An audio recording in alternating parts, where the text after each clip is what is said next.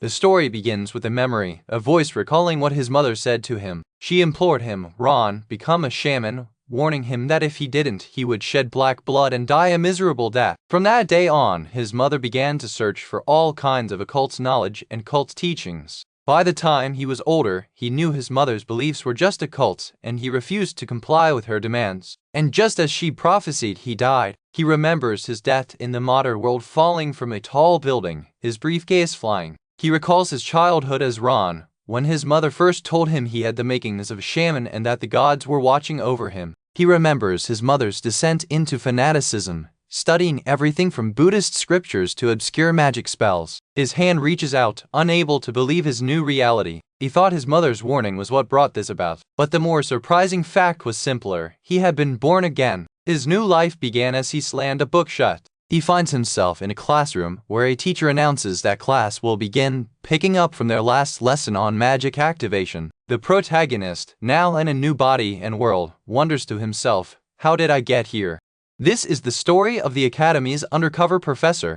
The scene shifts to a snowy, industrious city, with smoke billowing from a clock tower as a whoosh sound is heard. He arrives at a bustling train station, filled with people and the sound of steam engines. A train conductor wishes him well, saying, I hope you enjoy your trip. The conductor salutes as the protagonist, now appearing as an older, gray-haired man, walks past. The man, known as Rudel, steps purposefully toward the train. He boards the train, heading for the third cabin.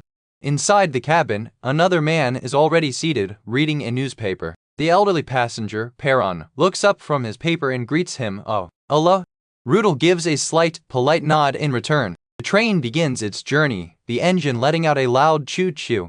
The heavy wheels of the train clunk and grind as they start to move along the tracks. An aerial view shows the long train chugging its way through a vast, snowy forest. The train continues, clunking along a high bridge through a mountain pass. Back in the cabin, Rudel and Perron sit quietly. Perron is engrossed in his newspaper while Rudel looks out the window. Rudel glances over at Perron, observing him. He sees the headline in the newspaper, The Civil War in the Kingdom of Uter comes to. The newspaper features a photograph of soldiers marching, indicating the grim reality of the war. Rudel continues to read the paper, learning that the war, which lasted for years, is finally over. Rudel glances up from the paper as Perron begins to speak. Perron, the older man, introduces himself. I was. Rudel, maintaining his polite facade, smiles and listens. Perron explains his background, still holding his newspaper. He humbly states, but our family is noble in all but name. There is no need for formalities. Rudel turns his full attention to Perron, who has now set his paper aside. Rudel explains his own situation. I'm going to the Emperor's capital. He continues, as for me, I was given a teaching position at the Esraelian Empire's Liaban Academy. Perron is visibly impressed and blushes, flattered to be in the company of a new professor for the famous academy. Still blushing, Perron looks away, clearly impressed by Rudel's new position. Rudel gives a slight grin, amused by the man's reaction and the rumors surrounding his new identity. He internally recalls one of those rumors, that he was a war-weary mercenary named Machiavelli, a dark figure on a battlefield. Perron laughs heartily, dismissing the rumors. Come on, the rumor isn't true, is it? It seems to have faded, you see. Rudel thinks of another rumor, that he was a notorious figure from the slums of the East End. Perron continues to smile, oblivious to the truth of Rudel's identity. Rudel calmly says, Oh, I'm tackling the second rumor, hinting at his dark past. His words make Perron flinch, suddenly realizing Rudel might be more than he appears. Rudel clears his throat, breaking the tension. Perron regains his composure, looking at Rudel with a new seriousness. Suddenly, a massive boom rocks the entire train car, cutting their conversation short. A fiery explosion erupts outside their window. The two men are thrown from their seats by the force of the blast. What is this? Perron cries out. They quickly get to their feet. Did the engines explode or something? Rudel wonders. Another noise is heard as the cabin window shatters from the pressure and a nearby laugh. They move to the hallway where Rudel immediately assesses the situation. It's an attack. Perron is shocked. An attack? On this train? Perron moves to investigate, but Rudel tells him to hold on. Rudel stops him, saying if they were. Rudel heads down the corridor alone, noting it looks like we're the only ones who are responding. Perron, looking worried, suggests they search. He warns, that's not a good idea. This protection spell cast on the train has already been breached. Rudel and Perron move through the train car. Rudel confirms, the explosion came from car 3, right? Perron looks grim, realizing the danger they are in. Rudel nods, his expression serious as he considers the fate of the other passengers. Suddenly, a masked figure swings into the car, shouting about the border patrol. Rudel and Perron flinch. The terrorist smashes through the glass, landing in the corridor. The force of the entry sends Perron flying backward. Rudel staggers back as the masked man orders them to stand back. Rudel eyes the man, noticing something is wrong with him as the terrorist stands ready to attack. The terrorist lunges, not at Perron, but directly at Rudel. Rudel reacts instantly, unleashing a blast of electric magic from his hand to defend himself. The magic attack hits the terrorist head-on, electrocuting him with a loud P.O.W. The attacker collapses to the floor, subdued. Perron, shocked by the display of magic, asks, "Is he dead?" Rudel replies, "No, I've only..." Rudel steps over the unconscious man's body. He points at the man, demanding, "Why did you attack this train?" Rudel glares at the defeated terrorist, awaiting an answer. The terrorist, filled with hate, snarls, "Filthy bastards, like you all deserve to die." With a sudden yank, the terrorist rips open his vest, revealing a bomb strapped to his chest. The timer on the bomb shows only 1 second remaining. Perron, in a moment of panic, shouts "Ledger" as the bomb beeps its final count. The bomb explodes with a massive kaboom. The explosion tears through the train car, engulfing it in flames and smoke. Debris is blasted out into the snowy night. Amid the wreckage, Ledger lies on the ground, groaning. Perron, who is further away, calls out, "Are you okay?" The side of Ledger's face is shown. The Rudel disguise is cracked and broken from the blast. Perron, now standing on the snowy ground outside the destroyed train car, looks back in horror. The train car is a mangled, clunking wreck. Sheer destruction from the bomb is evident. Perron, safe but terrified, calls out the protagonist's true name, Ledger. He flinches, fearing the worst for his companion. Perron looks at the wreckage, his face pale with shock and worry. His eyes are wide with fear, staring into the smoke. A figure emerges from the smoky ruin, sighing, "I've spent a fortune making this." It's Ledger, ripping off the last remnants of the Rudel mask, a magical artifact. His true form is revealed, a young, handsome man with long black hair, his cover as the old professor now completely blown. The scene opens on a burning forest as the protagonist reflects on his past, finding his situation excruciating. A lone figure is seen walking away from the devastating blaze. He recalls receiving too much unwanted attention at a time when he desperately needed to keep his identity hidden. Fortunately for him, the royal princess's army was too busy celebrating their victory to notice him. In the present, the man, now known as Ledger, sits on a train calmly reading a document. He remembers taking this chance to assume a new alias. He is shown standing at a large, grand train station ready to embark on his new life. He boards the train, blending in with the other passengers. As he sits, the shadow of an approaching person falls over him. He lets out an annoyed sigh, his brief moment of peace interrupted. Outside the train window, snow falls as he lands on the roof, wondering why trouble always seems to find him. On the roof, he confronts the real Ledger, the train inspector he is impersonating, who has fallen onto the snowy steps. The title card for the Manhwa is displayed, the Academy's undercover professor. The professor, now wearing Ledger's uniform, steps back onto the moving train's roof. He looks down at the fallen man, thinking, "Rest in peace, Ledger," confirming he has taken the inspector's identity. He recalls how he managed to steal this alias, even though he had to lie. He smirks, noting that this level of infiltration wasn't something a mere street rat could accomplish. Back inside the train car, a new, different train inspector confronts him, asking what. The inspector looks around at the signs of a struggle, confused, and asks what happened. The professor simply steps past the inspector, ignoring the question. The inspector, now revealed to be a fake, watches him go and thinks to himself that their target must be in the caboose. Suddenly, the fake inspector is slammed to the ground with a thud. The professor lands gracefully, having been the one to attack him. The professor grabs the imposter's face, who cries out, "Yes, sir." The professor coldly asks the man if he really thought he would fall for such a little act. He reveals that he knew the attackers had managed to breach the train's primary protection spell, and he also knew they breached the second lazy spell he had cast, which should have been good enough to stop them. A hidden blade swishes from the imposter's sleeve. The professor intercepts the attack with ease, catching the man's wrist with a clench. Shocked by this, the imposter yells, "You're quick. Who are you people?" The professor holds the imposter firmly by the neck. He walks him down the corridor, the imposter's question hanging in the air. The professor's eyes suddenly narrow as he senses an imminent threat. He shoves the fake inspector forward just as Og cries out. Gunshots bang through the narrow hallway. The professor uses the imposter's body as a human shield, ducking behind him as bullets fly. More shots bang out from the armed attackers. The professor, completely unharmed, notes that he apprehended the imposter just before he could act. After a smash, the bodies of the first wave of attackers are shown defeated in the hallway. A new group of armed terrorists appears, spotting him and wondering, alive. A survivor?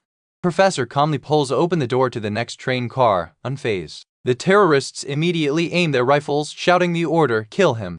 He gives them a cold glance. The men's fingers click on their triggers, but nothing happens. They stare in confusion, one exclaiming, my gun isn't working. One of the men flinches in surprise, asking, wait at man. With a whir, the professor reveals his magic, golden gears spinning around his hand as he telekinetically disassembles their weapons. The terrorist leader realizes he must have caused our guns to malfunction using magic. The professor's eyes glow with power. A swoosh of blue energy is unleashed from his hand. Another mage among the attackers casts a spell, which the professor blocks with a clang using a golden shield of magic. The professor identifies the enemy's magic, a counterspell.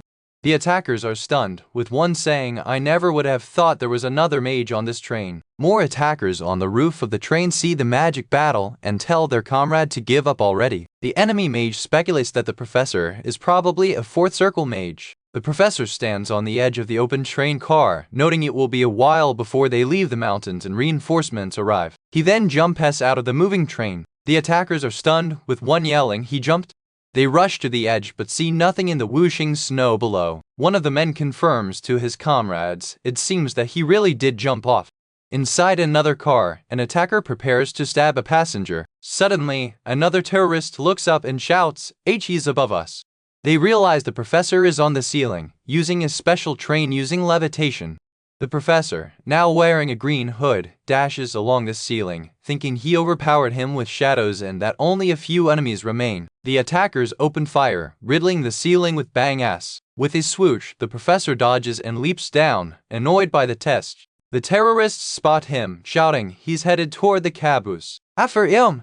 He slide-ass open the door to the next car. He strikes an attacker with a powerful magic-infused blow, causing a boom. The attacker cries, ack, as he is blasted by the force. Remaining terrorists in the car freeze, realizing, a trap? One insists there's no way he could have prepared this trap in such a short time. A scarred man, the apparent leader, observes, he's unlike any other mage I've come across. He continues his thought, musing that the professor fights like a hunter than a mage or perhaps even. The hooded professor stands silently, facing him. The train car is suddenly thrown into chaos with a clunk and skreek. The scarred leader's eye widens in shock and confusion. The professor dashes away from the group. The leader realizes he has no intention to fight us, and dashes in pursuit down the hallway. A burst of energy and a whoosh of wind show the professor has escaped onto the train's roof again. He lands with a clunk on the snowy, metal roof of the speeding train. The train barrels down the snow-covered tracks. The terrorists already on the roof yell arg as they confront him. One of them, an older man, tells his comrades, we can't give up on this train just because of him. The scarred leader, having caught up, glares at the professor. Suddenly, one of the terrorists feels a shudder. He looks around in panic. What was that? This intense surge of mana. The terrorists turn, trying to find the source of the overwhelming power. The scarred leader's eye widens in horror. A swirl of golden energy begins to form on the train car. The professor stands calmly, his hand outstretched, having cast a massive, complex magic circle. His eyes glow as he unleashes the powerful spell. The scarred man looks down at the glowing circle and realizes in terror, was this a trap too?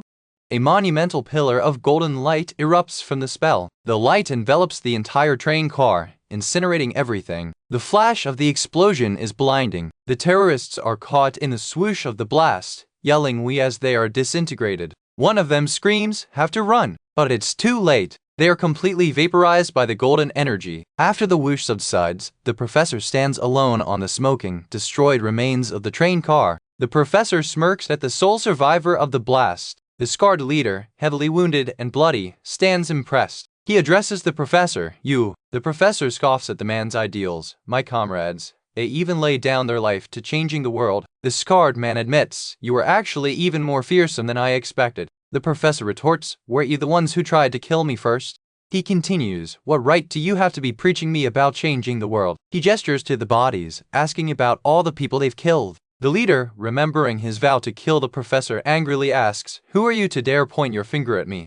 The professor touches his own face, saying the man's vow was only if you hadn't seen my face. The scarred man looks on in dawning horror. Wah! Ice magic crackles and encases the leader's head, killing him instantly. The professor looks on dispassionately. A new figure's armored boot lands on the train. A knight in a white cape lands with a thud. The knight, a white-haired woman, lands amidst the ice and debris. She spots the professor standing over the frozen terrorists and asks, "Are you?" The professor, back in his polite persona, replies, "You must have been startled. But worry not, for the Knights of Cold Steel have arrived," he states, just as their symbolic eagles fly past. The white-haired knight stands before him, having arrived just after the professor handled the entire situation himself. The scene opens with the sound of gunfire, bang, bang, bang, echoing through the train. A group of armed terrorists storms the car. One shouts, "Rat-tat-tat, are they already here?" While another wonders, who knew they'd use levitation magic in this type of weather?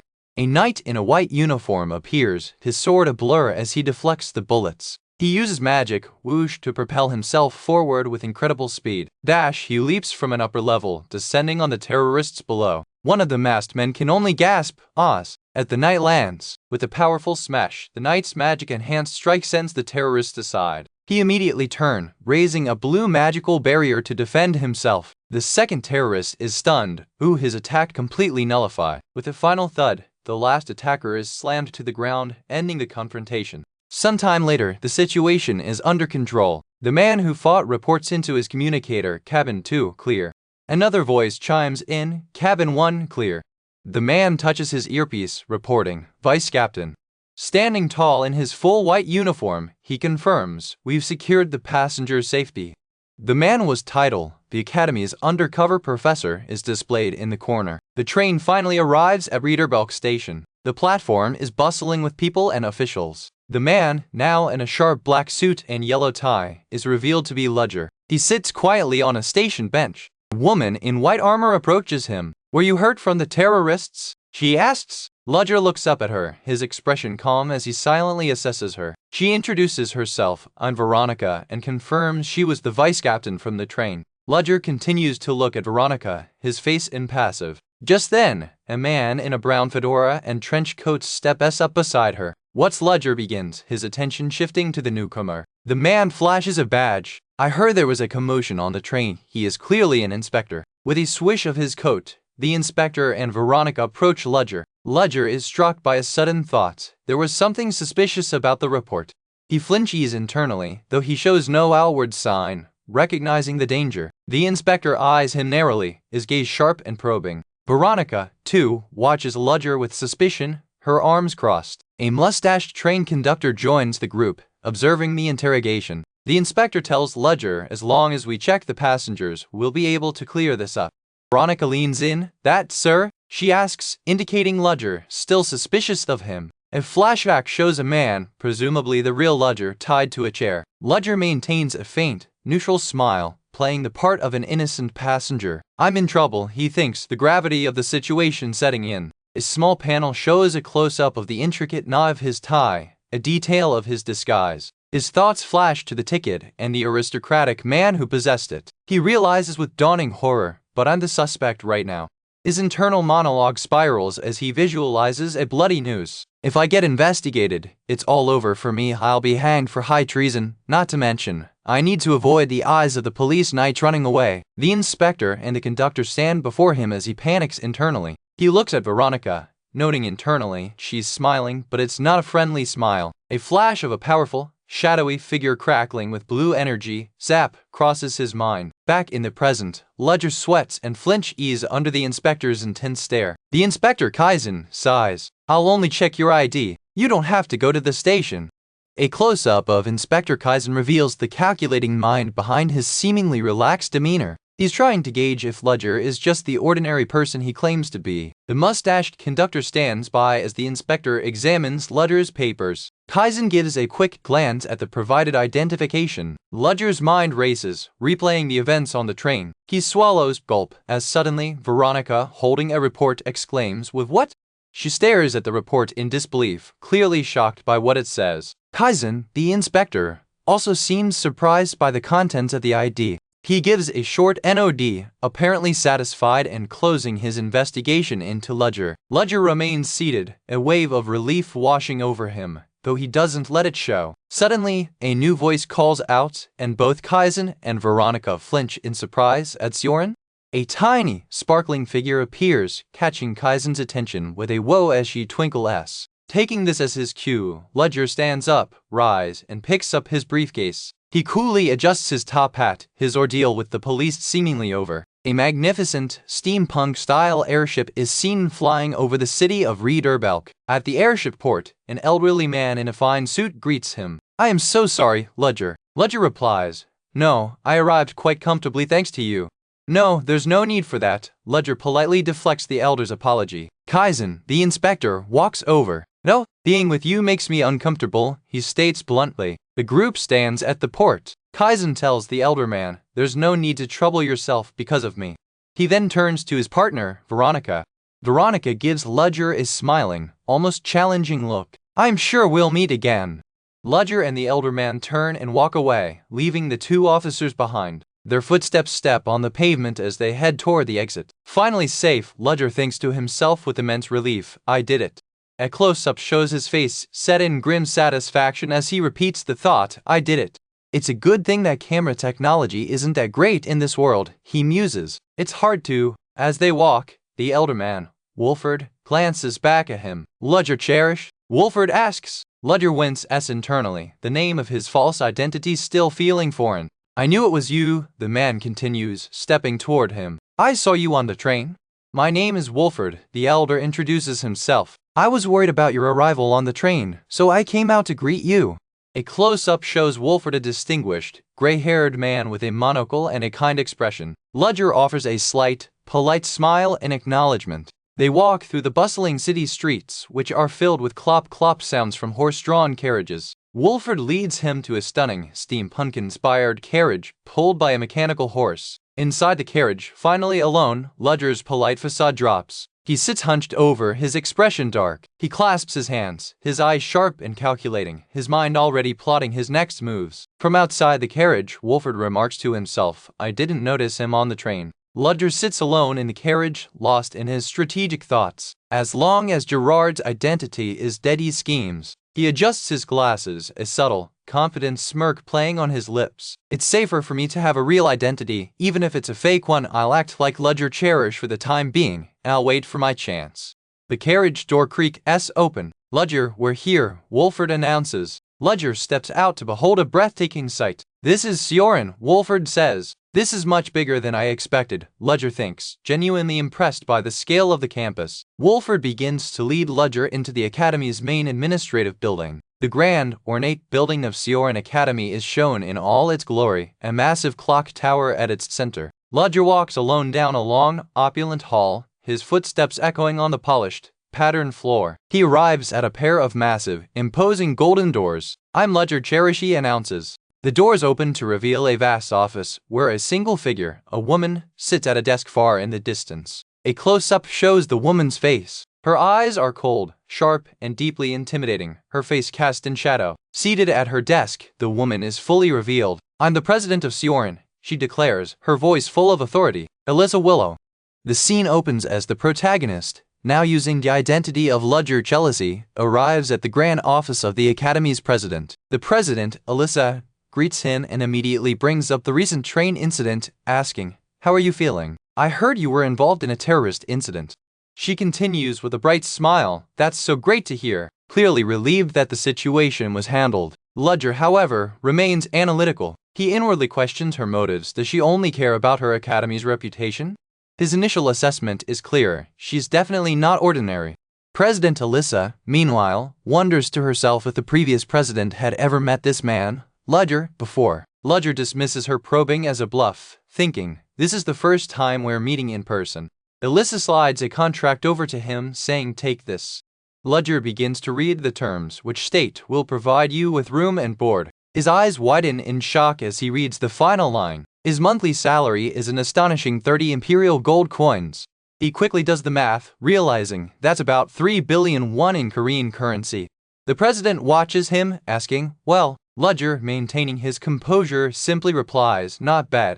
He holds the contract, his mind racing. Internally, he's celebrating. This is incredible. I hit the jackpot. He forces himself to calm down. This panel appears to be a quick flashback or thought bubble regarding the original Ledger. The president explains that the contract is just a formality. Ledger finishes his review of the terms and specialties, agreeing, I've looked over it. Let's sign the contract. Alyssa notes his new role, a professor. They shake hands to seal the deal. Ledger says, as do I, MS. Willow, to which she replies, okay. The title card, the Academy's undercover professor, appears, marking the official start of his new mission. Later that night, Ledger is in his new, opulent residence provided by the Academy. He sits alone on a sofa, contemplating, 3 weeks until the semester starts and I have enough time to prepare.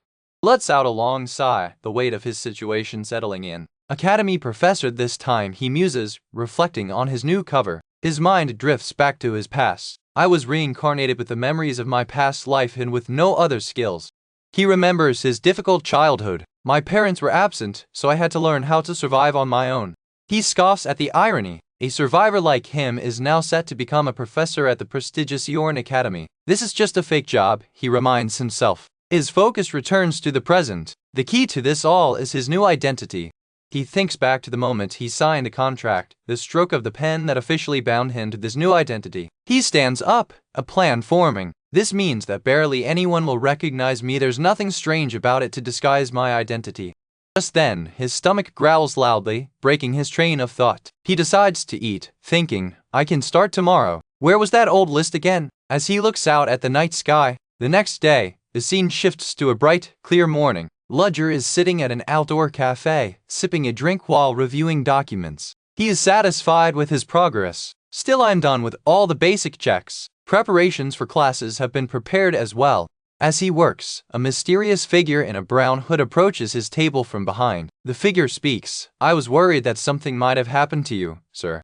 Ledger's focus sharpens instantly, his guard now up. The two sit opposite each other, the tension palpable despite the peaceful cafe setting. The hooded figure leans in, their face obscured by shadows and sunglasses. Ledger assesses the situation. This is not a discussion. This person came in stealthily for me. The hooded figure seems to droop slightly, perhaps in apology. Ledger questions them. What? Didn't we investigate the information? The figure replies, Neo, I see. They then give a chilling report. Their limbs were branded, and acid poured into their mouth. Wild dogs fed on the rest of their bodies. Hearing this, Ledger thinks, crap. He eyes the figure suspiciously, asking, did you dispose of what you were supposed to?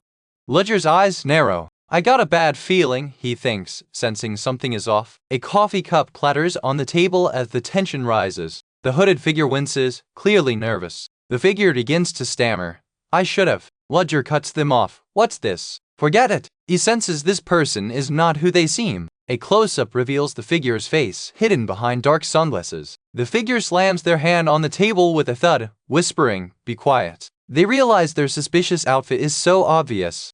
Ledger leans back, unfazed. Do you want others to be more suspicious of you? He asks calmly. This confirms it for Ledger. This person is not part of his Ledger jealousy cover. He notes, Shen reacting to my every move. I'm sure of it. This person knows his true identity. The hooded figure begins to tremble, overwhelmed by Ledger's aura. Ledger sighs, realizing this person is here to check on him, likely as a test of infiltration. The figure continues to sweat, their cover completely blown. Ledger turns his back, having seen enough. The figure holds up a hand as if to pause him, whispering, meet later.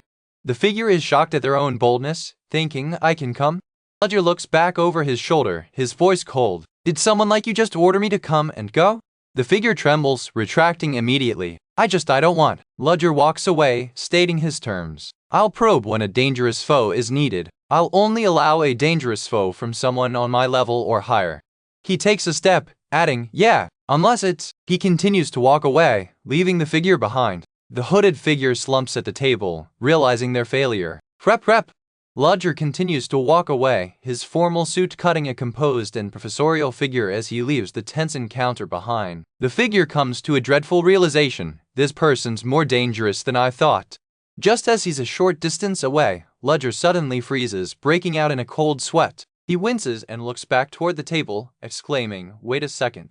He's visibly panicked, having forgotten a crucial detail. The hooded figure looks up, annoyed by his return. Ludger is mortified, realizing his mistake. He forgot to pay the bill. He thinks, "Do I have to say that myself?" The figure, sensing his predicament, gasps, "Oh nope," and waves him off, shouting, "Take care," indicating they will cover it as he makes his escape. A blue-haired student, Seta, addresses the new professor with clear skepticism, remarking on his commoner status. He glances sharply toward the front of the class, his eyes filled with suspicion and disdain. Seta whispers to the blonde student next to him, Freuden, mocking the new professor's credentials. Freuden, however, recalls that the professor's technique was noted as wrong and nods thoughtfully, a faint smile on his face. Meanwhile, other students, like the red-haired Julia, observe the new professor, Ludger Chelidov, with cautious curiosity. A close-up reveals Ludger's faint, unbothered smile, seemingly unfazed by the student's obvious scrutiny. Seta lets out a disgruntled humph, solidifying his disapproval of the commoner professor. Ludger begins to move, his feet sliding purposefully across the wooden floor of the lecture hall.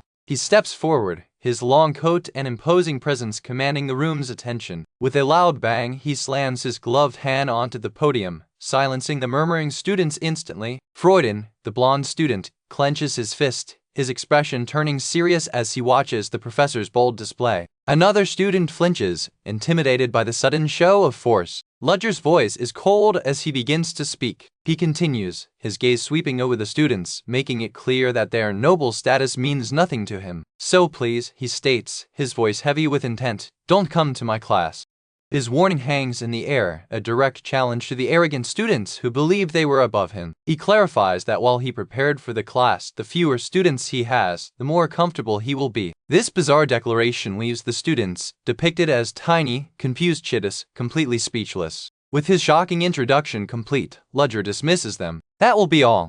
As he leaves, an orange-haired student, Kazan, remarks that there's something strange about him, mentioning a rumor that Ludger is a powerful fourth-magnitude mage. Julia, the red-haired student, agrees, noting that there are so many things about Professor Ludger that just don't add up. The story flashes back to Ludger examining a coded letter, a message related to his true mission. He sits in his study, contemplating the message and the precariousness of his new position at the academy. He clenches his fist, sweat on his brow, as he reflects on the high-stakes infiltration he is undertaking. He thinks back on the ridiculous chain of events that led him here: a secret society, a terrorist attack, and faking his own death. To survive, he adopted this almost comically unassuming cover identity, a commoner professor, like a character from a detective novel. A student sighs, complaining that there's no point in trying to analyze someone who is already so obvious. Back in his thoughts, Ludger, in his true form as a First Order, meets with a subordinate who confirms his new identity as chosen.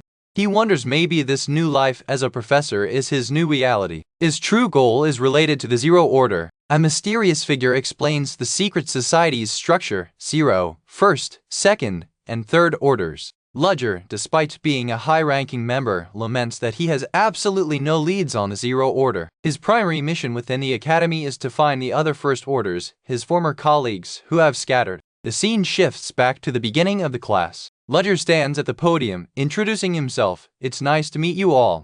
His sharp, piercing eyes glance across the lecture hall, assessing each and every student. The students, particularly one brown-haired noble, gulp nervously under his intense and unsettling gaze. Ludger stands with his hands clasped, exuding an aura of calm, unshakable authority. He formally announces his class, Source Code Manifestation, and states that his curriculum will focus heavily on practical application. The students immediately begin to murmur and chatter amongst themselves, shocked by this commoner's bold teaching plan. Ludger raises his gloved hand, a silent command for order. The close-up on his hand emphasizes the gesture, and the room falls silent once more. A hand raises. It's Freuden, the blonde-haired student, already prepared with a question. Ludger turns his gaze towards the student, acknowledging his request to speak. Seta, the blue-haired student, smirks, anticipating a confrontation and hoping to see the professor humiliated. but Ludger simply asks if there are no questions, his tone implying the matter is closed. He begins to step away from the podium, his lecture apparently concluded. He walks calmly down the central aisle, his steps echoing in the stunned silence. He pauses, turning slightly to add that all the answers they seek in their books are, in fact, useless. He turns his head, sensing the students' eyes burning into his back. Are they looking down on me on purpose? He wonders. He groans internally, annoyed by the childish arrogance of the noble students. Maybe I hurt their pride. His sharp eyes narrow as he assesses the classroom, his first day's objective complete. He then dashes out of the room, leaving the class behind. The students are left in a state of quiet, profound confusion, completely baffled by their new professor. Walking down the hall, Ludger reflects on the rumors about him. I had my doubts, but it's true, he thinks, his heart pounding from the close call. He turns a corner and is surprised to see a woman with pink hair standing on the staircase. She introduces herself with a bright, flowery aura. I'm a new professor like you, Professor Ludger. Looking down from the stairs, she offers her assistance. I help you, she asks kindly. The two new professors stand in stark contrast, Ludger, dark and mysterious, and Selena, bright and cheerful. The story flashes back again, showing the documents that established his fake identity. A ruined family? No family? He was assigned the identity of Ludger Cheladov, the youngest fourth circle mage and a new professor at Astren Academy. Pfft, he thought, realizing this convenient cover was a trap. I should have been suspicious from the start. This Ludger identity was clearly a setup. A real, unknown mage wouldn't have been stalked in so easily. The papers he found detailing his identity were most likely planted for him to find. He rubs his temples, overwhelmed by the conspiracy he's walked into. The original Ludger was assassinated. As he leans back, a small metal piece from the chandelier, a listening device, plops onto his desk. He falls back in his chair, realizing the full extent of the danger. I'm screwed. His eyes fall on a book that was knocked open, its pages fluttering to reveal strange markings. He discovers a coded message hidden within the book, based on sentence arrangements, a clue left by his predecessor. The message was from an acquaintance, a desperate warning. A formidable woman, likely the assassin, is using an organization called Chlorin to sweep them out.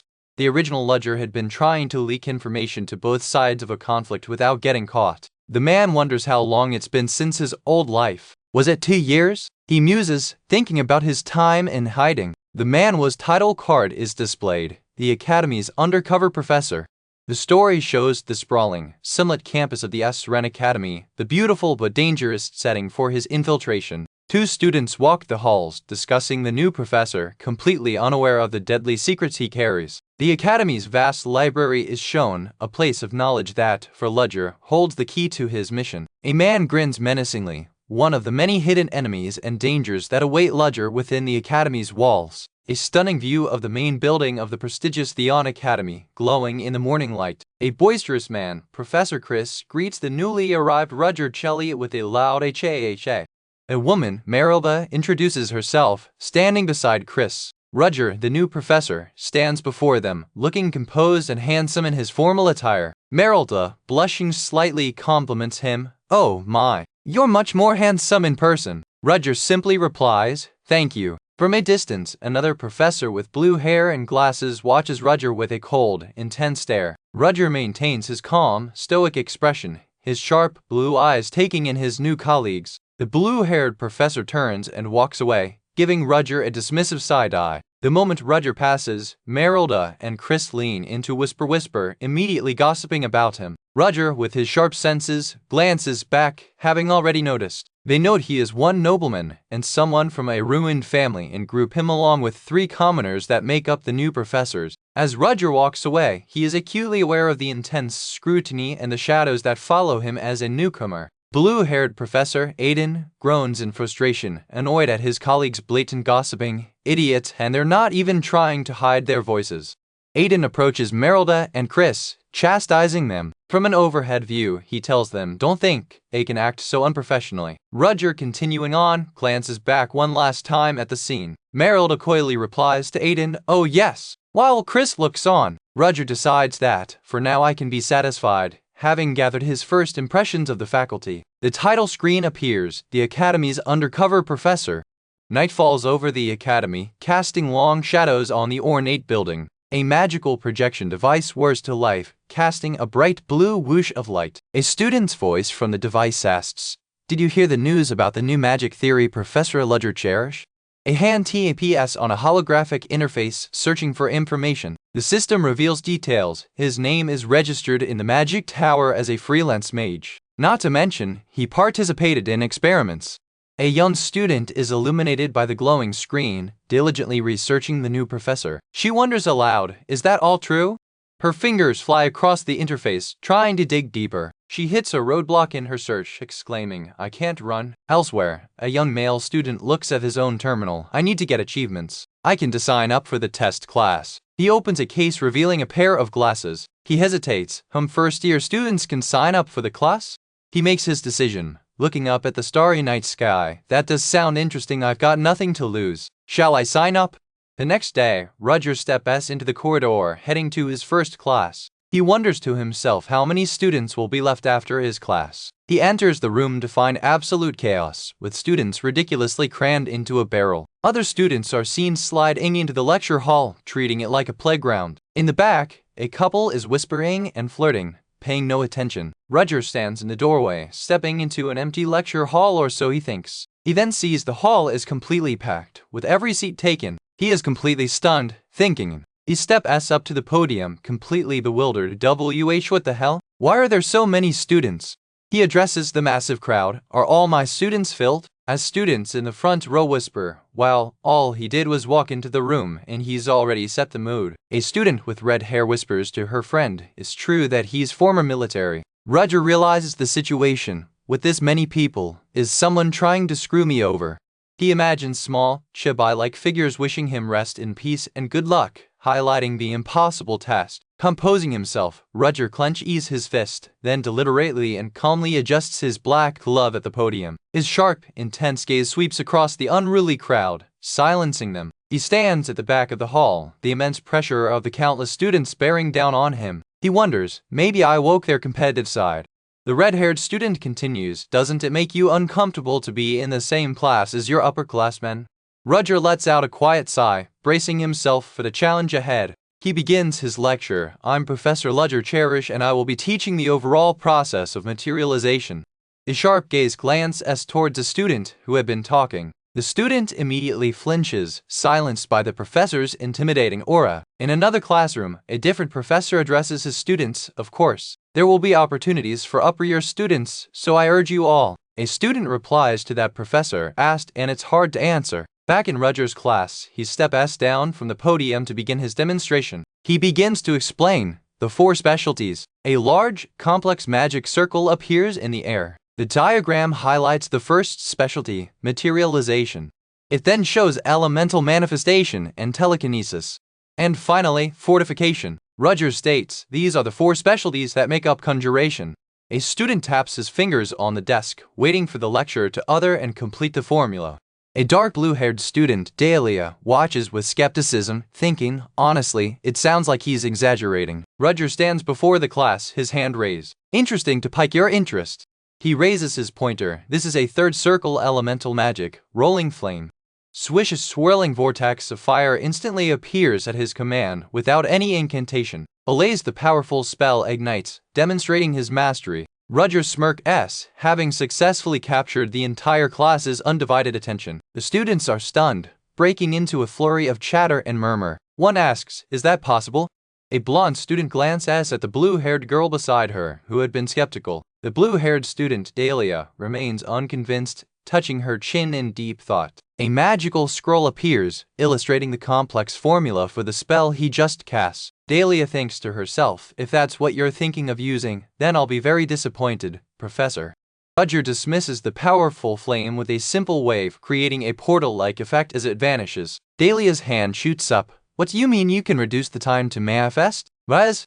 Roger, unfazed, raises his own hand to call on her. "Just as I said." Next, Dahlia stands. "I'm a first-year student. My name is Dahlia." Roger simply looks on, then accepting the challenge. In the packed lecture hall of Surin Academy, a student with long blue hair, Flora Lumos, boldly raises her hand, interrupting the new professor. She stands and begins to speak, her voice carrying across the silent room. "I have to say, The new professor, Ludger Chelsea, regards her with a calm, indifferent expression. Other students whisper amongst themselves, shocked that Flora, known for her silence, is finally speaking up. Flora continues, raising her hand again to emphasize her point as she poses a question to the professor. Ludger listens, a gloved hand resting thoughtfully on his chin, his gaze unwavering. He lowers his hand, his sharp eyes fixed on her, but Flora presses on, rather attempting something that was never tried before. Ludger stands before the class, reflecting on her words. But in the meantime, he states, science has continued to advance. He looks over the students, his voice firm. No one has ever. Flora glares back, thinking to herself how conceited and spineless this new professor seems to be. Ludger smirks. You're too slow to understand. So why don't I just show you? He casts a spell, Flora, and a magic circle instantly flares to life. Flora sits back down, watching him intently, her challenge having been accepted. The professor's gaze is fixed forward, his focus absolute. He casually tosses a piece of chalk into the air. His arm moves, a clunk as he prepares for his demonstration. The chapter title appears, The Academy's Undercover Professor. He tosses the chalk again, and begins to walk forward. As he walks, an orange swirl of magic begins to gather at his feet. The swirl intensifies, coalescing into a powerful spiral of magical energy. A massive magical blaze erupts in the lecture hall, displaying a complex magic circle for the rolling flame spell. The students are stunned, murmuring to each other about how super fast the demonstration was. Ludger coolly adjusts his glove, stating the name of the spell he just cast, Flame. He turns back to the class, his expression unimpressed, like it's hard. A close-up shows Flora, her expression serious as she processes his speed. He directly addresses Flora's earlier display of the same spell. Much too slow, he says before adding, well. He looks directly at her, a glint in his eye, and taps his temple. Students whisper in the aisles, wondering if he really meant his harsh critique and how he could possibly cast so fast. Ludger raises his magic wand, and with a swoosh, magic energy streams from the tip. Flora watches, her eyes wide, as the magic gathers before him in an instant. With a blaze, Ludger instantly casts the spell again, his movement fluid and precise. The magic circle for the rolling flame technique manifests instantly in the air, fully formed. Flora is speechless, appearing as she tries to comprehend what she just saw. A blonde-haired student, Aiden, is equally shocked by the impossible speed of the casting. Students in the back shout, wondering what just happened, exclaiming that he completed the spell in an instant. It didn't even take him a second. Flora analyzes the event, her mind racing. What he just did, it wasn't the technique for the rolling flame. She realizes the critical, impossible difference. No, there was no process before manifestation. Ludger simply raises his wand once more, preparing to do it again. And again, blaze, the spell appears instantaneously, the magic circle flaring to life without any chant or delay. He walks past the still stunned Flora, who remains standing in shock, her understanding of magic completely shattered. The other students remain seated, completely baffled and intimidated by the professor's demonstration. Ludger casually checks his pocket watch with a click, as if what he did was trivial. He begins his explanation. Strange, the technique that I use. He stands before the class. To be more precise, it's a type of fire magic, the triangle.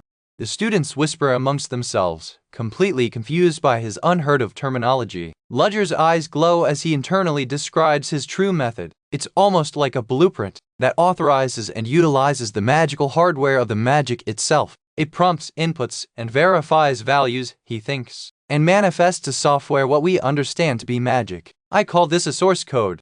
Flora stands up, challenging him again. Source code? I've never heard of that type of magic before. Who is this man? Ludger looks back at her, his reply cutting and simple, you could not. Flora clenches her fist, angered and humiliated by his dismissive attitude. Ludger's expression turns cold and intimidating as he prepares to deliver his judgment. He formally calls her name, his voice echoing in the silent hall, Flora Lumos. She stands at attention as he announces her punishment. You will be given 10 penalty points.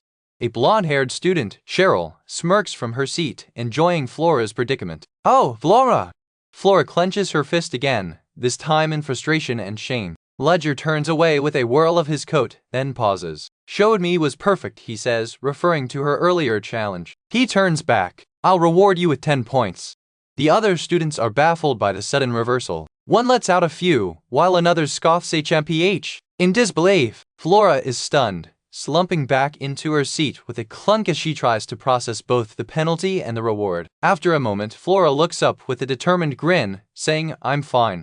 Her rival, Cheryl, is visibly surprised by her unshaken demeanor. Cheryl leans in to taunt her, but Flora remains focused, ignoring her rival's words. Flora clenches her fist, her thoughts resolute. She seems to have a new sense of determination as the lecture continues. As the lecture finally concludes, Ledger reaches for his coat, preparing to leave. A close-up shows his intense gaze, having delivered a lesson that fundamentally shook the student's understanding of magic. A student with glasses, Rin, gulps nervously as he watches the imposing professor. The vast lecture hall is shown, the lesson over, leaving the students to process the incredible display. The student, Rin, is still buzzing from the experience. "Wow, I'm actually at Clorin!" The clock on the wall dings, signaling the official end of the class. Professor Ledger jealously exits the room with a firm step, his first lecture complete. In the emptying hall, the remaining students are still processing what they saw. "Wow, that was so incredible!" One student exclaims, "A source code, who knew we'd see something like that?" The blonde student, Aiden, looks on thoughtfully. Rin, the student with glasses, clutches his book, his mind clearly blown by the professor's revolutionary methods. The chapter ends with a small, stylized to-be-continued panel, showing Rin and Ledger, signaling the start of a new era at the academy. A new term begins, and a blonde-haired student named Jevin stands at the front of the lecture hall, looking displeased. Classroom is filling up. A brown-haired student with glasses, Setting, is seated at his desk, while another student with teal-blue hair, Aiden, begins walking up the steps. Jevin, visibly angry, confronts Setting, who innocently asks if Jevin was talking to him. Jevin accuses him, "Are you mocking me right now?" Setting, looking nervous, tries to defuse the situation as the confrontation draws attention. Jevin clenches his fist, angrily announcing he is Jevin Pellos, the eldest son, and questions how anyone dares to look down on him. As Jevin is shouting, Aiden calmly continues to walk up the steps toward the unfolding scene. The title is displayed, "The Academy's Undercover Professor." Jevin smirks at Setting, condescendingly remarking about the standards of Sioria Academy. Aiden lets out a small lug, clearly annoyed by the commotion Jevin is causing. At the front of the class, a professor with green-tinged hair clenches his jaw, furious at the disruption. Jevin, ignoring the professor, ignites a magic wand, challenging the other students. Aiden stares back at him, unintimidated by the display of magic. Jevin flinches as Aiden tells him to go ahead.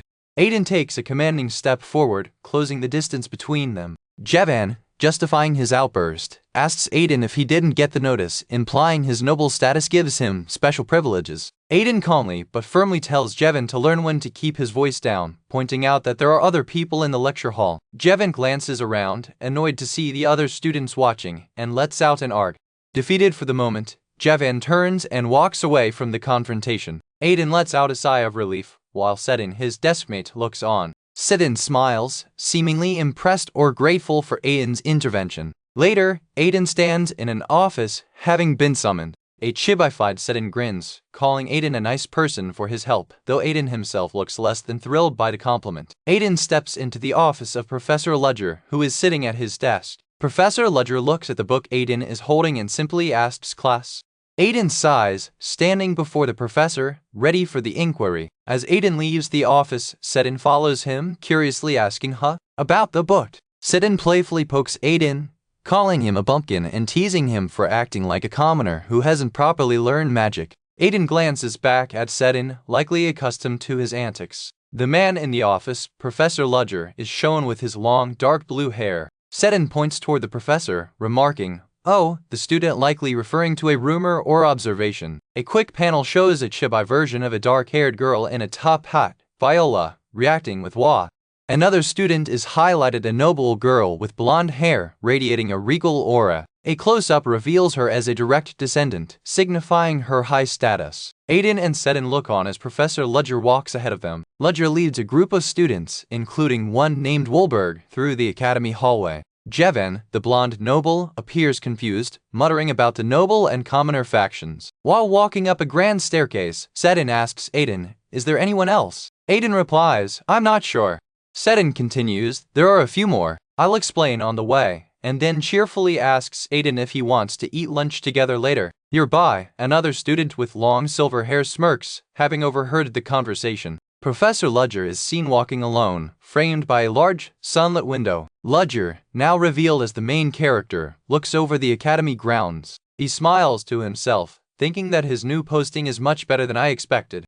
He muses on the world's 19th century framework, which persists despite the existence of magic. A small, thinking version of Ludger is shown as he processes his new environment. Elsewhere, a woman's hand is seen reviewing a document, likely about the new professor. Ludger looks out the window of his new office, reflecting that the Ludger character he is impersonating is just a third circle mage. He glances back, hearing the door to his office open. He gestures, inviting his guest to take a seat on the plush red sofa. A woman with long, white hair has entered. Ludger, surprised, says, "Oh." The woman smiles at him as she enters the room. Professor Ludger stands in his spacious new office. He explains to his visitor that all teachers at Seoria are provided a private space and invites her to make herself at home. The white-haired woman takes a seat on the sofa. Ludger sits down opposite her, maintaining a professional demeanor. The woman observes him, noting, "Professor, you're so young."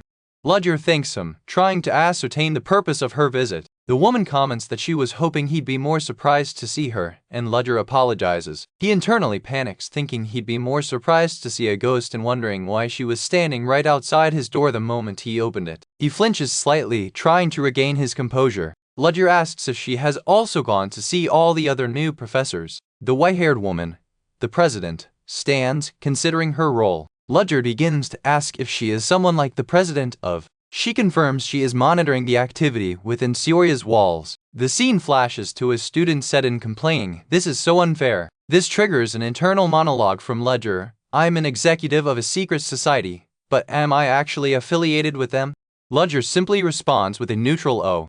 The president shrugs, as if her high-level oversight is just a simple fact. Ludger then inquires, "Princess?" perhaps referring to the high-status student from earlier. The president just grins in response, neither confirming nor denying. She stands up, noting she's glad your first class went smoothly and that the student evaluations were good. She quickly turns and walks toward the exit. Her hand reaches for the doorknob. She opens the door to find an older, gray-haired man waiting outside. He asks, "Sir, how was he?" A close-up shows the president's sharp eyes as she silently questions, "Can we trust Professor Ludger?" The chapter ends on a final panel of Professor Ludger with the title Academy's Undercover Professor and the words "to be continued." Sound effect, click-clack. A man, lost in thought, walks down a grand hallway. "Oh, to be honest, I don't know," he muses. He is walking with a woman who is scanning their surroundings, keeping an eye out for anyone suspicious, but she admits she hasn't found anyone yet. The man walking with her is the Academy president, his expression thoughtful. The woman, Seta, gives a slight, knowing smirk. Elsewhere, Professor Ludger sits at his desk, his expression grim as he's shrouded in shadow. Seta lets out a small laugh. "Ha!" She glances sideways, her sharp yellow eyes indicating her suspicion. Ludger, meanwhile, recalls the incident on the train, walking through a snowy memory. He wonders, what if the incident on the train was really a cover-up? Back in the hallway, Seta glances toward the president. The two of them, Seta and the president, continue their discussion as they walk. The president laughs, dismissing his own thoughts. Even if it's just an old man's gut feeling, they both look out a large, sunlit window. The president concludes, "So let's keep an eye on him for now." The title card for the manhwa appears, the Academy's Undercover Professor. Ludger is seen looking utterly exhausted, letting out a strained laugh. And then he recalls his recent meeting, a one-on-one with the Academy president. He realizes Seta was only there to question him. He was caught. He thinks to himself that he should get back to what he was doing. He reviews student files, noting one in particular. Come to think of it, the Lumos family is a powerful Duke family. He pauses, thinking, let's on. He flips through the files on his couch. Anyway, like the president said, there are plenty of incredible students. He reads a file, noting, a new rookie with the support of the magic tower, an imperial princess, and, is this the kid who uses irregular magic? He stares at the file of a particular student. He flips through a report, his eyes landing on code 0. He sits back, reading. Either way, I need to be on my toes. He looks at a letter on his desk. Seeing the president poke around like that means that he doesn't trust me yet. He taps the envelope, which bears the mark of the secret society. He thinks about a message he received. I'm glad you're safe. First order. I think she knew what Ludger looked like before the train incident. That means a close-up of Ludger's intense, analytical gaze. She just naturally accepted the fact that Ludger changed his appearance. He ponders if Ludger really was someone who specialized in disguise and infiltration. As he sits in his office, a knock-knock sounds at the door. He answers, yes? A messenger at the door holds out a letter, told to give this to you. Ludger takes the letter. Water, I'll be off now. Dashes from his office, presumably for his next duty. Later that night, he reads the letter while on patrol, the paper rustling in the quiet. He looks out over the academy grounds under the full moon, feeling, I'm sure nothing will happen. But inside a classroom, a confrontation is brewing. A student stands up, demanding, what? A blonde-haired noble student, Flora Lumos, stands with her hands on her hips, looking down. Say it one more time, Flora demands. The blue-haired student, Sarah, looks up at her defiantly. Flora leans in, sneering and laughing. Oh, Sarah, unfazed, asks, don't you know that? Flora tosses Sarah's paper back at her. They told you to not upset you. Did you really believe it? Her friends snicker behind her. As Sarah stands alone, Flora laughs dismissively. It doesn't matter what I said. Sarah's expression hardens as she glares at Flora's back. Flora begins to walk away, turning her back on Sarah. Suddenly, Flora's expression twists into a mask of rage. How dare that filthy commoner ignore me? She clenches her fist, gripping her wand tightly. Who do you think? How dare you? She spins around, magic gathering. She unleashes her power, a ZAP ringing out as a triangular magic circle forms. A brilliant flash of light erupts as the spell shoots across the room. Two male students in the background wink at each other, clearly enjoying the bullying. The spell surges forward with a whoosh directly at Sarah, who raises her arms to block. Sarah's eyes widen in terror as the powerful magic is about to hit her. The spell impacts with a SHWA, creating a blinding explosion of light. But the spell hits a barrier and Sarah cries out, ah! Professor Ludger has appeared, standing calmly in the path of the spell, deflecting it with his own aura. The commotion is heard outside. A group of students look up, one asking, who did that? Flora turns, ready for a fight, while Sarah looks on in shock. Want a fight? Professor Ludger stands on the balcony above the courtyard, looking down. Who knew a problem would create such a big problem at the start of term? Sarah looks up, recognizing him. Professor Ludger. With a whoosh, Professor Ludger lands gracefully in the courtyard, his coat billowing. He lands with a thud and begins to walk forward purposefully. His expression is stern as he calmly approaches the students. Flora glares at him, clenching her teeth in annoyance. Ludger walks straight past her, ignoring her completely. Flora cries out in frustration, arg. Flora is left fuming, her eyes wide with rage and disbelief. Ludger continues to walk, his back turned to the enraged noble student. Flora gasps, utterly shocked at being ignored. One of Flora's companions calls out nervously, Lady DW Lina. Sarah, the blue-haired student, watches the professor's back, gulping nervously. Ludger stops and turns his head slightly, his gaze cold and menacing. He stands over the shocked students, his presence overwhelming. What did you just say? The chapter ends on this intense confrontation. A palpable tension fills the air as a dark, oppressive aura radiates outwards with a shudder. A blonde-haired student, Selena, looks back in fear. Professor Ludger walks intimidatingly towards her. His polished shoes step firmly on the grand hall's floor, each step closing the distance. The white-haired student, Letty, and Selena watch him approach, both looking stunned and apprehensive. His boots stomp down, emphasizing his authority and the gravity of the situation. Professor Ludger looks down at Selena, recalling her earlier insult. Nothing but a failed noble, am I? He thinks to himself. Seeing the confrontation, two other students, a pink-haired girl and a brown-haired boy, dash toward the scene. The pink-haired girl, Flora, arrives, her face etched with shock and concern for her friends. Ludger slowly reaches out his gloved hand, his intentions unclear to the nervous students. The title card for the Academy's undercover professor is shown. Instead of striking her, Ludger's hand gently taps Selena's shoulder, causing her to clench her fist in surprise and confusion. Flora runs up to support Letty, declaring, "You're right," while Selena glares back, still on edge. Selena continues to look defiant, though her confidence is shaken by the professor's unpredictable actions. Ludger maintains a cool, unreadable expression as he gazes at the student who challenged him. He clenches his own fist, calmly asking her, "Wrong?" Challenging her previous statement. He recalls her exact words, how she tried to correct him about the environment. Selena clenches her fist again, annoyed and embarrassed by the public correction. Ludger turns his attention to the other students, asking, "Hurt?" Flora quickly stammers, "Mep." "Oh, what? No." Having made his point, Ludger turns to the newly arrived Professor Selena, asking her to take care of things.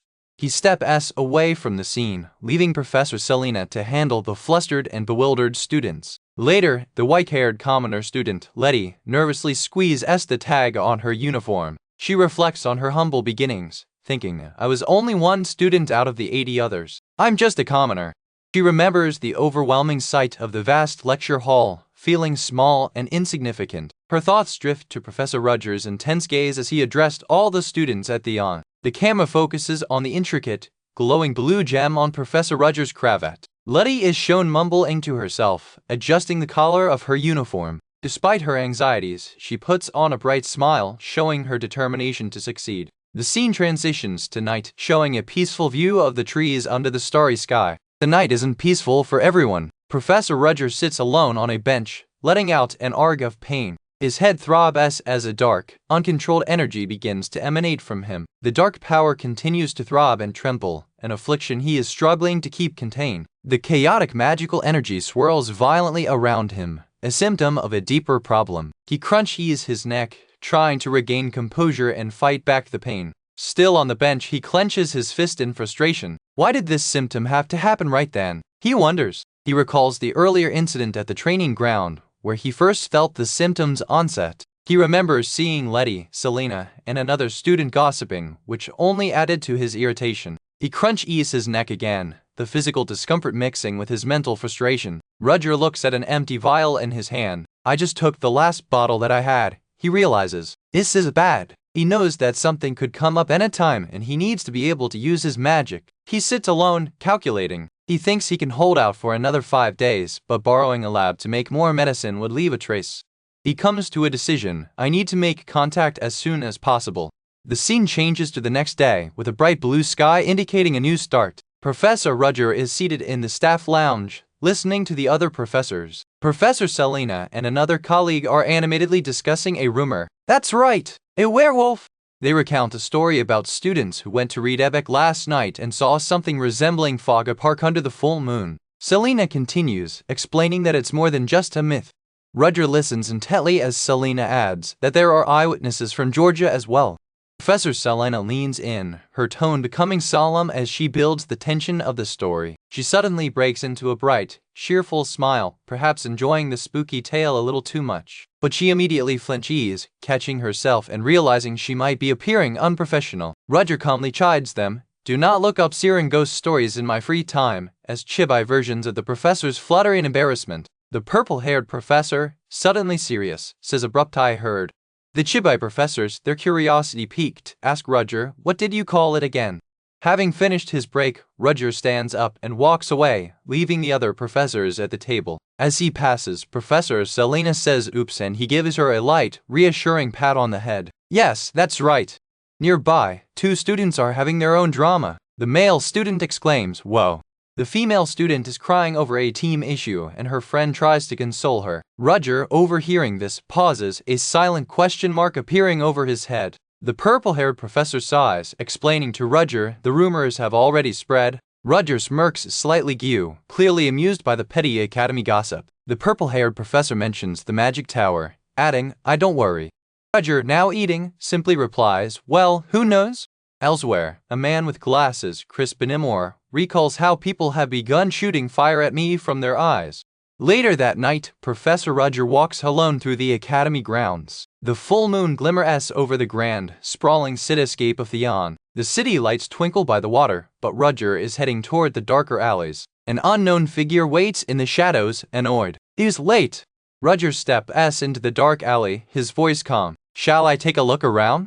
A shadowy figure with animalistic features steps forward, revealing itself to be a beastman. Without warning, the beastman lunges at Rudger, claws extended. The creature attacks, but Rudger stands his ground, unfazed by the sudden assault. The beastman's claws swish through the air as Rudger effortlessly dodges the strike. He ducks under the attack, the sharp claws missing him by inches. Rudger dashes forward, moving with blinding speed to counterattack. He lands a devastating kick, sending the beastman flying with a loud P.O.W. The creature skids across the ground. Rudger steps toward it, asking, is this what you? To Rudger's surprise, the downed beastman lets out a sinister snicker. It stomps its foot and begins to rise, commenting, "It's been a while." Roger stands calmly under the full moon, replying, "It really has been too long." A final panel reveals the creature's identity, a werewolf in its half-beast form, suggesting this fight is far from over. A voice scolds a hidden figure, pointing out that they haven't changed at all and continue to cause trouble wherever they go. A small, dog-like creature with sharp teeth snarls aggressively. The creature is revealed to be a comically muscular, man-sized Chihuahua person who strikes a pose with a boom. The protagonist, Ludger, looks on unimpressed, finding the situation to be funny. The creature growls, telling him not to laugh as it isn't his problem. The Chihuahua raises a syringe, meekly stating, "Yeah, here it is." Nearby, another man, who was previously a werewolf, trembles as he reverts to his human form. He continues to tremble before Ludger, who is now holding the syringe. The tiny Chihuahua, back in its small form, apologizes, admitting he was flustered and identifying himself as a Chihuahua. The now human man cracks his neck, recovering from his transformation. The title card for the series is displayed, "The Academy's Undercover Professor." A loud, mocking laugh, "Bahahaha," echoes from a nearby building. Ludger himself is laughing, finding the situation incredible and musing how he would have been found out immediately if not for the strange circumstances. The man with glasses, his colleague, simply looks on as Ludger continues to laugh. The man with glasses clicks a small, ornate golden device in his hand. He continues thinking, looking pensive as he studies the device. Ludger's expression turns serious as he looks aside, asking, "So what's?" A complex, radiant golden symbol, an eye surrounded by wings and gears, glows brightly in the air. Ludger looks on intently, confirming, "I'm sure that was the name." He stands in a dark alleyway, continuing his conversation with the man with glasses. The man with glasses reaches for a case on the ground, noting, "You didn't open it." He anxiously shakes, gripping his own arm as he recalls a traumatic event. Still shaking, he explains to Ludger that the incident happened 2 days ago. He suddenly looks up, alarmed, letting out a "huh?"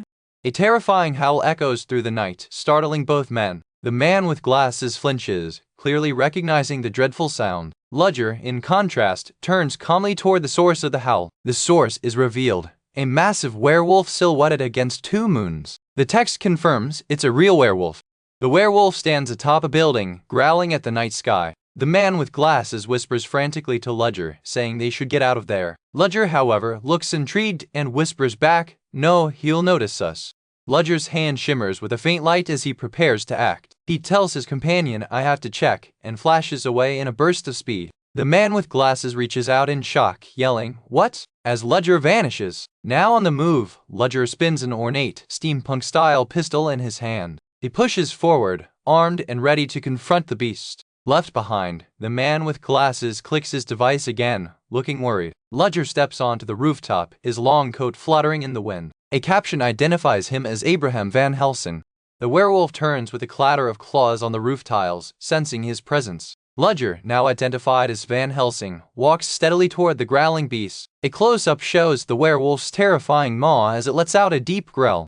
Van Helsing dashes forward, closing the distance to the creature. The werewolf lunges, but Van Helsing meets its attack, blocking its claw with his gun with a heavy thud. The beast growls, dripping saliva, its eyes glowing with blue energy. Van Helsing stands calmly under the full moon, assessing his opponent. Another howl fills the air as he thinks to himself, "I'm sure I can find out once I capture and torture him." Seen from above, Van Helsing faces the werewolf, which towers over him. The beast swipes its massive claws, but Van Helsing leaps backward to dodge. He lands gracefully with a clang inside a blue, circular magical aura that appears on the ground. The werewolf attacks relentlessly, its claws swinging and creating clang sounds. Van Helsing dodges with a swish and whoosh, the claw clanging against the rooftop where he just stood. He lands with a thud, perfectly balanced and unfazed by the assault. The werewolf thrusts forward again in a powerful, bestial charge. Van Helsing moves with blinding speed, becoming a dark blur that easily evades the attack. He whooshes past the beast, appearing behind it in an instant. He comes to a stop, a confident smirk on his face, the fight clearly in his control. A bright blue magical sigil activates with a clang. The werewolf is caught in the magical trap, roaring awe as it is blasted with energy. The beast crashes to the roof with a thud, and Van Helsing stands over his defeated foe. The werewolf struggles trapped within a purple, glitching energy field, roaring with a clang.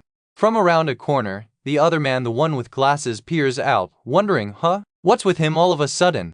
The beast continues to flail as a dark, cloaked figure appears and kicks it. Ludger Van Helsing raises a syringe, preparing to administer it to the captured werewolf. His work done, he whistles nonchalantly as he walks away from the subdued creature. Suddenly, a voice shouts, "Over here! I heard a sound from there!" Ludger tesks, annoyed. Is it the police? What terrible timing, he thinks, as another voice yells, "Everyone move quickly!" He leaps into the air to make his escape, as the cloaked figure below yells AH. The werewolf, seeing its chance, shouts crap, and jumps up to flee as well. While airborne, Ludger shoots a chain-like grappling hook from his arm. The hook clanks as it latches onto the side of a building. The chain clinks and retracts, whooshing him upward into the night. He continues to scale the building wall at high speed. Down below, the man with the glasses looks up at the moonlit sky, exclaiming, "I can't see him." Ludger is seen leaping through the air, his chain extended as he flies between the rooftops. The chapter ends with the next episode's preview featuring a dynamic shot of Ludger, marked as to be continued. On a rainy night, a city guard spots a figure on the rooftops and shouts, "Arrest!" The figure, Professor Ludger, dashes across the slick roof, pursued by a massive, shadowy beast that also dashes in pursuit. The creature, a werewolf, lands with a heavy thud, gaining on him. It lands again with another thud, now right behind Ludger. Ludger stops on a wide, open rooftop, using magic to whoosh away the rain as he turns to face his pursuer. The werewolf lands opposite him, and Ludger says, "But you gave me no choice." He calmly activates a magical device in his hand with a sharp clink. The panel shows the title of the Manhwa, the Academy's undercover professor. The werewolf lets out a ferocious growl and lunges at him. Ludger unleashes a blast of blue magic with a whoosh to counter the attack. The werewolf swishes its massive arm, effortlessly batting the magic aside. It continues its charge, stomping heavily across the roof, unfazed. Ludger prepares a larger spell as a complex magic circle whirls to life at his feet. The beast swings its arm, its claws slicing through the air to strike him down. Ludger is forced to grab the werewolf's arm, stopping the deadly blow just in time. He clenches his other fist, drawing it back for a powerful counterattack. With a whoosh, Ludger unleashes a point-blank blast of bright blue energy. The magic zaps the werewolf, exploding directly against its chest. Using the force of the blast, Ludger pulls the massive beast off balance. The werewolf is thrown backward, skidding across the wet rooftop with a swish.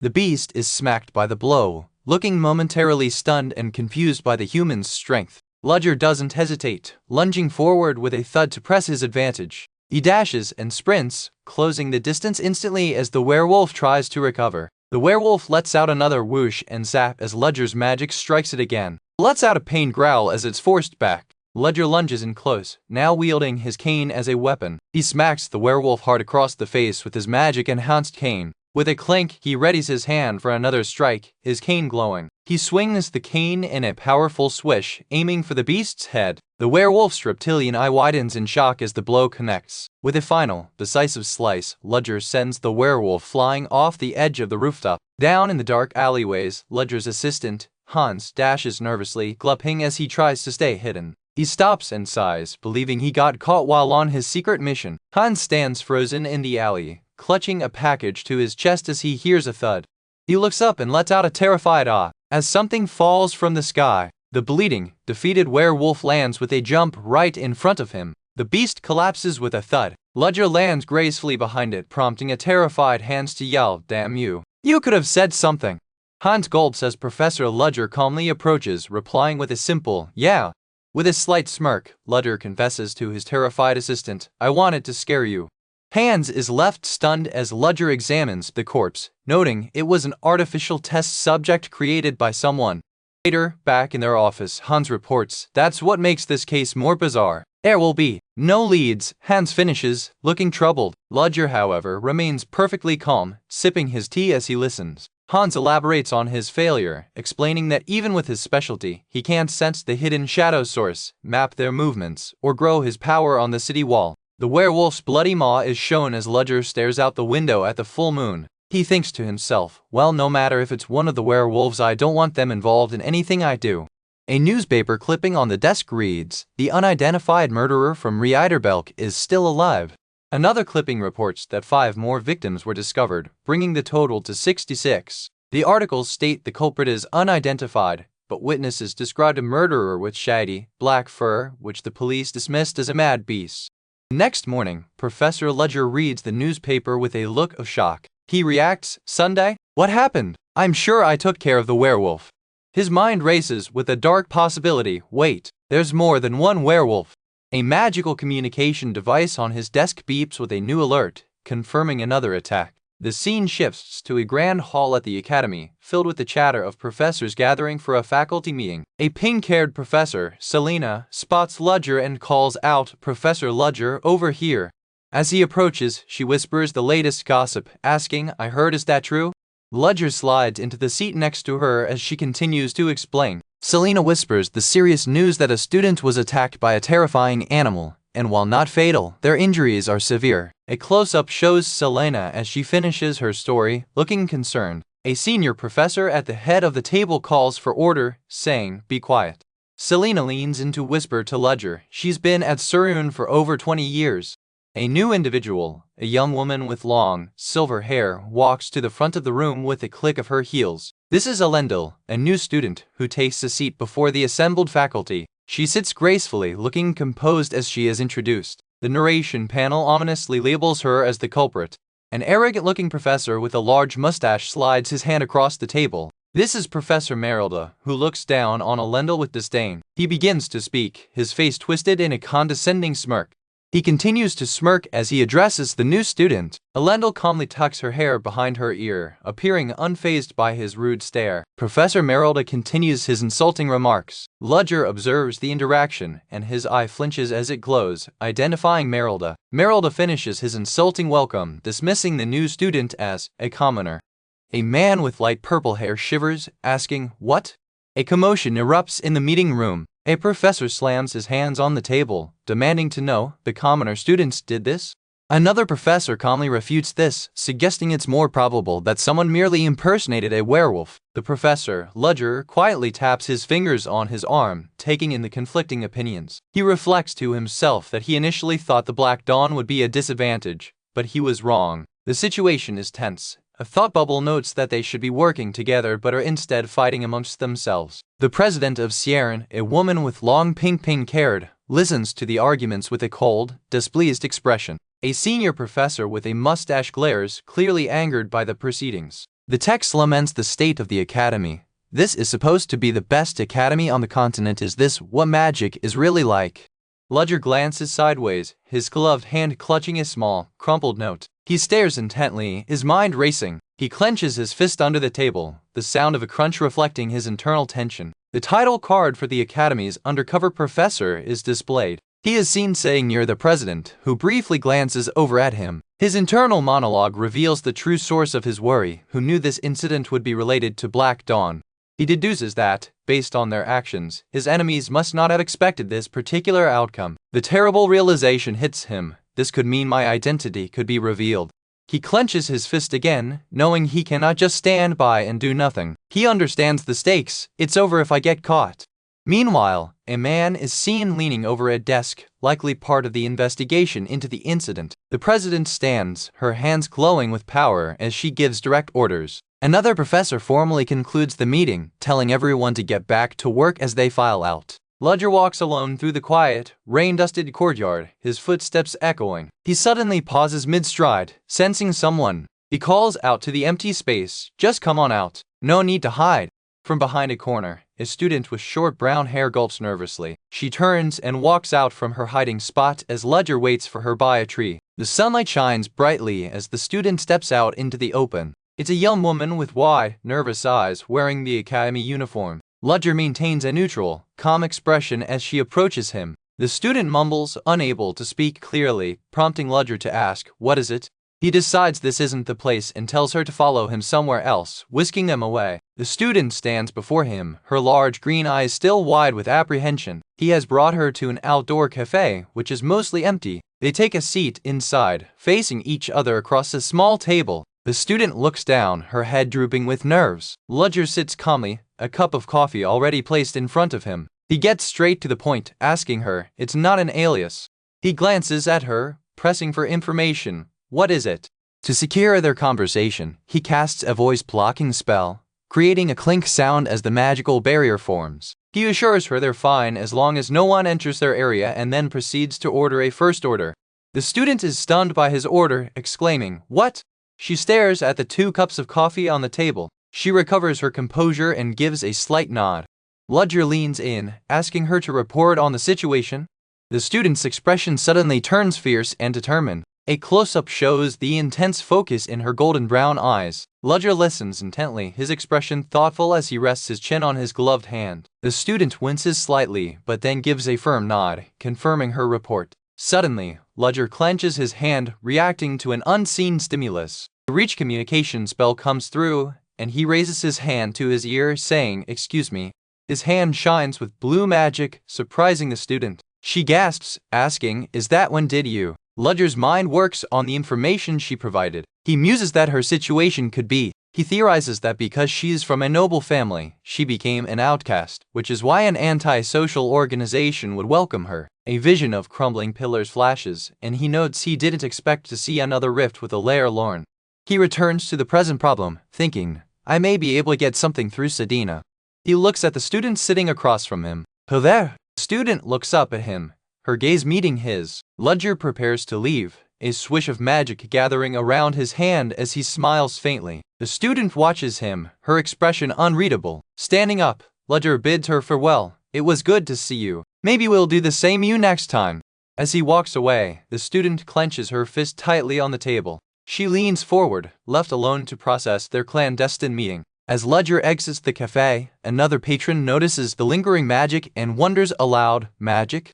Unseen by either of them, a woman with dark blue hair has been observing from a distance. She wonders what they could have been talking about that required a magic spell, her mind comically imagining them fighting over food. In a packed lecture hall, a professor addresses the students, noting all the commotion that has been happening at the academy. A blue-haired student, Esmeralda, sits in class, but her mind is elsewhere, lost in thought. She vividly recalls the powerful magic she witnessed Professor Rudin use when she saw him through the coffee shop window. She remembers watching him by the rainy window, realizing he had cast a spell to block the surrounding noise. She puzzles over the incident, knowing ordinary people can't sense magic, yet she could. She's left to wonder why he would do such a thing. In another classroom, a blonde professor tries to get her students' attention, telling them to be quiet. The classroom is buzzing with chatter as students ignore the lesson. They are all gossiping about the recent incident, excitedly discussing the appearance of a werewolf and asking if anyone is scared.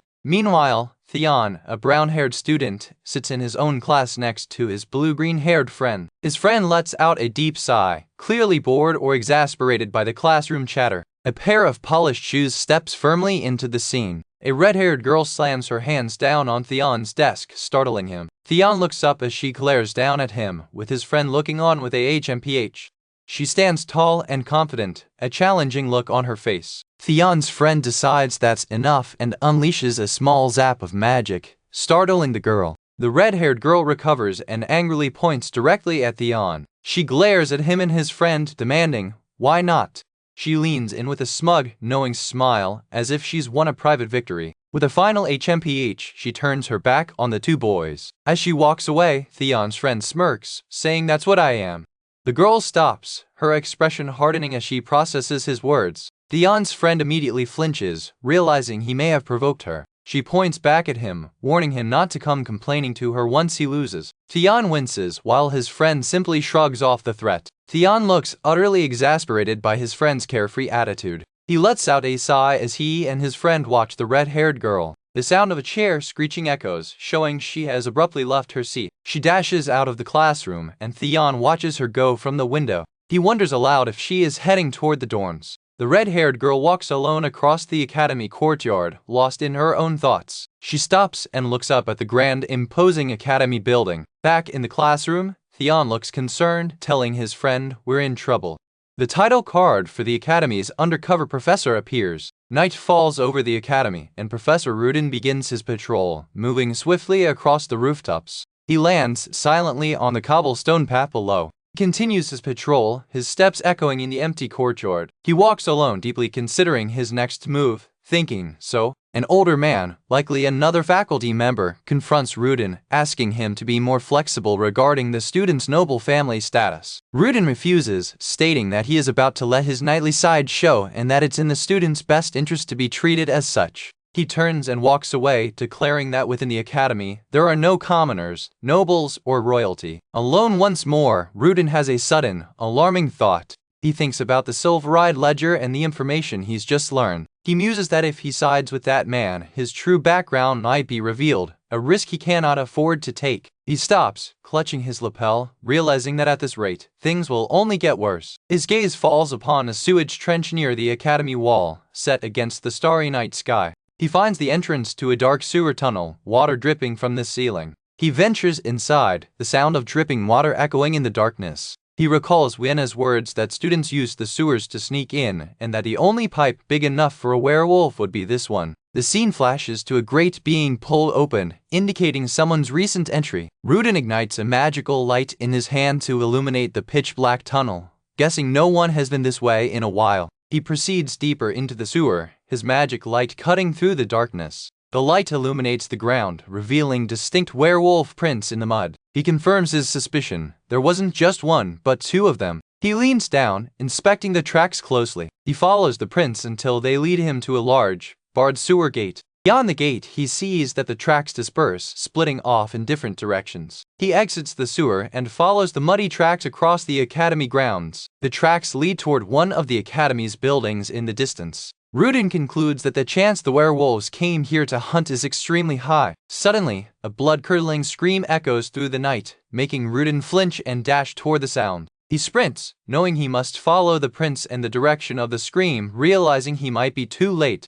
He lunges forward, pushing himself to run faster through the woods. He finds two students, Lumi and Eliza, cornered by a ferocious werewolf. Lumi cries out in despair that it's going to be too late. Just as the werewolf strikes, Rudin appears, blocking the creature's claws with his arm, the impact creating a loud clink.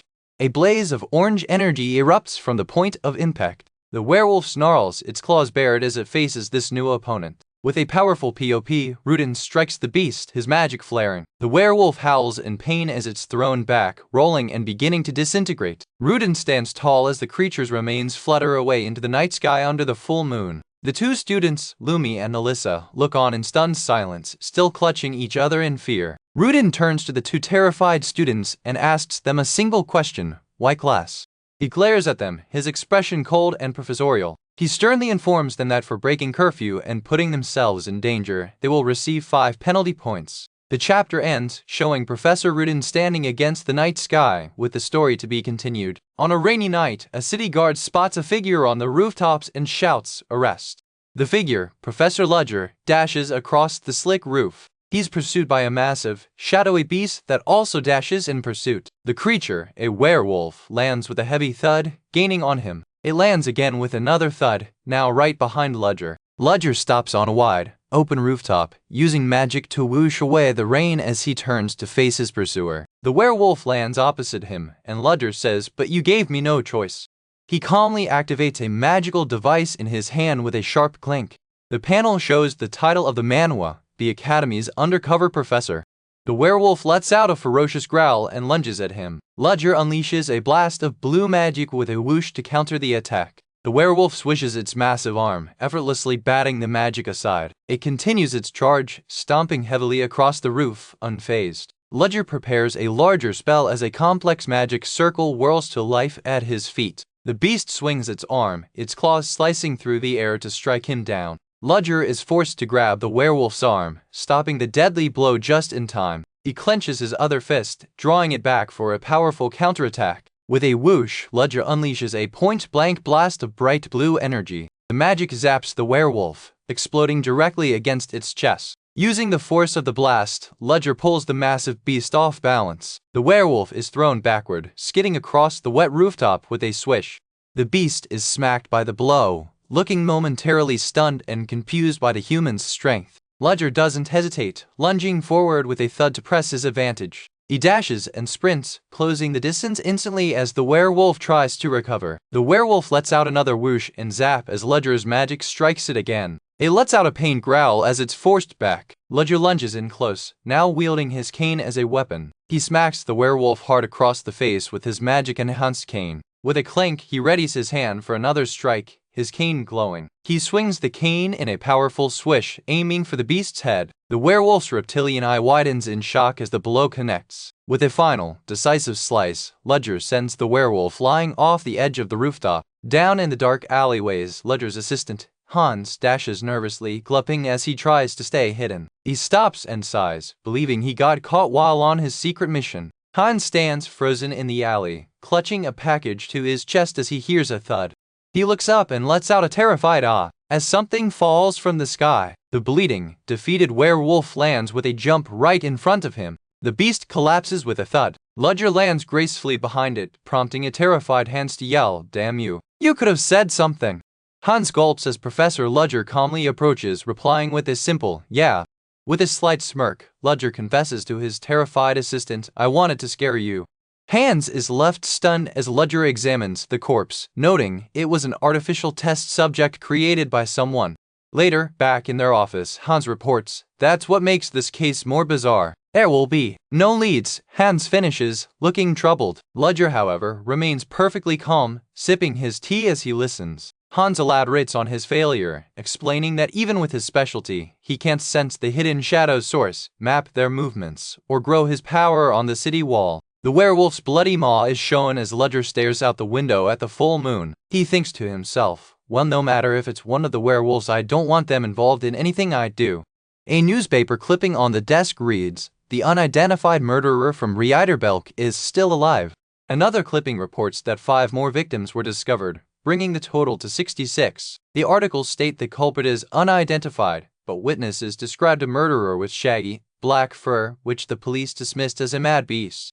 The next morning, Professor Ludger reads the newspaper with a look of shock. He reacts, "Sunday? What happened? I'm sure I took care of the werewolf." His mind races with a dark possibility. Wait, there's more than one werewolf. A magical communication device on his desk beeps with a new alert, confirming another attack. The scene shifts to a grand hall at the academy, filled with the chatter of professors gathering for a faculty meeting. A pink-haired professor, Selena, spots Ludger and calls out, "Professor Ludger, over here." As he approaches, she whispers the latest gossip, asking, "I heard, is that true?" Ludger slides into the seat next to her as she continues to explain. Selena whispers the serious news that a student was attacked by a terrifying animal, and while not fatal, their injuries are severe. A close-up shows Selena as she finishes her story, looking concerned. A senior professor at the head of the table calls for order, saying, "Be quiet." Selena leans in to whisper to Ludger she's been at Surun for over 20 years. A new individual, a young woman with long, silver hair, walks to the front of the room with a click of her heels. This is Elendil, a new student who takes a seat before the assembled faculty. She sits gracefully, looking composed as she is introduced. The narration panel ominously labels her as the culprit.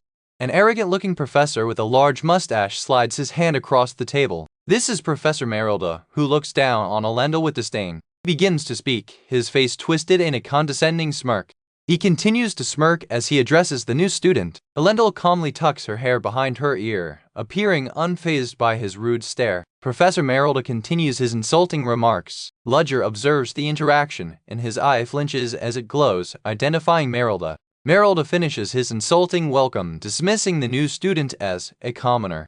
The scene opens in a dark forest where a vicious werewolf growls, its sharp fangs dripping with saliva. Aiden, the teal-haired student, turns abruptly, sensing the immediate danger. Leo, his brown-haired companion, spots the beast lunging and shouts Aiden. In warning, a black panther suddenly pounces into the fray, moving with incredible speed. Aiden is knocked violently to the ground, crying out in pain from the impact. The red-haired student, Freuding, shouts for Leo. As he skids to a halt, the massive werewolf looms over Freuding, who has fallen backward in terror. Trembling on the ground, Freuding struggles to regain her composure. She steels herself, thinking, "I need to stay calm. I can get rid of it. I have to do this for my family's title to be reinstated." With a ferocious lunge, the werewolf attacks both Aiden and Freuding as they brace themselves. Freuding is thrown back, her face a mask of shock and disbelief. She cries out for Aiden, as he is sent flying backward by a powerful gust of wind. The two students lie injured on the ground, struggling to recover. Freuding looks over at Aiden, her expression filled with concern. A dark, massive figure lands with a heavy thud, revealing the full, terrifying form of the werewolf. The students are on the run. Freuding urges Leo to move faster. Leo runs beside her, his face set with grim determination. A close-up reveals the werewolf's snarling maw and glowing eyes. The creature turns, its muscular back and long tail flexing. It leans down, growling menacingly at the terrified students. The trio Aiden, Leo, and Freuden manage to regroup, panting as they catch their breath. Leo, adjusting his glasses, seems to have a sudden realization. He bravely steps forward, turning to face the werewolf with his hand raised, saying, "It's okay, I won't hurt you." Leo holds out a small, glowing blue mana stone, offering it to the beast. The werewolf's sharp claw reaches out, coming dangerously close to the stone. In an instant, a brilliant column of golden light smashes down from above, striking the werewolf. The creature roars in agony, "Gaia!" The light bursts outward in a blinding explosion of magical energy. The werewolf is trapped, crackling energy surging all around its body. As the light subsides, a large, lion-like magical golem steps forward, having subdued the beast. Professor Ludger appears, standing calmly with his long coat billowing. The title card is shown, the Academy's undercover professor. The students are frozen in terror. Freuden stammers, "P. Professor Ludger?" Ludger calmly addresses his students, telling them, for now. The three students stand at perfect attention, replying in unison, "Yes, sir." Later, Leo dashes forward, a determined look on his face. He suddenly looks back, startled by a presence he hadn't noticed. He spots Professor Ludger hiding in the bushes, observing the students during their test. Ludger's eyes glow with a cold, intimidating intensity. In a swift motion, Ludger shoves Leo, sending the student flying. Leo, reeling from the encounter, thinks, what was that? That look on the professor's face. He recalls a memory of a massive fiery explosion. In the flashback, Ludger stands calmly before him, silhouetted against the inferno. The heat from the memory is so intense it seems to crackle against Leo's glasses. The image of Ludger's back against the wall of fire is burned into his mind. The scene shifts to a clear, peaceful blue sky, signaling a change in time. Back at the academy, the three students sit nervously at a dining table. They sweat bullets, thinking, "We're done for. We're screwed. Of all people, why do we have to get caught by Professor Ludger?" Freuden glances nervously to the side, unable to relax. Leo looks down at the table, lost in troubled thought. An elegant, white-haired woman appears, smiling brightly as she is escorted by a man. The students recognize her instantly, shouting in unison, "The president?" The president sits across from Professor Ludger, sliding a document toward him. Her hand clenches her skirt, a sign of hidden tension or excitement. Professor Ludger regards her with his usual calm, unreadable expression. The three students are now back in a classroom, sitting at their desks and looking utterly bewildered. The scene returns to the meeting between Ludger and the president, viewed from behind. The president smiles coyly, clearly interested in the new professor. Leo, watching from a distance, gasps in surprise at what he's witnessing. The president clasps her hands, wearing a self-satisfied, almost scheming, smile. Aiden, Leo, and Freuden continue to watch the interaction, their expressions a mix of awe and confusion. Ludger and the president sit opposite each other, the atmosphere tense. Ludger pauses, turning his head slightly as if sensing he's being watched. A reflection shows Leo's focused gaze as he observes the meeting. Two continue their conversation at the table. The president leans forward, speaking to Ludger with a playful and confident smile.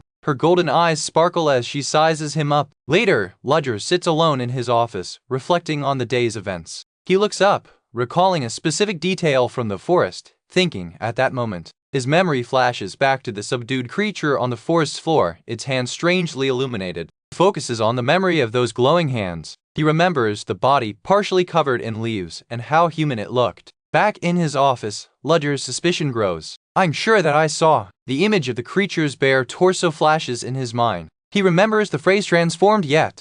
Ludger looks over his shoulder, a dark and terrible realization dawning on him. He pieces it together. These people are making werewolves by using wolves. The horrifying truth is revealed. They're capturing humans and turning them into werewolves. The chapter ends on this dark note, cutting to an innocent, stylized drawing of the three students, unaware of the grim conspiracy their professor has just uncovered.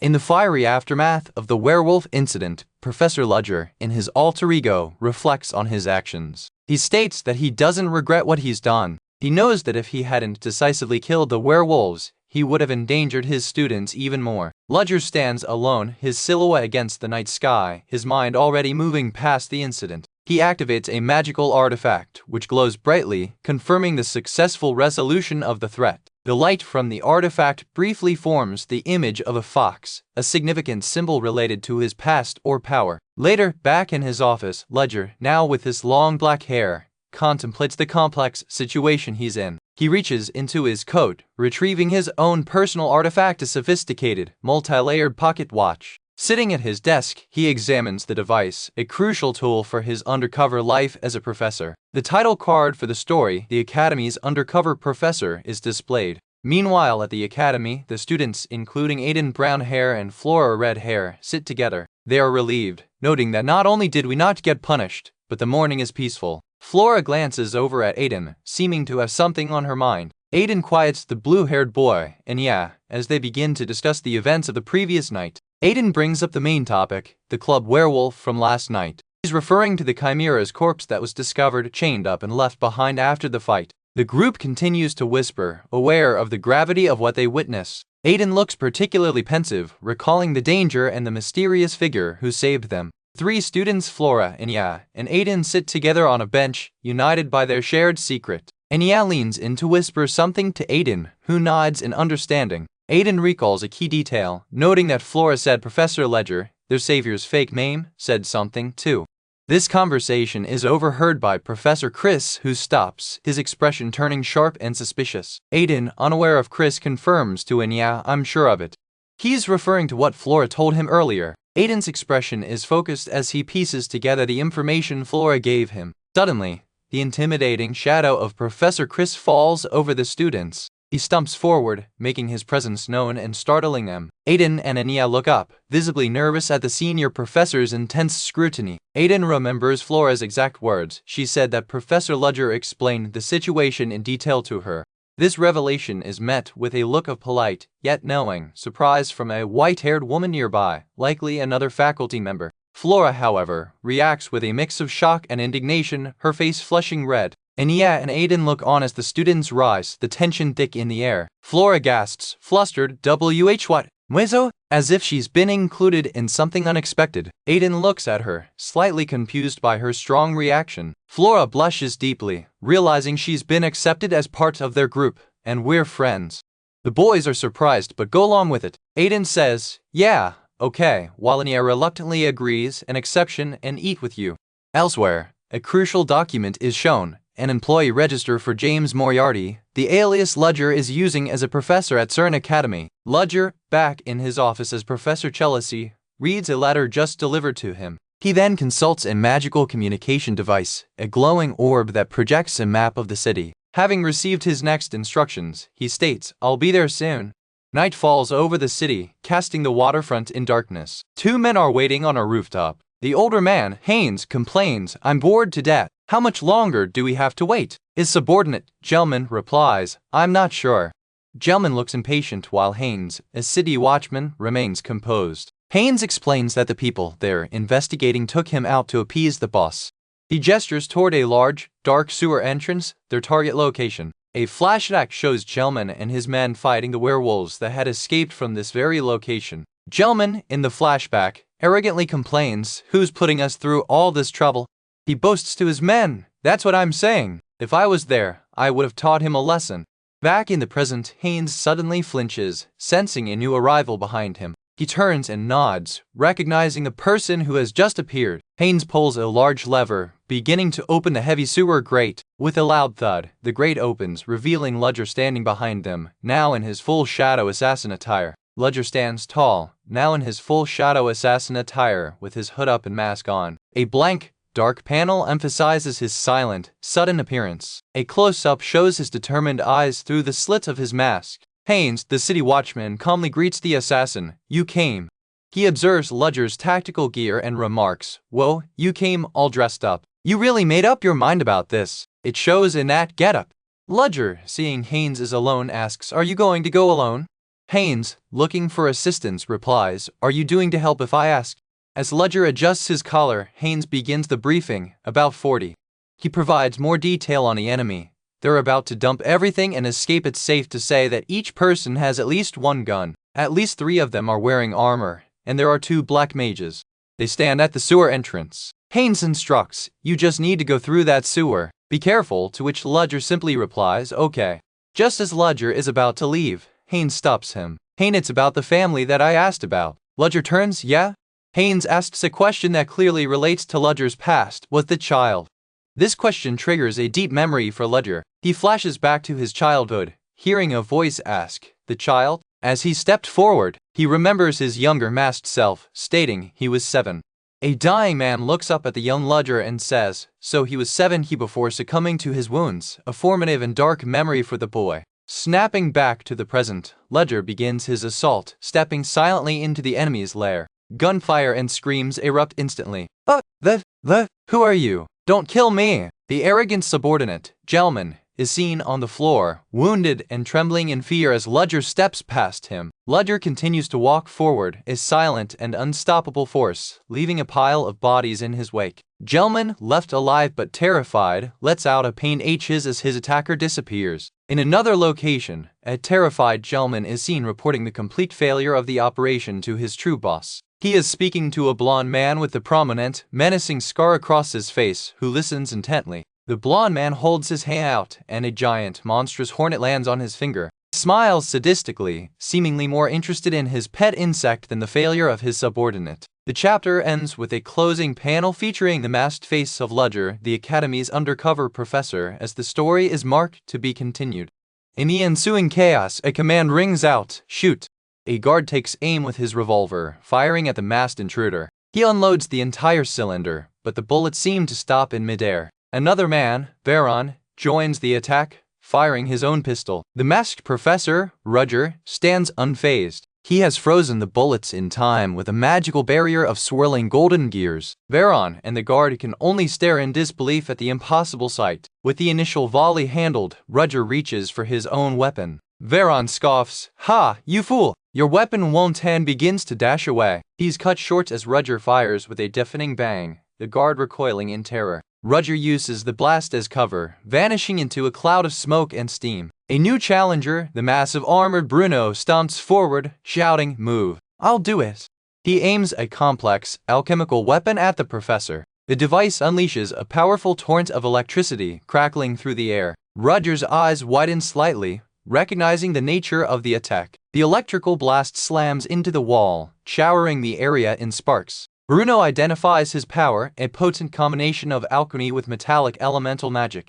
He slams his gauntlet into the floor, unleashing a shockwave of electrical energy. The blast connects, seemingly engulfing Rudger in a fatal current, but the magic backfires, surging back towards its source. Bruno is caught in his own redirected attack, screaming in agony as his armor overloads with electricity. Elsewhere in the collapsing auction house, people plummet from the upper floors. Their bodies hit the ground with sickening thuds. Rudger stands calmly in the smoky aftermath of his fight with Bruno. He narrows his eyes, his senses on high alert. He fires a warning shot into the darkness. His suspicion is confirmed as he spots a small, mechanical wasp spying on him. A region with insects, he muses, are they the famous vermin brothers from the Black World?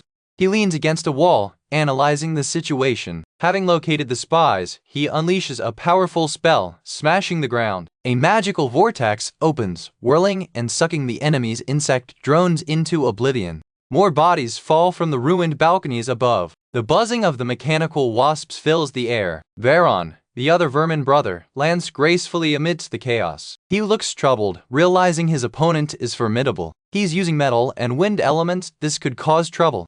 A bald henchman rises, attempting to rally the guards. The panicked auction-goers try to flee the scene. One of the henchmen is suddenly struck down by a hidden blade. Veron merely smirks, unconcerned by the loss of his subordinate. He turns his attention to the true threat. The dead henchman's body rolls across the floor. Veron stumbles back as Rudger closes the distance instantly. Damn, Veron thinks he is already inside. A grotesque centipede slithers onto his hand as he prepares to counter. I need to make a move before he gets to me. The insect crawls up his arm, ready to be used as a weapon. Rudger confronts the remaining vermin brother face to face. The professor lunges forward, initiating close quarters combat. Veron parries with the blade, shocked by his opponent's tactics. A mage proficient in close combat? Is he a war mage? Before Veron can react, Rudger is already casting, a magic circle flaring to life. Veron's eyes widen in terror as he recognizes the spell, the flame bulbed. He can't believe it. He was able to cast a spell in an instant? A massive fireball erupts, engulfing Veron's position. Veron is forced to roll desperately out of the way of the explosion. The fire burns intensely as Rudger steps calmly through the blaze. A nearby guard mistakenly cheers, hits the enemy. Rudger emerges from the flames, his gaze locked on his target. Another guard opens fire with a pistol. Rudger doesn't even flinch, merely turning his head. The guards hesitate, realizing their weapons are useless. Veron flinches, unnerved by the professor's relentless advance. Rudger's eyes glow with power as he closes in. Veron lashes out with his blade, but Rudger easily parries the attack. Rudger counters with a swift kick, sending Veron flying. Suddenly, a massive, insectile blade slams down from the ceiling, cracking the floor where Rudger just stood. Veron lands, crouching. He grits his teeth. Damn. His hand begins to mutate, a grotesque mouth appearing in his palm. You evaded me, Veron snickers, his transformation beginning. You killed Bruno before I even had a chance to step in. Rudger stands ready, observing this new development. That's because Veron explains, his hand sloshing as it changes. I've already transcended the human form. He unleashes a burst of dark energy, shattering the ground around him. He slithers away, vanishing into the shadows to complete his transformation. Rudger smashes through a wall in pursuit. He is confronted by Veron's true form, a giant, horrifying insectoid monster. The chapter ends on this cliffhanger with the title card The Academy's Undercover Professor to be continued. The scene opens with a man in a waistcoat shouting in panic to his associates, "I'll run away." Oh! A masked protagonist, Rudger, is in a fierce battle, his weapon clashing against the arm of a massive, insect-like chimera. The high-speed fight continues, with sparks and energy flying as they trade blows. Rudger skillfully deflects another powerful strike from the monstrous creature. He taunts the beast, attempting to distract it. Don't you care about your men at all? Stop moving if you're that worried about them. An associate of the chimera's creator, also masked, opens fire on Rudger with a pistol. The chimera joined in, firing powerful projectiles from its monstrous mouth. Rudger evades and lands a powerful blow, smashing the creature, but it seems to have little effect. Seeing his physical attacks are insufficient, Rudger begins to cast a spell, a complex magic circle flashing to life in his hand. The chimera counters, charging its own devastating attack, a sphere of red energy building in its grasp. The protagonist is shocked at the creature's prowess. He was able to avoid that with his body? He closes the distance in an instant, grabbing the chimera's arm to stop its attack. He channels magic directly into his hand, preparing to unleash a point-blank explosion. The magic detonates with a clank, but the chimera's arm, though damaged, holds. A close-up reveals the creature's arm is merely cracked, not destroyed as he intended. Rudger is stunned by its durability. He's completely fine even after a direct hit with magic. The chimera, unfazed, retaliates, slamming the protagonist hard into the ground. The creature speaks, its voice a mocking laugh. If you want to stop me, you're going to have to use fourth tier at the very least. It continues to laugh maniacally, ha ha ha, clearly enjoying the fight. The chimera then begins to relentlessly smash the protagonist, who is now on the defensive. A close-up shows the cold, unfeeling insectoid eyes of the chimera. The creature suddenly vanishes, leaving Rudger to wonder he's gone. It reappears, revealing its true form, a horrifying, giant mosquito-like chimera, its wings buzzing. It takes to the air, its speed creating a whoosh as it repositions. It lands heavily with a clank, ready to strike again from a new angle. Rudger is faster, dodging its lunge and slamming the creature to the ground with a thud. To his surprise, the chimera speaks again, "Look at you, you've got some moves." The gunman associate snickers from the sidelines. "You're as swift as a fly." Rudger stands ready, realizing this is a far more dangerous opponent than he anticipated. He clenches his fist, his expression hardening beneath his mask. "I didn't want to have to use this." The chimera, unaware of the danger, simply scoffs, "HMPH? You give me no choice," Rudger states as he unleashes a blindingly powerful magic, a clink of pure energy erupting from his hand. The scene cuts far away to Professor Grendel walking alone on a cold street. He shivers, "BRR, it's cold." He looks around, the street suddenly feeling empty and ominous as he senses something. Grendel's expression turns grim as he senses a massive, unnatural flux of magical power in the distance. A magical flicker passes through the air, causing him to shiver again, this time not from the cold. Back at the fight, Rudger's attack explodes in a blinding flash of light. The entire area is engulfed in a massive, fiery blaze. The gunman who survived the blast is in awe. What? So he used it, the thing he calls real magic. Simultaneously, Grendel, on the street, feels the ripple from this ultimate spell, wondering, what's real magic? Sometime later, Professor Grendel spots Roger returning to the academy, looking haggard. Oh, you're back. What happened? Roger, his mind elsewhere, walks past people. He mutters, flashing back to the fight. Grendel watches him go, connecting the dots to the recent incident. Warehouses, he correctly assumes. A close-up shows the wear and tear on Roger's clothes from the intense operation he just concluded. Roger pauses, a grim determination on his face as he thinks about the organization he's targeting. Grendel, left behind, can only sigh. It's not like I can stop you. A flashback shows Roger walking away as the warehouses he infiltrated burn fiercely behind him. The scene shifts abruptly to a grand dining hall within Theon Academy, but the room is a mess. A winged student from a noble family explodes in anger. Is this what you call food? He shouts, shattering a plate. He continues to berate the terrified staff. No one is willing to work. What? They're paid these days. The scene shifts again to a dark, ornate room where Bellybot Rickson, the head of the Bell Merchant Guild, is shouting at his own servants. You're all scumbags who aren't worth the money you're paid. A terrified servant flees the room. No one works around here. Rickson scoffs, showing his disdain for everyone around him. Us? He looks at his aging reflection, his eyes filled with a greedy focus. Still, we're finally seeing good results from the experiments. He stares intently, lost in his twisted ambitions. Soon I'll have the results that I'm looking for. It won't be long, he mutters, before my weak body returns to its glory days. He muses on his ultimate goal. It's not just about getting younger, but I'm going to be more powerful and more perfect. His fantasy is interrupted by a sound and a cold voice calling his name from the shadows. Bellybot Rickson. Startled, Rickson spins around. Who's there? Before he can react, the masked protagonist slams him violently to the floor. Roger, in his alias, reveals he has cast a spell. I've already cast a soundproof wall around this room. He confronts the terrified old man. Bellybot Rickson. Let me ask you one thing. Rickson, though cornered, begins a warped story. There was a pitiful old child that had to kill. He continues his tale, speaking of children turned into monsters, referencing a fox-like child experiment. Despite the terrible reality, they were turned into monsters. He describes how the child smiled even as it was dying, trying to justify his horrific experiments. The protagonist's eye narrows in disgust as he recalls the twisted logic used by his enemies, and for the protection of all and no choice but to burn them alive. He finishes the thought with cold fury. How do you think that felt? Bellybot Rickson flinches, terrified by the intruder's intensity. An associate in the room, however, just smiles menacingly, showing no remorse. Rickson's fear turns to desperate, manic pleading. Let me go! We can talk! He continues to laugh and plead, a cackling, unhinged mess on the floor. The masked protagonist looms over the terrified old man, his shadowed face showing no mercy as he listens to the pathetic display. That's the answer I needed to hear, Roger declares, plunging a syringe filled with a potent drug into Rickson's neck. Rickson's eye widens in pure terror and agony as the drug takes effect. What?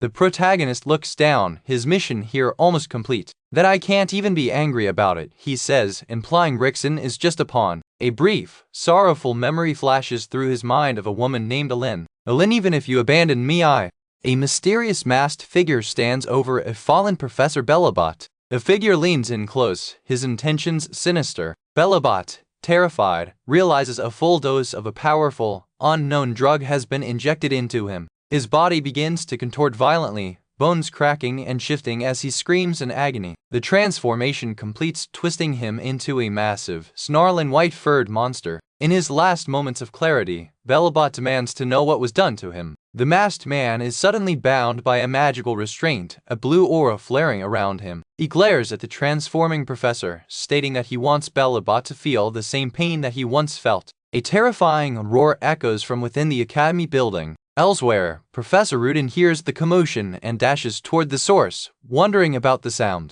Rudin and two other men burst through the door, shouting for Master Bellybot.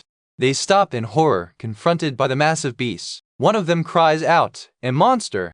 Realizing the danger, they decide to try and corner it. The monster, completely feral, lunges at them with devastating force, smashing the ground. A magical barrier is erected just in time, and the men desperately pour their power into it to hold the beast back. Later, the street outside the building is quiet and empty, rain beginning to fall. In a hidden cellar, Professor Rudin retrieves an item from a metal case. He glances back at a shadowy figure, his own alter ego, who has been waiting for him. Rudin states his plan. He will return with a solid alibi and a new identity to navigate the back world.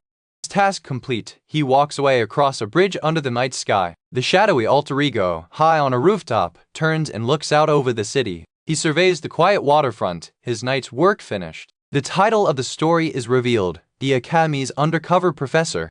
The next morning, a crowd of reporters and photographers has gathered outside the Academy building. A photographer aims his camera, its flashbulb popping as he captures the scene. One reporter, curious about the previous night's events, asks another man what happened to the monster. The other man simply looks on, seemingly without an answer. A pristine white boot steps firmly onto the pavement, drawing the attention of the crowd. The camera pans up, revealing a formidable woman with long white hair, dressed in a stern military uniform. She is identified as the Knight Commander, Terina Lionhelm, who has arrived to take charge of the investigation. The photographers swarm, flashes popping as they try to get a photo of the famous Knight Commander. Terina pays them no mind, stepping forward with purpose. A close-up shows the intricate red jewel pinned to her uniform. A nearby soldier looks on hesitantly, intimidated by her presence. Terina's gaze fixes on the building as she says, "The door."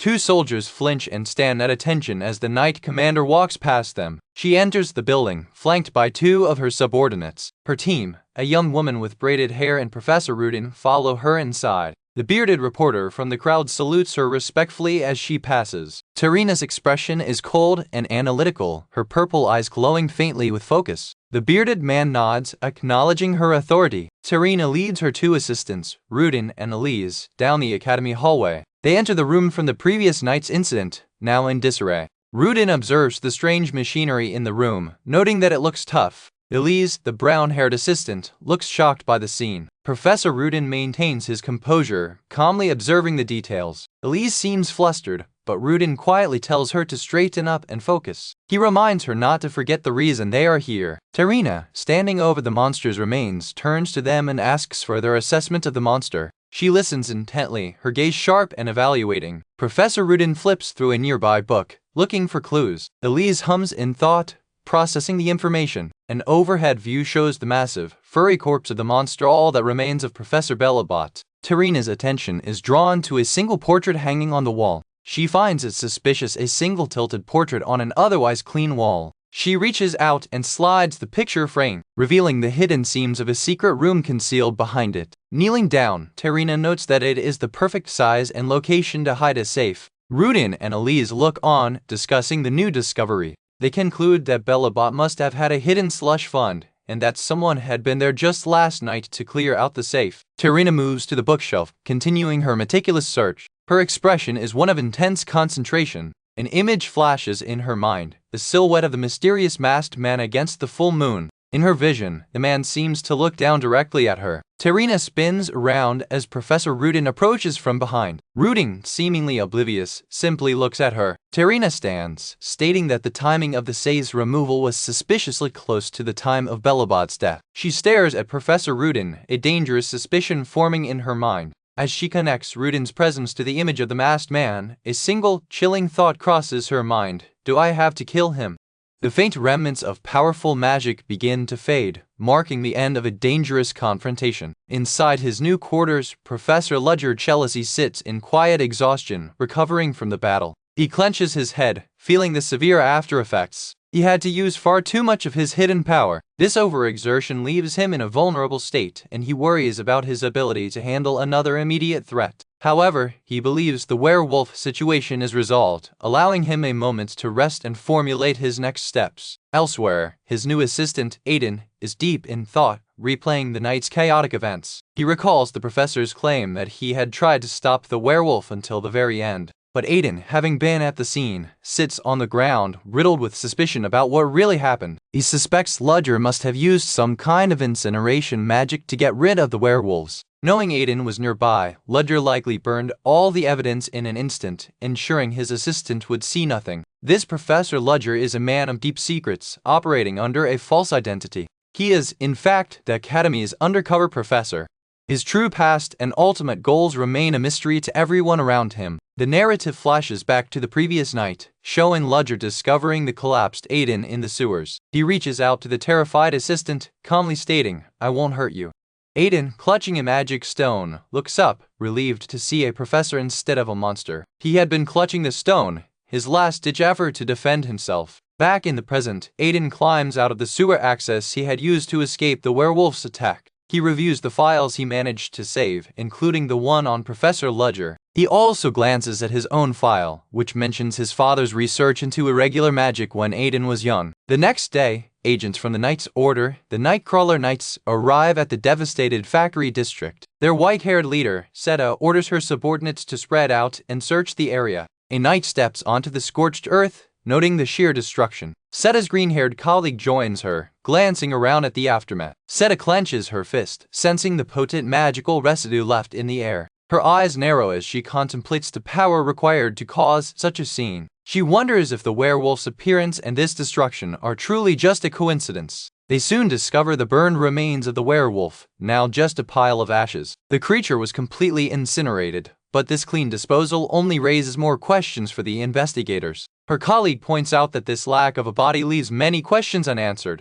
Seta's expression remains cold and analytical as she processes the information. Her colleague questions her about the werewolf. "Of course?" he asks, seeking confirmation on what they found. Seta continues to survey the scene, her suspicions growing. The man repeats, finding the perfectly incinerated body unusual. The official report is confirmed, a factory burned to the ground, and one werewolf turned to ashes. Seta orders her team to stop speculating and focus on gathering clues from the nearby area. She dismisses linking this to other cases as pure speculation, demanding they stick to the facts. Her primary duty as a Nightcrawler Knight is to get rid of any and all threats to the Empire. Meanwhile, at the Surin Academy, students are already gossiping about the new professor who reportedly took down the werewolf. In the library, the talented and popular student Flora Lumos glances over at the silver-haired girl, Loon. Flora gives her a friendly wave and says, "Hi, Loon."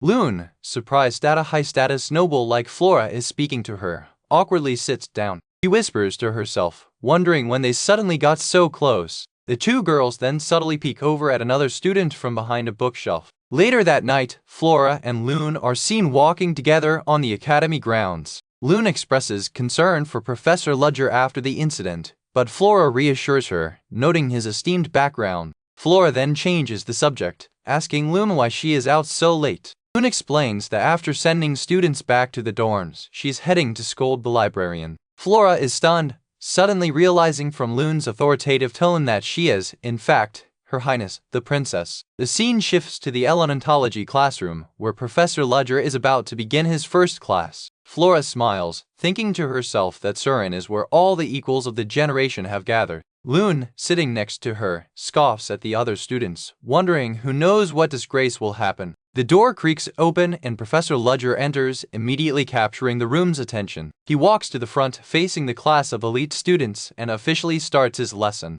He begins with a flash of magic, instantly grabbing their focus. The students, including a brown-haired boy and a red-haired girl, watch with curiosity. A top student with dark blue hair, Alyssa, wonders if he's planning to show them a new method. Ludger makes a bold claim: his method will increase their elemental power by 20 to 80%. The classroom erupts in whispers, with students shocked and skeptical of such an impossible-sounding promise. The brown-haired student flinches, taken aback by the sheer audacity of the professor's claim. He raises his hands to try casting his own magic, thinking about the professor's words. With a whoosh, he manifests a small, simple ice crystal. He looks at his creation, a standard casting for a student of his level. He then pouts, realizing the immense gap between his simple magic and the professor's grand promise. Professor Ludger holds out his gloved hand, telling the class to watch very carefully. In an instant, a powerful surge of blue magic erupts from his palm. A highly complex, multi-layered magic circle in the shape of a snowflake forms instantly. The students are completely stunned, chattering in disbelief. They've never seen such complex magic cast without any preparation. With a simple swish of his hand, Ludger dismisses the powerful magic, his demonstration complete. The skeptical student, Alyssa, is left wide-eyed and speechless, her confidence completely shattered by the professor's overwhelming skill. Even Aiden, watching from the classroom doorway, is impressed, thinking, That's it, as the professor solidifies his authority. Professor Ledger begins his class on elemental properties, explaining that it has a deep and complex history in the art of conjuration. He continues, noting that while it's just one part of the field, it is the absolute foundation for primitive forms of magic. To demonstrate, he conjures the first 4 elements: fire, water, wind, and earth, letting them hover over a magic circle in his hand. He tests the class, asking what the element of fire was first used for. A student raises her hand and guesses it was used to chase out the darkness. But next, Ledger states coldly. The entire classroom chills under his piercing gaze. He clarifies the true meaning. It was used to frighten the flags of darkness, a far more aggressive and primal concept. Another student, Flora Lumos, raises her hand and offers a different answer. It was used to burn people. That's right, the professor confirms, as the other students begin to murmur amongst themselves, unsettled by the dark turn. Ledger elaborates on the grim origins of magic, describing how it was used to burn with fire and drown in water. He continues, cut with wind and electrocuted. He reveals that war and slaughter were the true driving forces behind the development of magic. But, he concludes, magic also evolved. In the face of cold, fire became a symbol of warmth, not just destruction. Water was used to move the mill wheel, wind to move the windmill, and electricity to light up the darkness. The professor explains that the very meaning and properties of an element change depending on human behavior and intent. He looks over his students, encouraging them to work harder for a better world. The lesson? He asks, stepping forward to begin the practical application. The title card for the manhwa is shown, the Academy's undercover professor. The professor calls on a specific student, identifying him as a sophomore. The student, Aiden, nervously tries to conjure magic, but only a weak flicker appears in his hand. Professor Ledger steps down from the podium, walking past the other students. He focuses his attention entirely on Aiden, and then he calls out, stopping in front of his desk. As the professor approaches, the other students flinch, wondering what he is about to do. Ledger looms over Aiden, staring down at him with an intense, unreadable expression. The professor maintains his cold, intimidating stare. He wonders if Aiden is trying to defy him or if the student is still upset over the recent werewolf incident. Aiden clenches his fist, visibly nervous and struggling under the intense pressure. Ledger internally confirms his suspicion, shamefully, yes. He groans to himself, frustrated that a student admitted to the academy doesn't even know this basic principle, even if he does use irregular magic. Aiden flinches, terrified by the professor's proximity and apparent disappointment. Ledger firms his resolve, thinking that he cannot allow a student to fall behind from the very start of his class. He briefly glances at the other students, like the red-haired girl and green-haired boy, who are watching intently. He leans in suddenly, placing a hand on Aiden's desk, causing the boy to flinch violently. With a simple whir, Ledger conjures his own small, stable flame, effortlessly overpowering Aiden's weak attempt. Aiden clenches his jaw in frustration, his own magic failing. The professor begins his instruction. Think about the most vivid fire you have ever seen. Everything from the shape, sound, smell, and touch. Aiden's mind flashes back 8 years to a memory of a pot crackling over a fire. He remembers it was burning during a blizzard and his mother was standing by the fireplace. He recalls the specific sensations, the scent of burning firewood, a trace of charcoal, and the smell of boiling stew. He remembers the sound of his mother scolding his 2 little sisters for whining. He recalls that food was scarce and he could feel a cold breeze blowing through his old, tattered clothes. The weather was freezing, but the flame in the fire was intensely cozy and warm. He can remember the warmth so vividly, as if it were just yesterday. And he remembers the way his father smiled softly as he just got home. Aiden's eyes fly open, his pupils bright, as a powerful, stable flame whooshes to life in his hand. I did it, he exclaims, staring at the bright flare of magic. He thinks to himself that this is the feeling he remembers from that day. Professor Ledger observes, his own small flame still burning, as he confirms the principle of the lesson. 2 other students watch from their desks, impressed by Aiden's sudden success. The professor allows himself a small, satisfied smile. Aiden looks at the flame he conjured, amazed at his own power. That feeling, the professor says, stepping back to address the class. Oh, Aiden says, still processing. Ledger instructs the rest of the class to apply their senses from their own past experiences. The other students, including a blonde boy, gulp, feeling the pressure to perform. The professor taps his temple, reminding them to use all 5 senses. Recall intrinsic elements in your past experiences and conjure the elements, he commands. A different student begins to conjure a ball of blue magic. The student successfully creates a flickering ball of blue elemental magic, exclaiming, "Yeah, it's definitely." Meanwhile, the blue-haired genius, Flora Lumos, sits at her desk looking utterly bored. She huffs, finding this basic exercise beneath her. The first student continues to practice, trying to stabilize his magic. Flora decides she needs to do something more impressive, wondering, but let's see if he'll praise me or not. A powerful whoosh of magic erupts from her hand, far stronger than the other students. She decides to show off. If I add the techniques to wind elements to this and make a whirlwind, the magic begins to swirl and stir violently, immediately growing beyond her expectations. Her deskmate, a blonde student, looks on with concern as Flora's magic stirs. The sudden surge of power catches the professor's attention, and he flinches, realizing the danger. The magic explodes in a bright flash and the blonde student shouts her name in alarm, "Flora!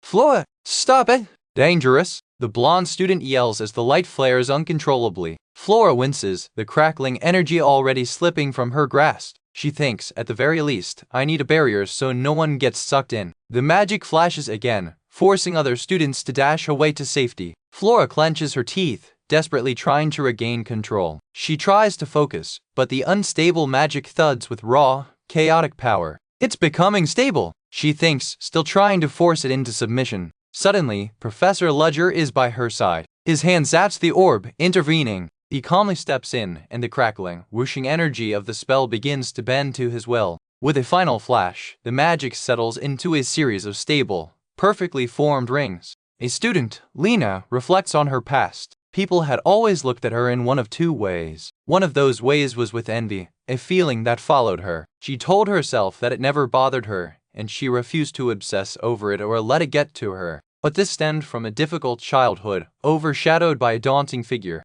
She carried the weight of those memories. She recalls a past failure, a moment where she was told she would be given 10 penalty points. The humiliation of that day, where she failed before a cold-looking professor, stuck with her. It was a humiliation that reminded her of a childhood she had tried so hard to forget. She was sure that this new professor, Ludger, held the same contempt for her that her father had. And so, she was intensely determined. She vowed to grow strong enough to defeat him one day. Back in the present, during Professor Ludger's first class, Lena struggles with her magic. She pushes herself, thinking the wild colors of her magic were returning to their original state. Just a little more. Suddenly, her magic flares violently, a massive pillar of blue flame. Oh! Professor Ludger watches intently as the blue magic rages, completely out of her control. He begins to walk toward the out-of-control magic, his expression unreadable. Lena is trapped within her own spell, unable to contain the power she unleashed. The professor's voice cuts through her panic, reminding her that it's a different problem entirely when she puts other students at risk. The pressure from the magic bursts outward, causing Lena to flinch as she loses control. She looks on in terror, realizing the danger she has created. Professor Ludger calmly states that he understands the elements she is using. Lena flinches, bracing for the impact or a reprimand. Professor Ludger steps forward, unbothered by the magical flames. He effortlessly conjures his own magic, a perfect swirl of two opposing elements, blue ice and orange fire. With a powerful whoosh, he unleashes his spell, a demonstration of perfect control. His magic collides with Lena's, the impact flashing brightly. Professor Ludger stands composed, his magic already overwhelming hers. He confronts the stunned Lena, his voice sharp. "What was the purpose of your magic?" Lena clenches her jaw, unable to answer, ashamed of her failure. Nearby, her friend Flora looks on, worried for her. With a simple gesture, Ludger's hand extinguishes the last of the dangerous magic. He stands before the class, his power and control absolute, having resolved the situation in an instant. The other students are stunned by the aftermath. "Is that snow?" one asks, seeing the magical residue. Lena stares at the ground, where Ludger used the cooling of ice to extinguish her fire. She clenches her fist, realizing his mastery. He had materialized a far more practical magic using the same elements she was struggling with. She looks up at him, a mix of awe and frustration in her eyes. Ludger looks down at her and states, "I am not blaming you for your lack of skills." He maintains his cold, professorial demeanor. He continues to speak, his words directed at Lena, but meant for the whole class. He lightly taps her on the head, a small, unexpected gesture. Lena looks up at him, surprised by the contact. Having finished his lesson, Professor Ludger turns away from her and addresses everyone in the class. He steps back up to the lectern to continue the lesson. Lena, however, is lost in thought. she realizes he didn't ridicule her or look down on her. Instead, he almost seemed genuinely worried. She is so drained from the magical exertion that she begins to sway, and Flora has to catch her. Lena watches him, her perception of the new professor beginning to change. Ludger at the front of the class observes her. He discreetly pops a pill into his mouth, thinking it was a good thing he had it prepared beforehand. He crunches down on the pill, a necessary countermeasure for his own condition. He glances over the classroom, his eyes sharp. His thoughts turn back to Lena. He hopes that she is able to overcome the setback. With that, he steps down. The first part of his dramatic lesson concluded. Professor Ludger glances across the room, his attention settling on another student. His focus lands on Ira, a student with distinctive white hair. Noting the prominent noblewoman in his class this year, he wonders if she is part of the 7th generation. Ira, sensing his gaze, is startled during her own magic practice. Ludger continues his internal assessment, noting a discrepancy in her family's supposed property. As the lesson ends, he approaches Ira's desk. She looks up, surprised to be singled out. And Ludger simply instructs her, "Come with me to my office." Now in his private office, Ira stands before his desk, nervously agreeing, "Yes, Professor." Ira begins to panic internally, her mind racing. Why did he call me here? A private meeting? Is he going to kick me out of his class? Ludger, ignoring her panic, simply holds out a book and a document. Ira's eyes widen in horror, mistaking the document. Is that a class exchange application? I knew it. He's trying to send me to a different professor. She bursts out loud. You say? Reacting to her own incorrect assumption, Ludger is completely unfazed, holding the book out to her. What are you talking about? Ira stares at the book, her panic giving way to confusion. She looks down at the title, Understanding Non-Elemental Magic. Still confused, she flips the book over as if looking for a catch. She flinches, looking up at him, not understanding what's happening. Ludger maintains his impassive expression, watching her. Finally, with a slight smirk, Professor Ludger reveals his true intention. I challenge you to a magic duel or something like that. In his office, the professor asks his assistant, as far as I know, are you disappointed? She continues to pour tea, and replies, confirming she is disappointed that they have no talent. The professor sips his tea, musing about the nature of someone who has endless talent in that one element. He describes a theoretical mage whose magic is so potent it can interfere with natural phenomena. This, he explains, would demonstrate that they possess an incredible, specialized skill in their element. He takes another thoughtful sip of tea. His assistant, Selena, understands. Yes. The professor listens intently to her analysis. Selena continues, explaining that their world and its magic are constantly in endless flux. The professor gives her an assignment. Read that book for now. This is a personal assignment just for you. He then turns to the window, lost in his own thoughts. A new power is hinted at, the magic eye of judgment.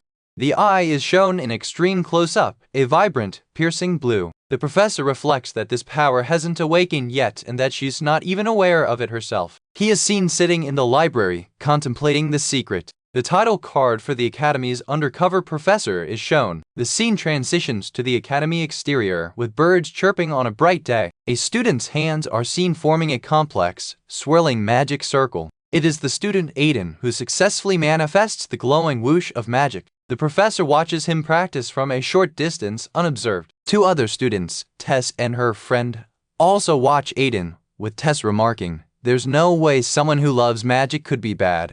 Later, in a crowded hallway, the chatter of students fills the air as a new event begins. A dark-haired student, Jayed, is surrounded by a group of hostile noble students. An arrogant-looking, blonde-haired student steps forward to confront him. The blonde student smirks, clearly intending to cause trouble. Aiden steps in to defend his friend, telling the jerk to keep running your mouth, but the noble casually waves him off. Trying to de-escalate, Aiden apologizes and politely asks the noble to just quietly go on your way. The blonde noble considers this, repeating, "Quietly be on my way? Fine." He then adds a caveat, on one condition. His demand is shocking and humiliating, kneel. This infuriates the red-haired student, Tess, who immediately bursts forward to lunge at the noble. But Jayed is faster, grabbing the noble by his collar and seething, "I can't forgive anyone who tries to humiliate my friends." The noble, unfazed, begins to rummage inside his coat for something. He pulls out a large, official-looking medallion, smacking it into his palm. Seeing this, Aiden steps up and makes a formal declaration. "I challenge you to a magic duel."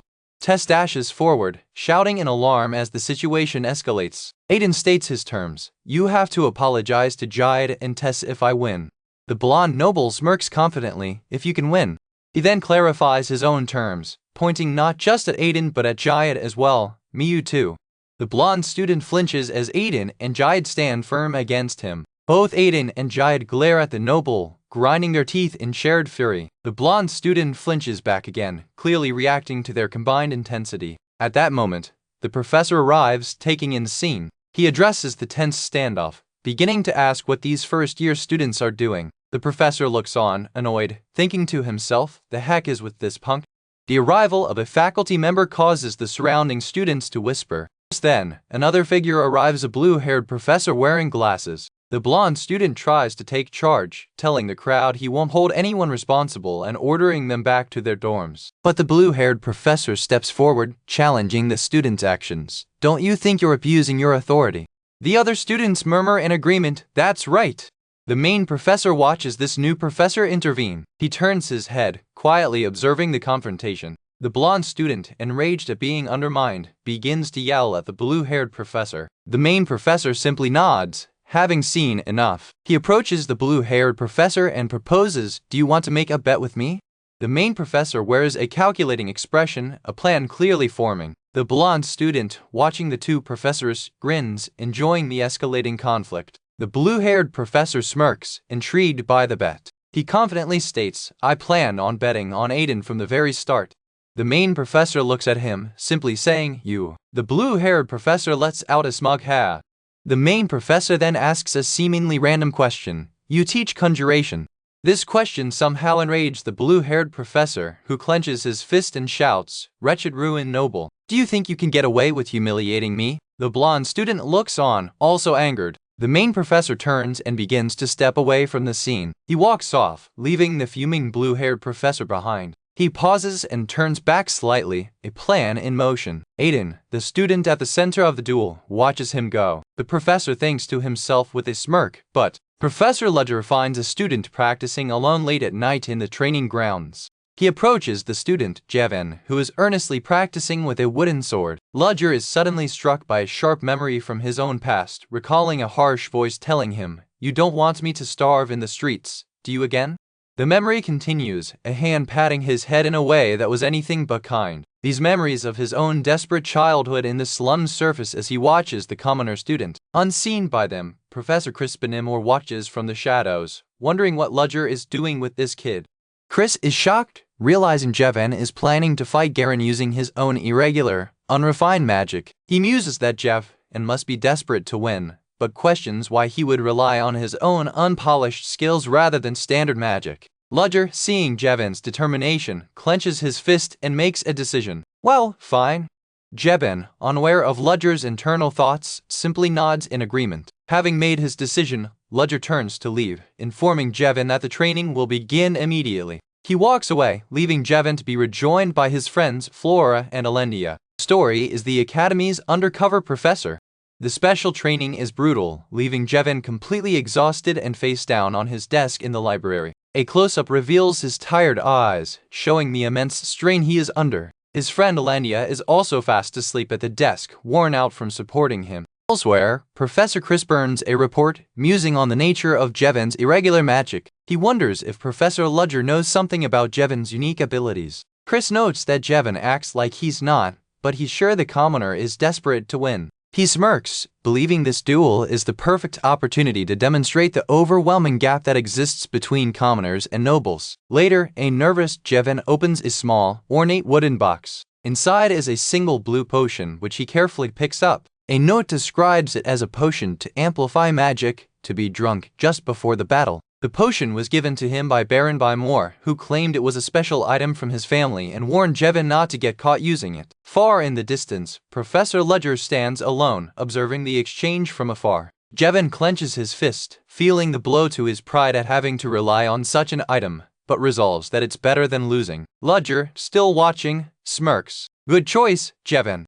Finally, the day of the battle arrives at the Academy's training ground. The stands are full of students, all chattering in anticipation of the duel. Flora and Alenia watch from the crowd, discussing the match and the societal pressures at play. In the crowd, students are whispering, recalling the recent werewolf incident. They mention that Javin's opponent, Garen, was involved, but it was Professor Ledger who ultimately killed the beast. Garen's sister, Sonia, overhears this and angrily whispers to Professor Ledger, "I can hear you." He coolly replies, "That's right." Furious, she declares, "Ledger Cherish, I'm going to end your arrogant ways today." Ledger calmly retorts that he will be the one to have her writhing in defeat in front of everyone. A commotion occurs as the elegant noble lady, Alyssa, arrives, drawing the students' attention. Javin's friends, Flora and Alenia, bow respectfully as she approaches. Alyssa walks directly up to the pair. She begins to speak to them, saying, "You don't." Down in the arena, Javin stands awkwardly in his combat gear, feeling the pressure as the crowd cheers. His friends shout words of encouragement from the stands. His opponent, Garen, offers a mocking cheer of his own, "Javin, I'm cheering on you." The two opponents step onto the dueling field. Professor Ledger watches intently, thinking, "Javin, you'd better keep your promise." Garen smirks, telling Ledger's student to say that after you win.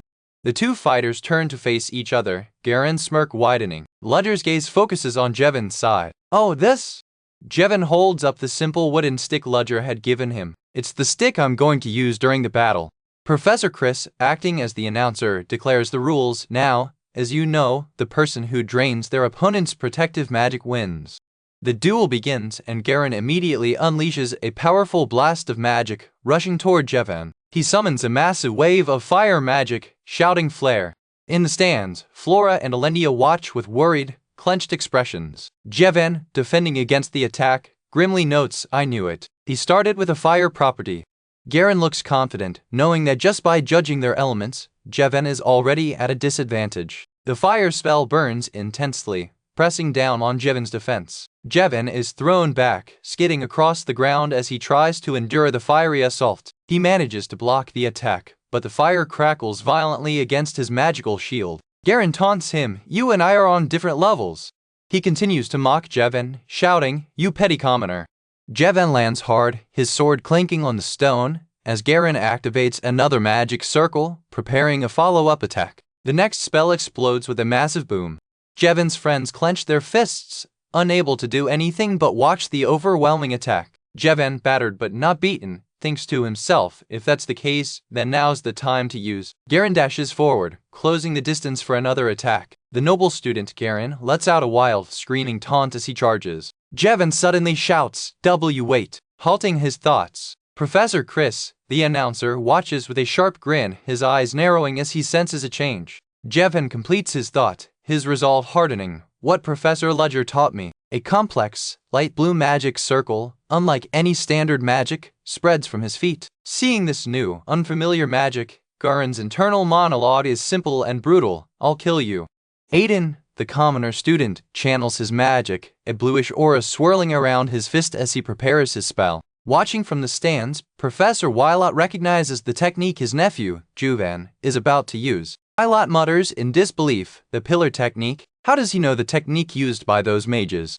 Beside him, Professor Ledger jealously watches the match with a calm, analytical expression. Aiden thrusts his hand forward, unleashing his magic spell. His opponent, Juvan Felot, stands completely unfazed, mockingly asking, "What happened?" Juvan has effortlessly blocked the attack with a basic golden magic shield, not even flinching. A bright, golden magic circle appears at Juvan's feet. He smirks, "No, I won't be flustered. I've already completed my spell." He boasts, "With this I can take you out and it'll be over." As he unleashes his own powerful spell, Aiden's magic clashes uselessly against Juvan's superior pillar technique. Aiden desperately erects a defensive barrier to protect himself from the onslaught. The blue barrier cracks and shatters instantly under the overwhelming force of Juvan's swish attack. The impact sends Aiden stumbling backward, barely able to keep his balance. Juvan closes the distance and violently clenches Aiden, slamming him to the ground and flinching as he does. Pinned and beaten, Aiden glares up at his opponent, a fierce determination in his eyes as he thinks, "It's my turn now." Juvan looks down, confused by Aiden's sudden resistance. With a powerful POW, Aiden throws Juvan off, screaming with effort. The chapter's title card is displayed, the Academy's undercover professor. The crowd in the arena cheers as the unexpected winner of the match is announced. The announcer declares, "Aiden, and Aiden, breathing heavily, raises his hand in victory. In the stands, the students are in disbelief. One asks, "Hi, was that great again?" Freuden, a noble student, watches the outcome with a thoughtful, serious expression. Juven Felot sits on the ground, stunned, as the crowd chatters. Still he lost to a commoner? He spirals into denial, muttering, "I lost? But I'm Juven Felot. No. His shock turns to dark realization as he thinks, something's wrong. Meanwhile, other students gossip about the fight. "Yeah, I'm sure that commoner used a dirty trick." Aiden, overhearing them, is confused, wondering how he won without magic. Juven's denial shatters, replaced by pure, murderous rage. "Kill you, I'll kill you!" He conjures a massive, illegal fire spell. The crowd panics, shouting, "WH, what is he doing? Juven, he's lost it!"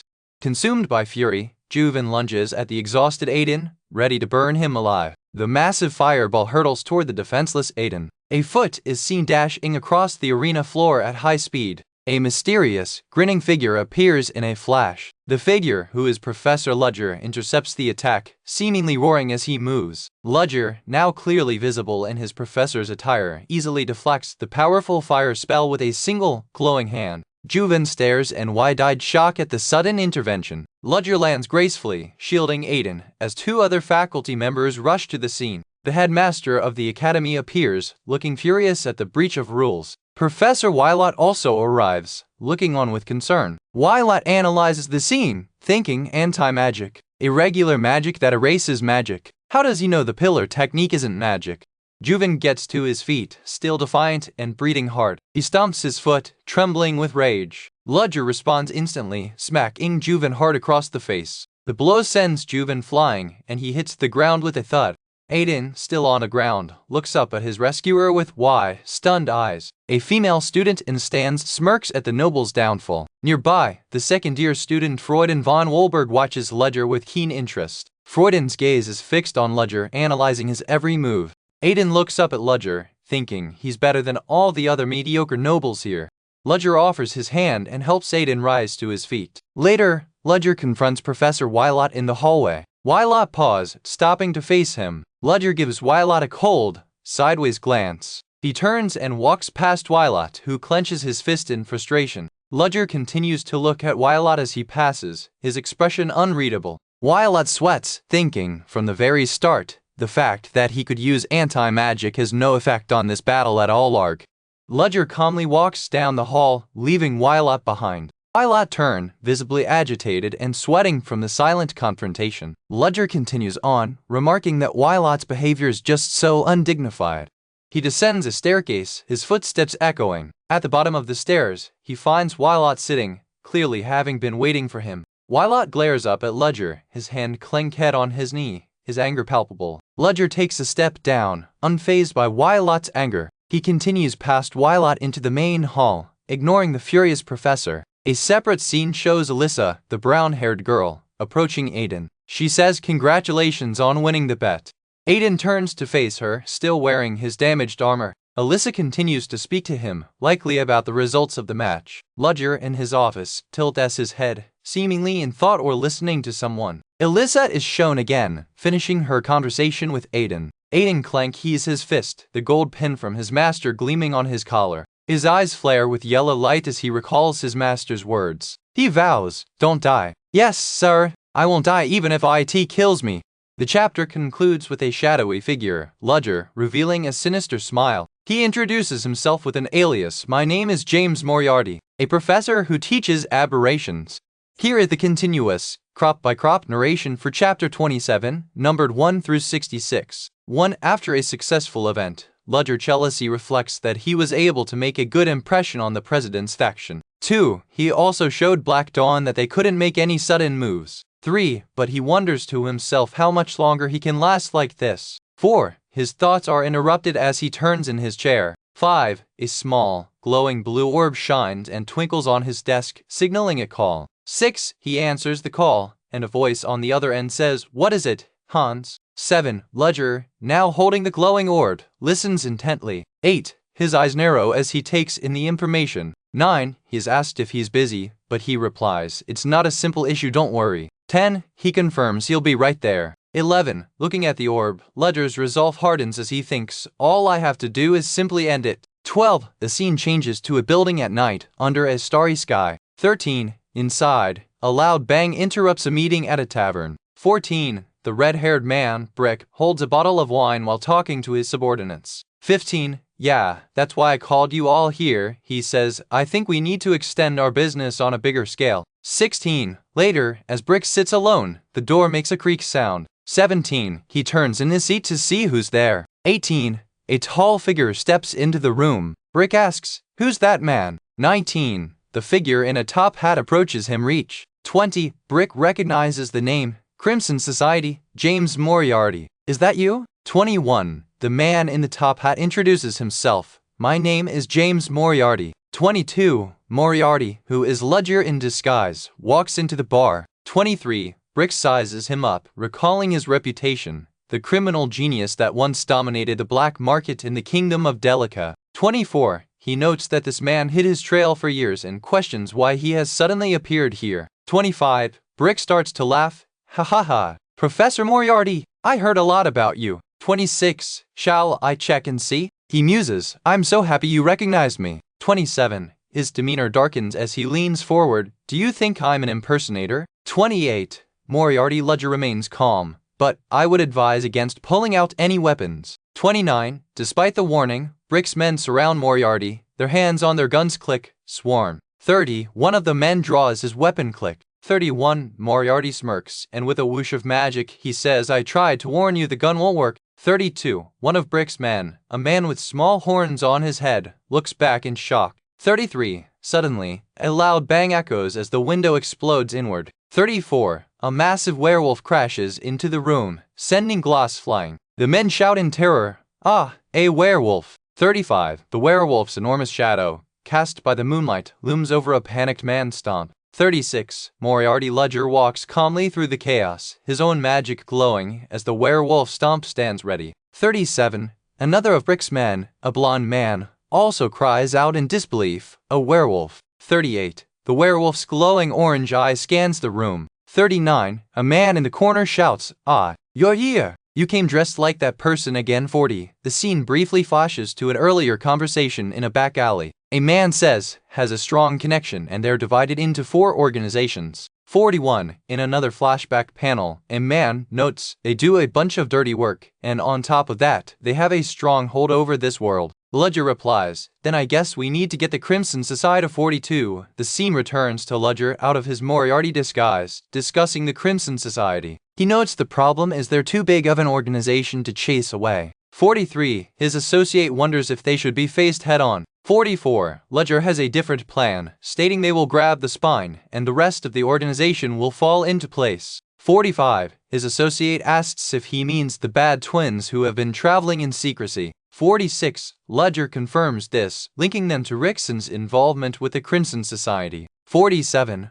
All the problems related to Rickson were likely related to them. 48. The society has just lost all of Rickson's dirty money and their precious cash cow has been cut off, which is why they're angry. 49. Ledger concludes that since they're all flustered, it's the perfect time to wipe them out. 50. His associate is hesitant, noting they are just an ordinary gang. 51. He continues, saying they're more like knights, possibly even quasi-knights. 52. Ledger dismisses this, saying they're weak, and he won't be intimidated. 53. He then points out his own huge monster, Hans, who is revealed to be the werewolf. 54. Ledger states that Hans is the person to be targeted first, setting up a clear objective for their operation. 55. His associate, Hans, seems confused by this strategy, asking me, as if he's the target. 56. Back in the tavern, Brick is furious. This bastard, he admits that whether Moriarty is an impersonator or not, he can't underestimate him. 57. I expected him to use magic, Brick thinks, but who knew he already had his henchmen.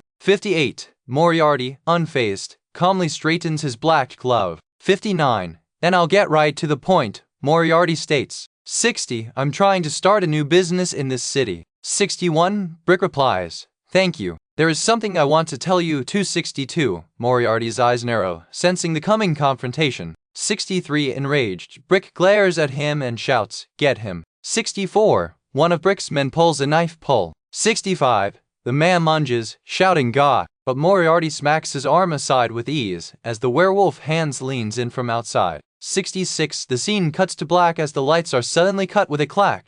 The assassin unleashes his dark magic. Third circle dark magic fool's dream, filling the bar with an ominous black aura and butterflies. He swings his blade, creating a bloody slice as he cuts down the bar patrons. Another patron is brutally skewered by the shadowy magic. A man cries out in terror, begging "Save me," as he's held hostage. The assassin callously cuts the hostage's throat, telling him to stop whining. The professor, Roger, casually holds up a pen, which begins to flare with bright purple energy. He dashes forward, his pen-turned blade dashing through the dark magic. He moves with incredible speed, a black and white blur appearing instantly in front of the bartender. The bartender, who was about to be killed, stares in shock, wondering what just happened. Roger stands over the fallen bodies, unfazed, his back to the stunned assassins. This is the continuing story of the Academy's undercover professor. The assassin leader, seeing his magic repelled, furiously orders his men kill him. Roger unleashes his own power, a brilliant blue clang of energy erupting from him. He steps forward, his boots clicking on the floor, unaffected by the previous dark magic. The assassin leader recognizes the power, exclaiming, "An aura cut down my magic." He continues his thought, identifying Roger's ability. Are they those Quasi-Knights? Realizing his men are outmatched, he thinks, "I don't think I'll lose to them anyway," as he blocks Roger's attack. Roger deflects the strike with a clink, his movements fluid and precise. One of the subordinates rushes in with a whoosh, trying to attack Roger from behind. The subordinate is shocked, as Roger vanishes from his sight. The assassin leader shouts, "Get back," as Roger reappears in a flash. He tries to warn his men, "It won't matter if it's poison as long as we cover ourselves with an aura." But it's too late. Roger sends a dagger flying with a whoosh. The assassin leader can only watch as the dagger flies past him, finding its target. The subordinate grunts, "This is nothing," as he deflects the dagger with his own aura. But this was just a distraction. Roger is already on him, his blade clinking against the man's defense. Subordinate screams "Ah!" as Roger's aura overpowers his. His body begins to burn, consumed by Roger's purple-tinged energy. The assassin leader watches, realizing the daggers were a trap to poison him. He grits his teeth, as he clutches his own hand, which is now swirling with poison. The assassin leader realizes Roger knew that an aura can't stop poison from touching the skin. The subordinate, enraged and poisoned, screams, "I'm going to kill you."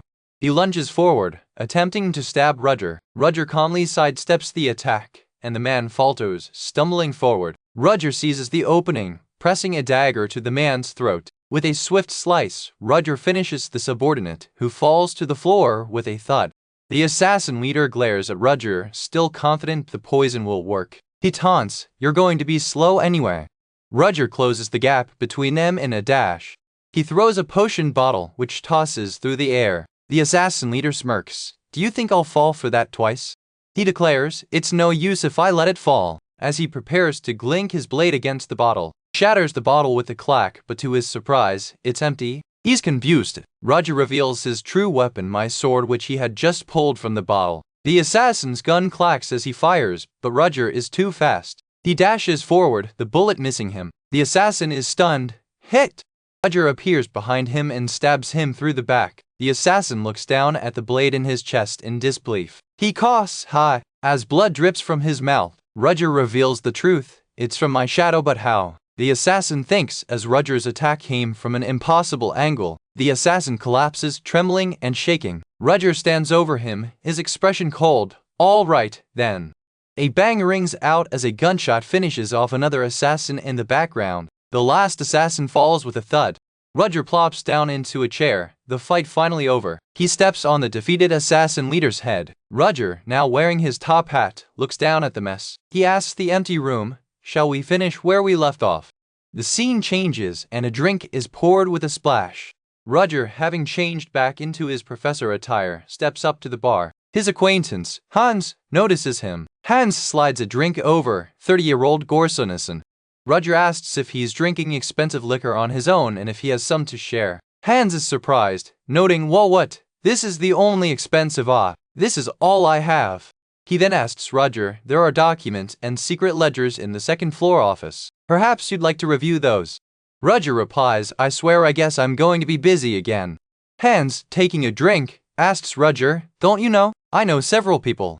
Roger, annoyed, tells him to call them, but Hans stammers, nervous to speak. Hans stares, flustered, saying, yeah, I know. I have a room to speak. Wondering where Roger is going. Roger sighs, clearly annoyed with the situation. Professor Selena approaches Professor Ledger, asking him a simple question.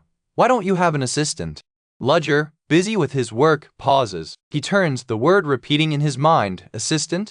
Selena is surprised, realizing he didn't seem to know he could have one. Suddenly, other professors and staff members swarm him, shocked that he's been managing all his work alone. One points out that he has around 80 students, while another mutters, one yet. Selena and another colleague tell him the work is only getting harder, impressed that he's managed so far. Later, Ledger sits alone at his desk, finally considering the idea assistance. He enjoys a hearty meal, finding the steak incredible. The realization finally hits him. I'm allowed to have an assistant? He's been struggling alone this whole time. Now motivated, Ledger opens the Academy record book. He muses that this is just like being a grad student in the 21st century. He closes the book with a decisive thud. Checks his pocket watch. He walks purposefully down the Academy hallway. He pauses, sensing someone hiding. He calls out, if you have something to say to me, just come out and say it, Serena.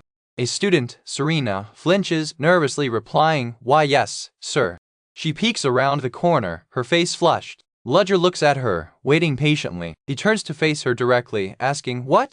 Serena is still frozen, peeking from her hiding spot. Ledger smirks slightly, amused by her timid reaction. He takes a deliberate step toward her. He stops in front of her and makes a sudden declaration, you can be my assistant. Serena is completely stunned, shouting, wait, what? She trembles, unable to believe it.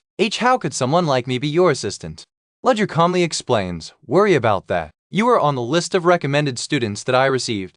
He holds up the list for her to see, and she spots her own name. Flustered, she bursts out, oh, of course not, completely refusing the offer. Ledger simply accepts her refusal with a series of nods. He thinks to himself that his plan failed. If she were by his side, he could have extracted information about the Black Hand from her. An hour passes, marked by the Academy's large clock tower. A different student, a commoner named Flora Lumos, steps forward and hands her application to him. Ledger looks at the paper thoughtfully. He accepts it, and she thanks him. As she walks away, he thinks, I guess it's decided sooner than I thought.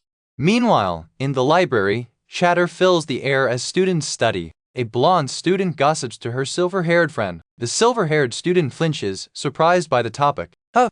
The blonde continues, animatedly discussing a rumor about an all-powerful stone that grants wishes hidden somewhere in Sioran. She insists that Sioran is the center of magic. She's sure such a powerful artifact must exist. Elsewhere, in a classroom, a silver-haired boy sits, annoyed by the chatter and just wanting class to start. Right on cue, Professor Ledger enters the room. In another part of the school, a blue-haired student laughs. A student with an eye patch, Erendir, slams her hands on the table, silencing the room. The professor will be here soon. Please be quiet. Just then, Flora Lumos arrives, asking, just bring the teaching materials? Erendir is visibly shocked, yelling, WH what? The implication dawns on her. He already picked an assistant. Professor Ledger is seen at a counter, being attended to before class. Back in his classroom, the students are unsettled. One whispers, why are they reacting like this now? Ledger stands before the class, silencing them. Let's focus. I'll start the lesson. After some time, the bell rings. That concludes today's lesson, he announces. He clarifies everything.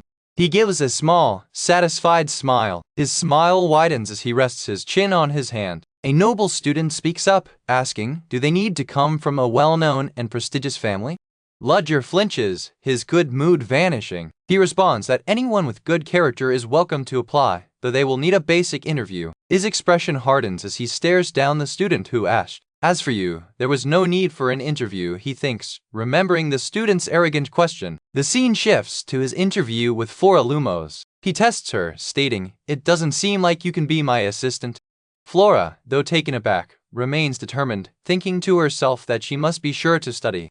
The chapter ends on a title card for the Academy's undercover professor, showing Ledger and the mysterious, all-powerful stone that grants wishes. Professor Ledger jealously strides through the Academy hallway, his mind clearly on other matters. He is interrupted by Flora Lumos, one of his students, who appears to have just bumped into him. She apologizes, saying, "Oh, well, it just kind of happened." Roger's silent, imposing presence makes Flora visibly hesitant and nervous. With a thud, he hands back the stack of books she dropped, having collected them for her. Just as he begins to walk away, Flora musters her courage and calls out, "Professor?"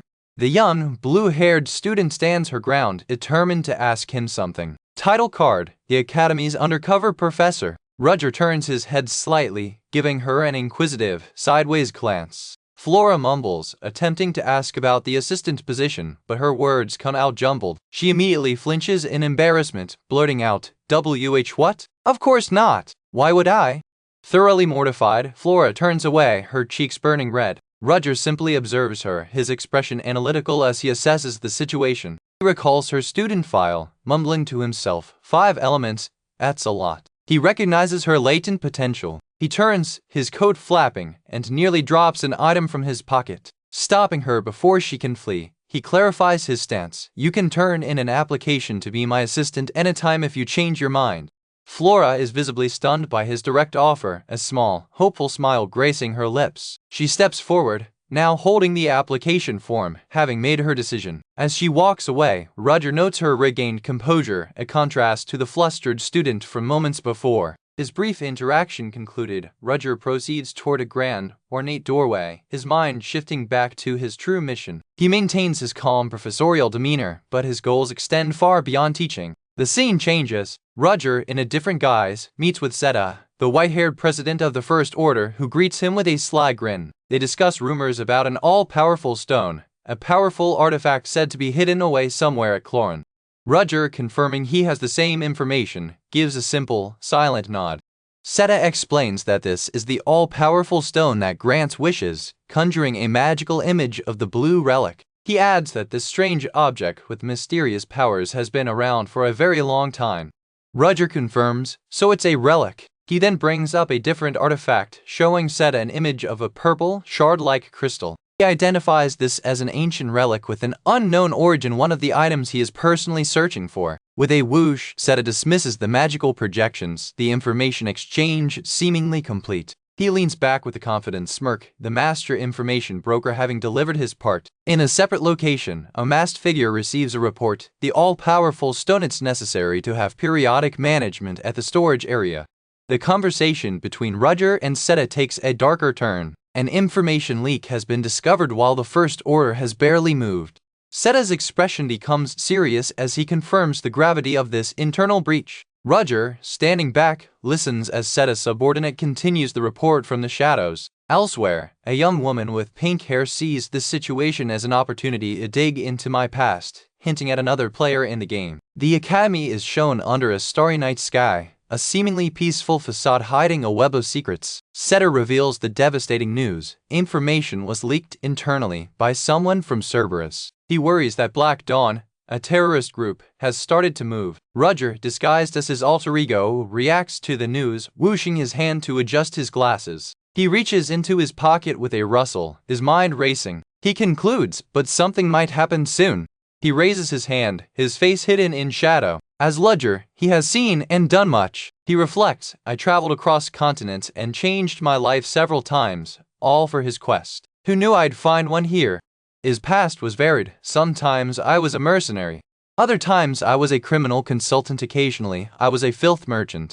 He confirms there was only one reason that I roamed the world like this: is hunt for the relics. I came over when I heard that there was a relic in the Empire, but I had no idea there'd be a peace at Clorin. A new plan forms. But what if I could use the all-powerful stone to find the location of the relic that I'm searching for? Back with Seta, a flash comes from a blue magical orb, an active communication line. A blond man appears in the orb, reporting to Seta about the relic at the academy. The man provides his intelligence. It seems there's a relic at Clorin. Seta, holding the orb, replies with a simple, calculating "really?"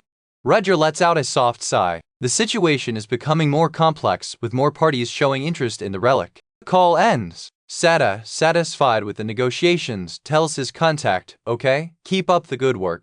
Later, Professor Roger returns to the quiet of his office, the door opening with a creak.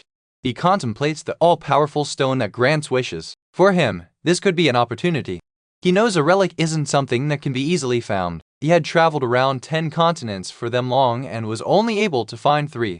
He walks through his private library, his mind heavy with the weight of his long search. Finally, he slumps into his chair, exhausted by the day's events and the new variables at play. His rest is cut short by a shocking new development. A report flashes: the all-powerful stone has been stolen. The very tool he planned to use is already gone. A servant asks Princess Elinor if she requires anything further, or if there's anything else she needs. The princess, looking weary, politely declines the offer, stating that she is fine and he may go. As soon as the servant leaves, she lets out a heavy, troubled sigh. She thinks to herself that with her current position, she can't be helped, even if she wanted to be. Suddenly, a sharp knock-knock is heard at her chamber door. Startled from her thoughts, Princess Elinor perks up. She clears her throat, composes herself, and answers. A holographic projection of a white-haired man, the Knight Commander, appears. He apologizes for being so late. The commander's image flickers as he informs her that this is a very urgent matter. He gets to the point, stating that he plans on meeting with that professor very soon.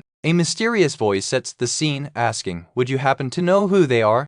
The title card for the manhwa is displayed, the Academy's undercover professor. The scene shifts, introducing Ludger Chelish, the new professor.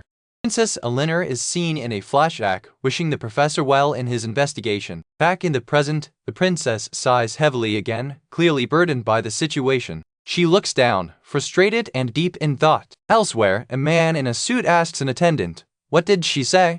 A magical communication device relays a message: "The first princess wants you to call." The attendant reports that the new professor took care of it and that the man needs to meet and speak with this professor soon. In another location, 2 men discuss their investigation. They found a piece of paper with musical notes at the factory and have analyzed it. The scene returns to the Knight Commander, who sighs and asks if there was anything else to report. He is told there was. A female student with brown, braided hair is shown, looking serious. The Knight Commander, relief, rubs his temples, looking stressed by the news. Having just been ordered to head for Soria, the female student replies dutifully, "Yes, Knight Commander." The scene finally switches to Professor Ludger, who is in the middle of a lecture. He notes that the rumors have spread like wildfire in just a few days. He holds a piece of chalk, thinking that at this rate, students will flock to the killer club just as they did during the werewolf desecration incident. He calmly continues his lecture, showing no outward sign of his internal concerns. His students, however, are completely disengaged. Several are dozing off, and one is fast asleep. Ludger concludes that if this happens, things will get bothersome in more ways than one. Noticing his bored and sleeping students, Ludger decides to lighten things up, asking if they want to see something interesting. He explains that mages always use themselves as a medium when manifesting magic, demonstrating by creating a small flame on his fingertip. He clenches his fist, extinguishing the flame, and says but. In the next instant, he remotely manifests the flame on a distant student's test paper, which burns up as the student shouts, "What?" Professor Ludger calmly explains that this is also possible with a little touch. He uses a silhouette to illustrate his point, noting that there's a subtle but precise difference between the 2 methods. He holds his gloved hand up, demonstrating his fine control. He names this advanced skill the designated coordinate technique. This demonstration shocks the class. A male student blurts out that he's never even heard of such a technique. A dark-haired female student is particularly stunned, wondering where he could have possibly learned such an advanced skill as Ludger stands before his now silent, fully attentive class. Ludger continues his lecture, explaining a complex diagram that was created by the investigation team of the first magic tower. A student shouts out in disbelief, "What?" He's not realizing the professor is far more than he seems. The professor stands confidently at the front of the class, having fully captured their attention. While some students mutter that it sounds like the same old thing, Ludger firmly tells them to focus on the lesson. He casts a complex magic circle in the air, projecting it for the class and telling them it is for your future selves. The ding-dong of the school bell signals that the lesson is over. As class ends, Ludger informs the students that they may come to his office anytime if they wish to use this magic. As he walks away, the dark-haired female student who was impressed earlier follows him, and the creak of his office door is heard. She tentatively calls out, Professor?" as she approaches his office. As Ludger turns, he deactivates his office's security system. A magical barrier whooshes and whirs before clunking open, granting him entry. Inside his private office, Ludger uses a magical recording orb and pauses the playback of a recent event. The playback reveals the critical issue: the all-powerful stone has been stolen. Ledger, his expression dark, identifies the culprit as my enemy and commands the orb, "Tell me exactly what happened." The recording plays, showing a red-hooded figure. A voice explains, "They already knew the location of where the all-powerful stone was going to be." The voice continues, "They struck us just as we were going to make a move." In a separate location, the Knight Commander, Relief, clenches his fist, stating, "We took care of it quickly." Back in his office, Ledger considers the implications. He thinks, "We catch them, the situation will get worse." He holds the recording orb, wondering, "What do you think our modern-day enemy is?" He uses his magic to whir the orb, manipulating the recording to find more information. He stares intently at the orb, his eyes narrowed as he tries to understand their motives, asking, "What are they thinking?" Leaning on his hand, Ledger senses a deeper plot. Something's not right. This situation is First Order really behind it. He sits at his desk, a glass of wine untouched beside him, deep in contemplation. He glares at the orb with cold intensity, demanding the full truth. "Explain everything from the start. Tell me exactly what happened." The chapter ends on this dramatic cliffhanger, with a to-be-continued card featuring the Academy's undercover professor. The investigation begins. Judging by the sparse details, it seems things got complicated, leading to a direct order asking for information. The documents speak of a powerful relic known as the all-powerful stone or the unicorn's horn, which apparently contains confidential information. Adding to the complexity, rumors about the stone have already begun to spread among the students, likely started by the same source that leaked the information. A shadowy figure reviews the report. It seems this person discovered the information in advance, and they don't believe for a second that it's a false rumor. After their own investigation, they have confirmed the existence and, more importantly, the location of these powerful relics. A second order is given in a whisper: "Don't report this to the superiors. We are ordered to take care of this situation alone." Among the supervisors, this particular one seems to have close connections with the black market, which is known for handling these types of illicit issues. On the other end of the line, Professor Ledger Chelsea receives this report. His assistant, Selena, stands by nervously, mumbling as she awaits his instructions. The report concludes that the target was after the First Order position, hinting at a much larger and more sinister organization at play. Selena stands before Professor Ledger's desk, having delivered her report. Ledger, having processed the information, is already making his moves. Selena, seeing his resolve, nervously asks, "What can I do?" "Pluck." Ledger places his hand firmly on the desk. He looks at his assistant and commends her. "You did enough with the information that you gave me."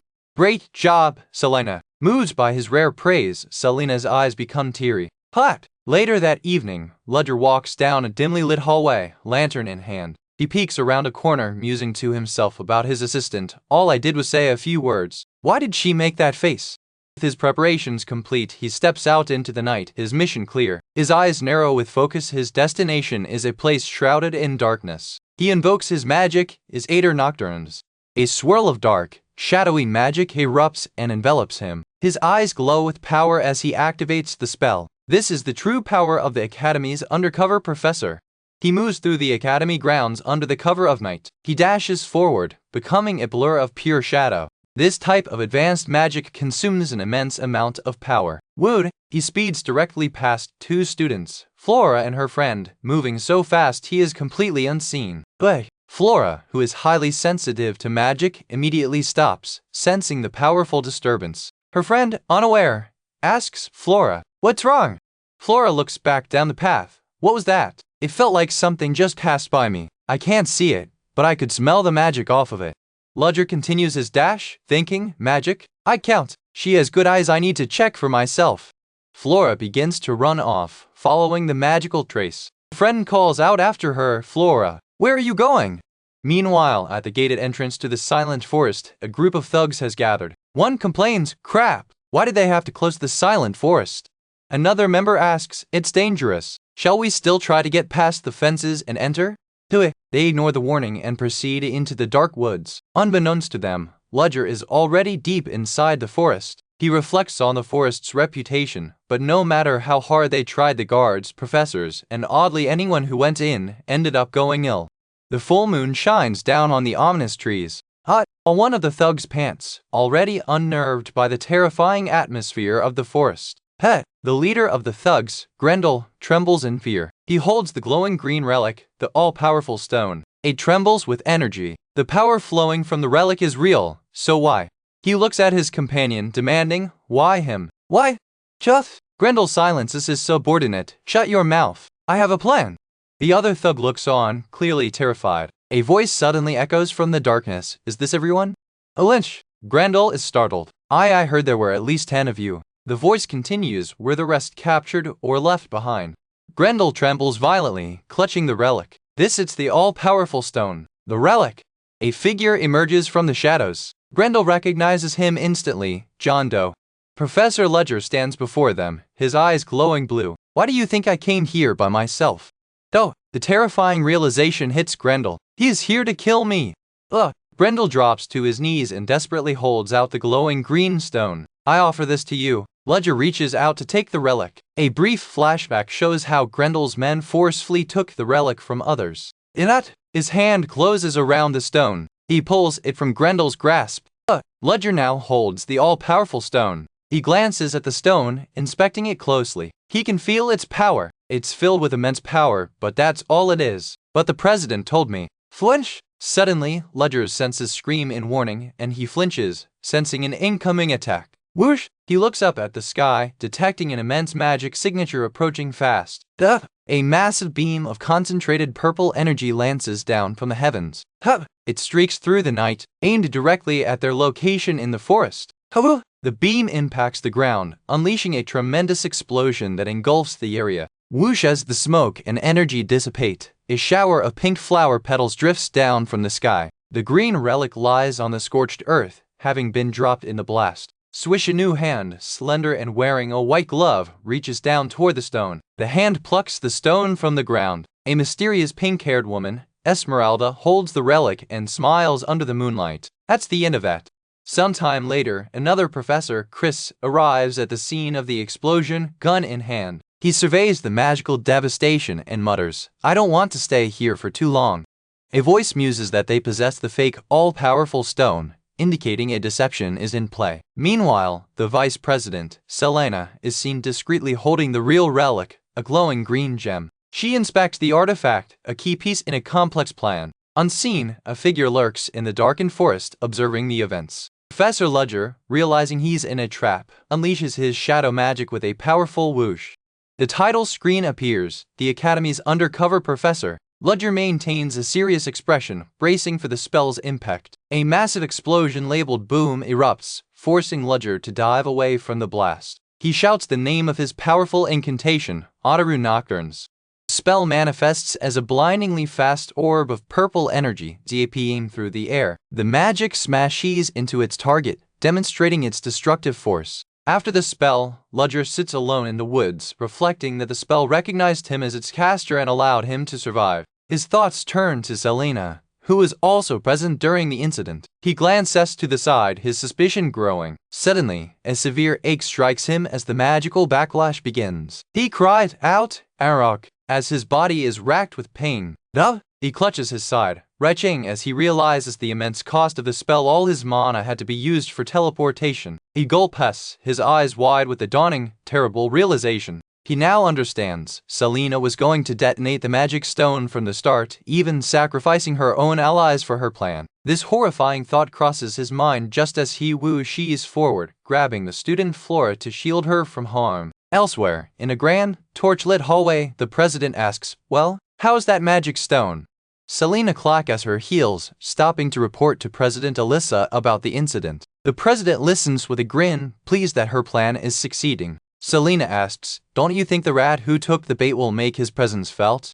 The two women step forward, walking together down the corridor. Selena's heel clacks on the stone floor as she follows the president. They descend to a dark, candlelit area where a figure lies on the ground, having fulfilled their purpose. Selena warns the figure that it's too dangerous to stay here for too long. The figure dissolves into shadows, swishing away now that its task is complete. The president holds the real green stone, confirming her shadow magic was safely retrieved. Back in the forest, Ledger continues his investigation, sitting on a log. He spots Flora Lumos and moves to pluck her from the ground. He leaps over to her, closing the distance instantly. He confronts her face to face, his expression stern. He sighs, concluding internally, still, I don't think she saw anything that's suspicious.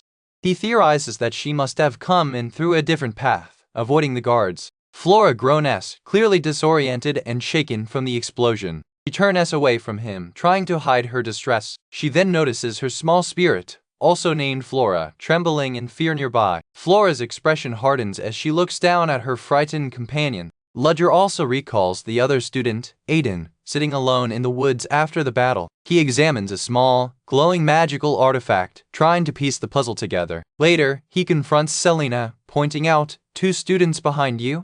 Indeed, Aiden and Flora are standing nervously behind him. Selena's eyes narrow, sending chills down his spine. As Flora turns, distracted by another student, Ludger places a hand on her shoulder with a PAT, silently telling her to stay put. He continues to stare down Selena, his gaze unwavering. Selena simply offers a grin, a silent acknowledgement of her intricate scheming. Ludger nods, understanding her unspoken confession about the events earlier. Deciding to find the truth himself, Ludger unleashes his own magic, which flashes with green light. He closes his eyes, focusing his senses, but he thinks, clenching his fist, in order to do so, tell me where the remaining key to the relic is.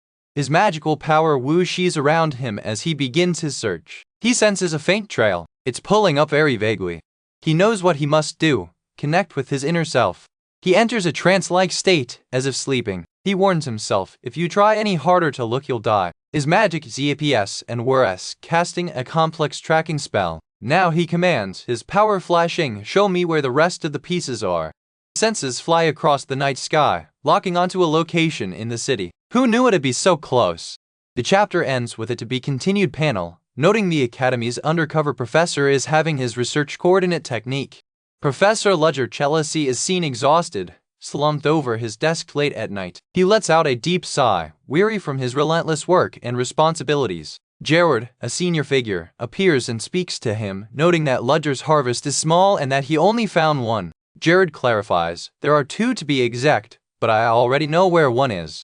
A complex green magic circle is shown, filled with astrological symbols and a glowing green crystal at its center. Jared continues his thought, focused on the other 1. His expression is grim, indicating the importance and difficulty of the task ahead. Ludger, having risen from his desk, is now dressed in a sharp suit, ready for duty. Jared reveals their next destination, the Kunst auction house. Ludger sits and listens, absorbing the details of this new, unexpected mission. Later, Ludger meets his assistant, Cyril. She is now in an elegant black dress and asks if they are leaving right now.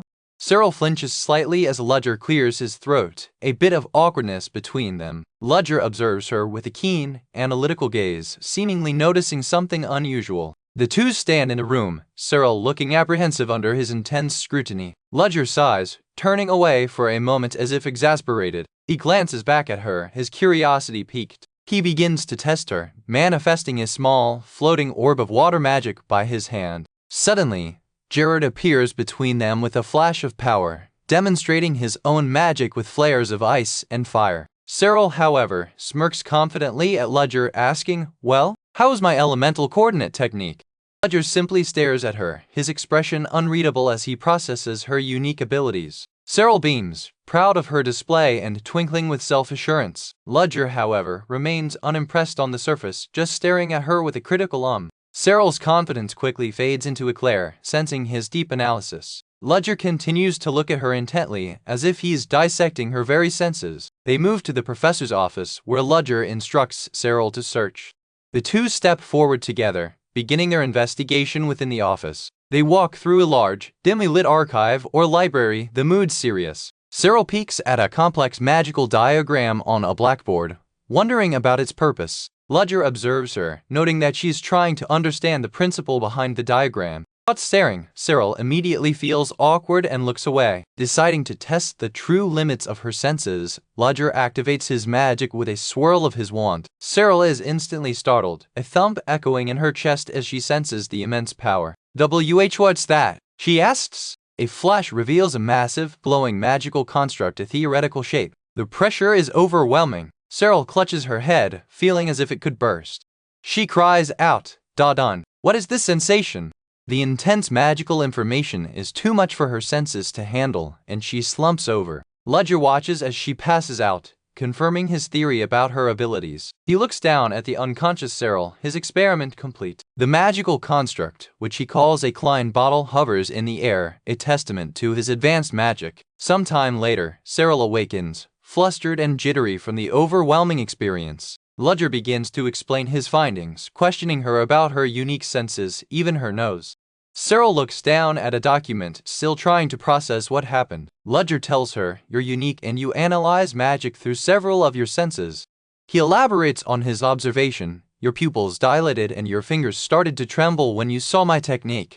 Cyril is stunned, realizing how accurately he read her reactions. He correctly deduces that she felt another form of the technique through vibrations that normal people can't feel.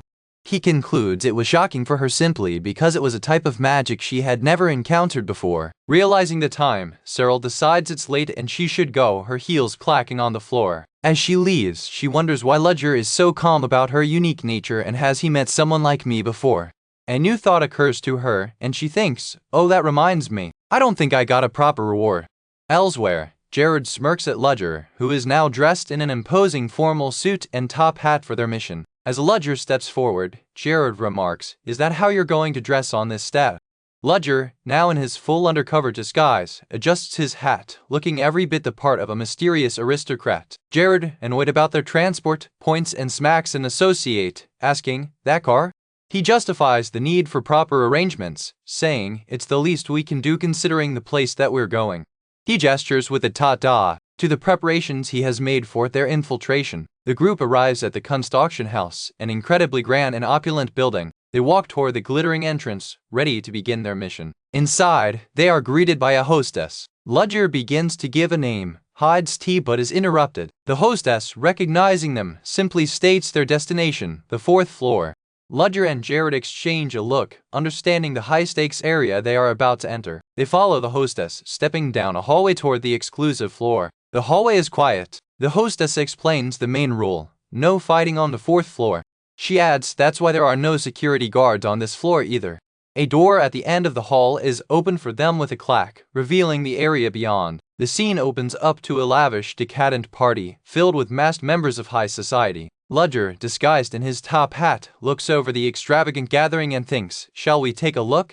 At a grand dinner, the head of the Crimson Society, Moriarty, is presented with a meal. He is told that someone heard he disappeared after a recent failure. A woman stands, her face obscured by a black veil. The host, John, who is actually Roger Chevalier, holds a glass of wine and asks Moriarty why he came to this place. Moriarty is shown sitting alone at the large, opulent dining table, the other seats empty. Another guest, a man with a distinct green mustache, is shown with his arms crossed. Roger sits at the table, speaking with the white-haired man, old kid Dayan.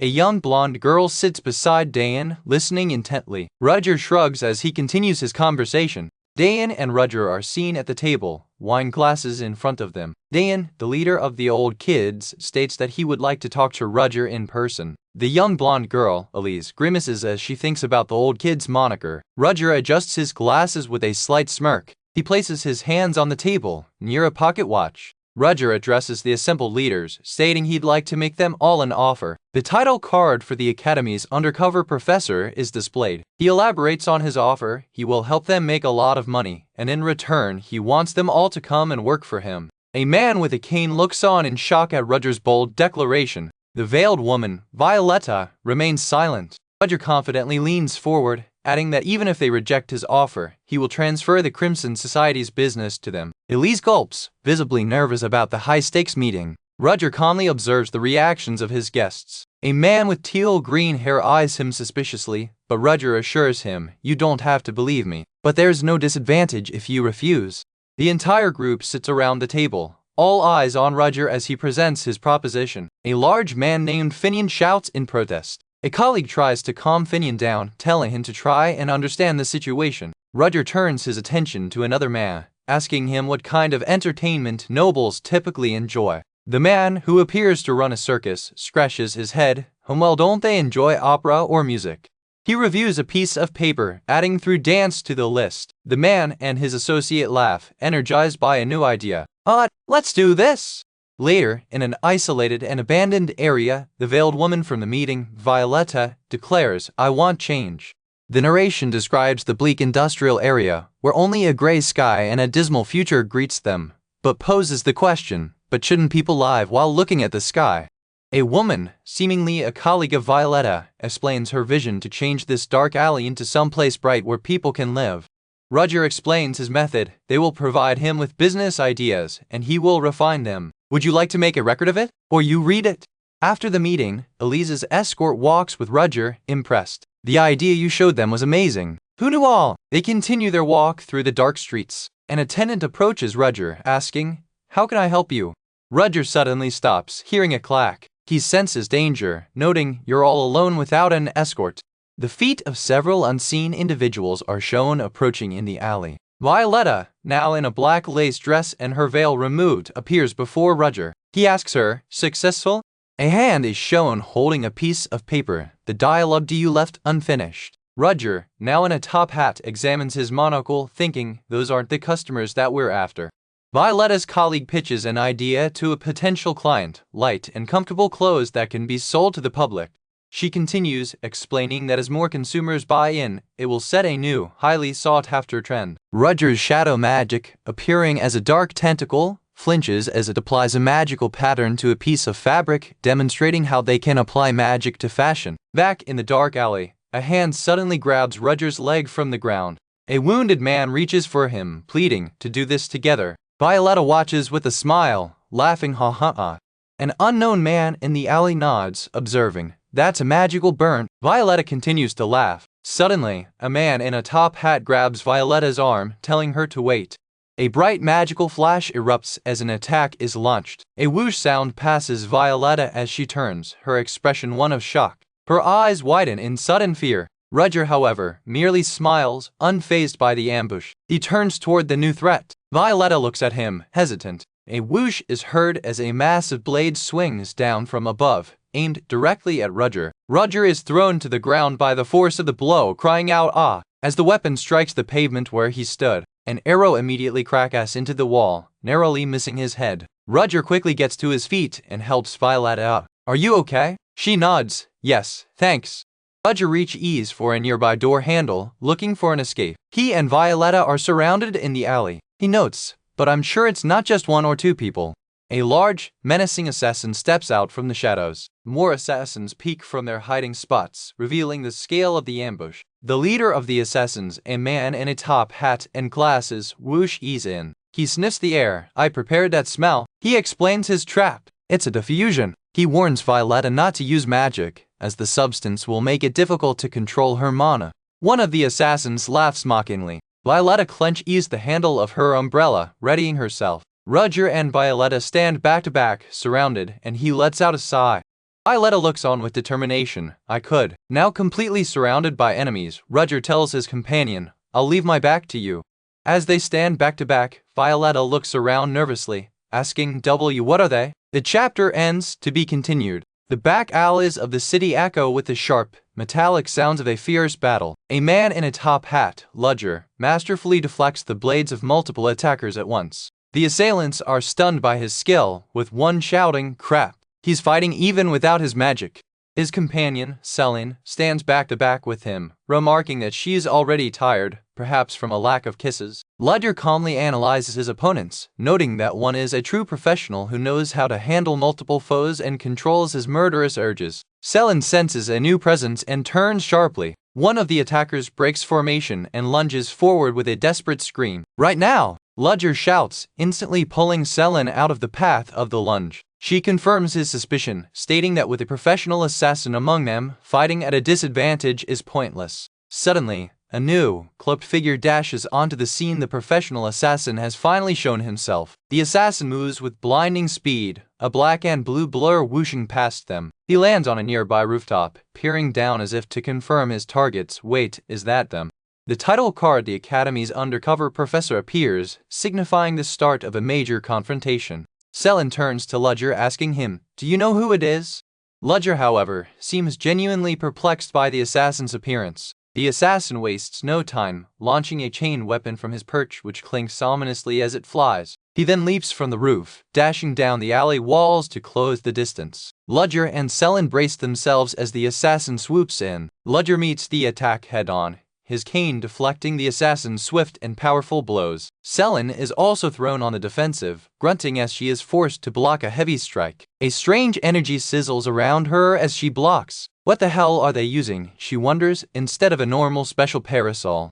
They are pushed back, finding themselves cornered and standing back to back once more. Selin asks for the plan. Ludger presents two choices: either wait for their attackers to run out of their curses or find a way to get out of there. Ludger glances up at the rooftops, clearly favoring the second option. Hold on tight, he tells his companion, and with a powerful burst of speed he dashes upward. With Selin in his arms, Ludger leaps from wall to wall, scaling the building in an instant. The assassin is not far behind, rushing up the wall in hot pursuit. Ludger and Selin land on the flat rooftop, but the assassin is right behind them. The assassin lands just a moment later, managing to nab the back of Ludger's cloak. Selin lands a few feet away, looking back in alarm, like this, as she sees their pursuer is already upon them. Seeing the woman momentarily alone, the assassin wonders, the woman's alone? Did that man run away?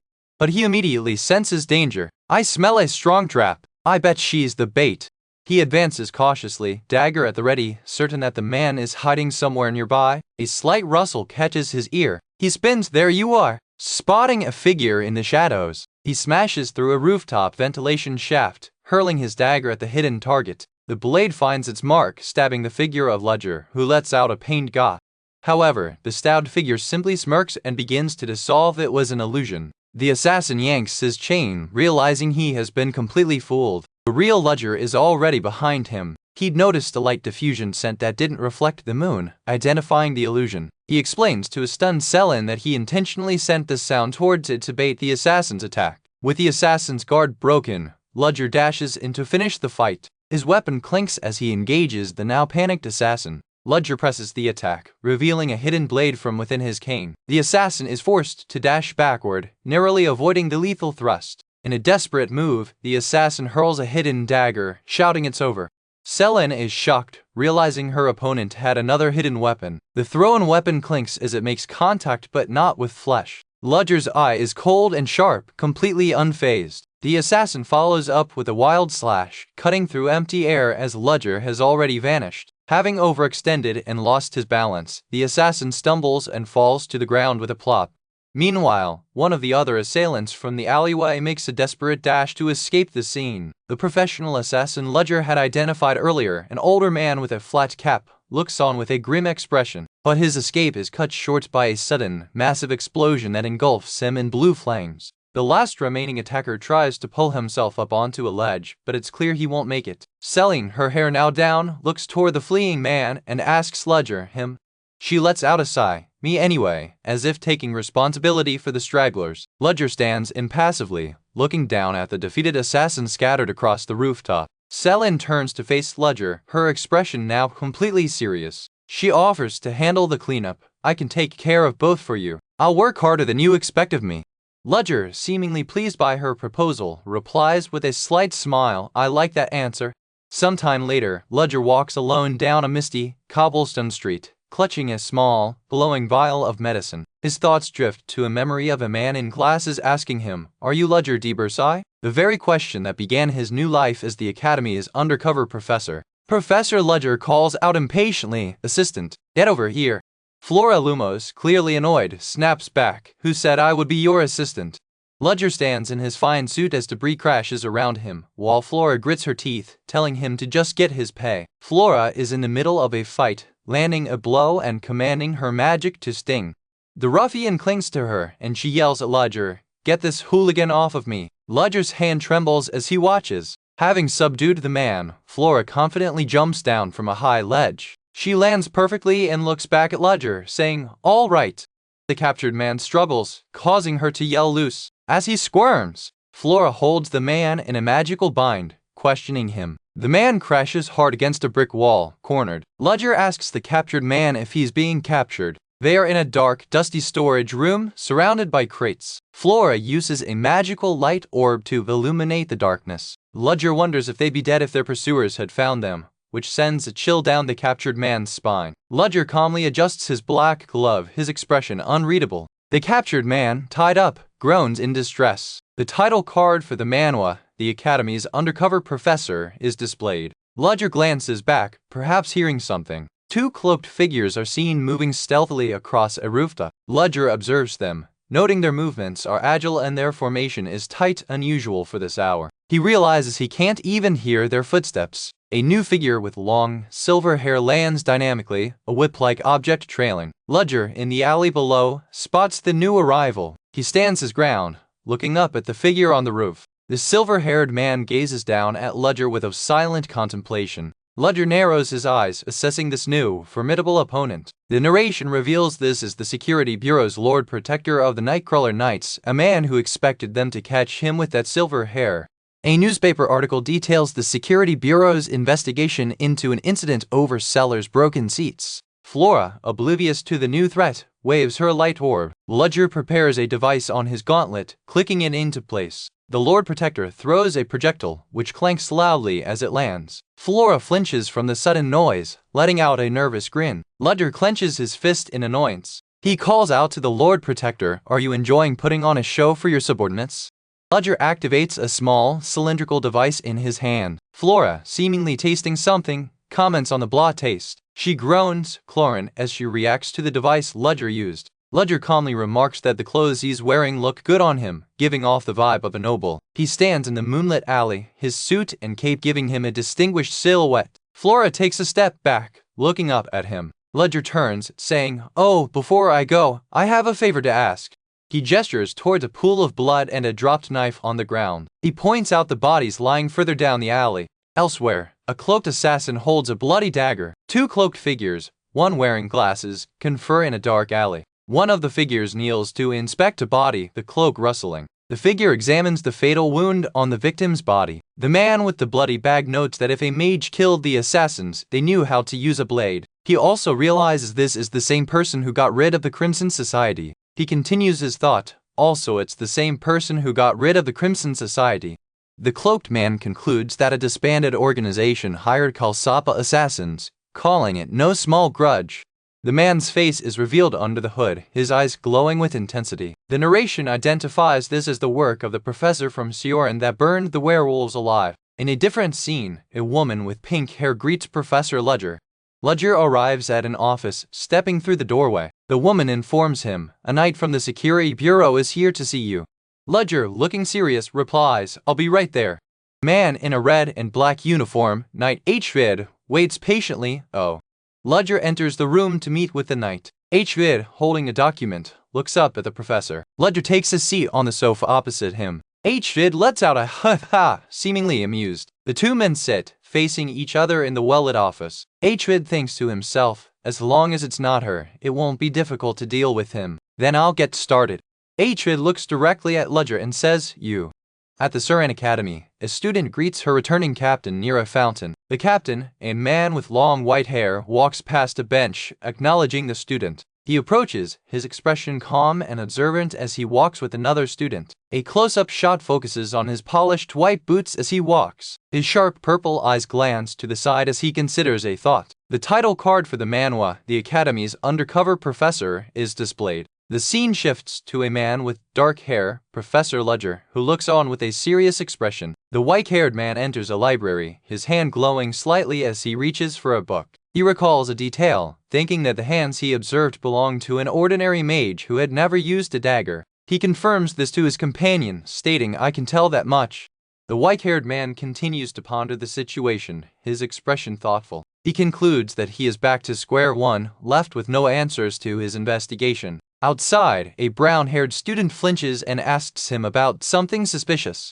He gently pats her on the head, reassuring her with a calm smile. He then grins, turning his head and asking cheerfully, "How long has it been?" The brown-haired student and a male student with glasses both gasp in surprise at his sudden change in demeanor. As he walks away, the female student asks what he means by here. He looks back with a knowing smile, replying, "There's no." He holds up a red rose, smiling brightly as he thinks to himself, "I've grown." The scene reveals the beautiful rose garden he is standing in. In a grand office, the president of Surin, Sheridan, turns to face Professor Ludger. A framed portrait confirms the man's identity, the president of Surin, the Lord Protector.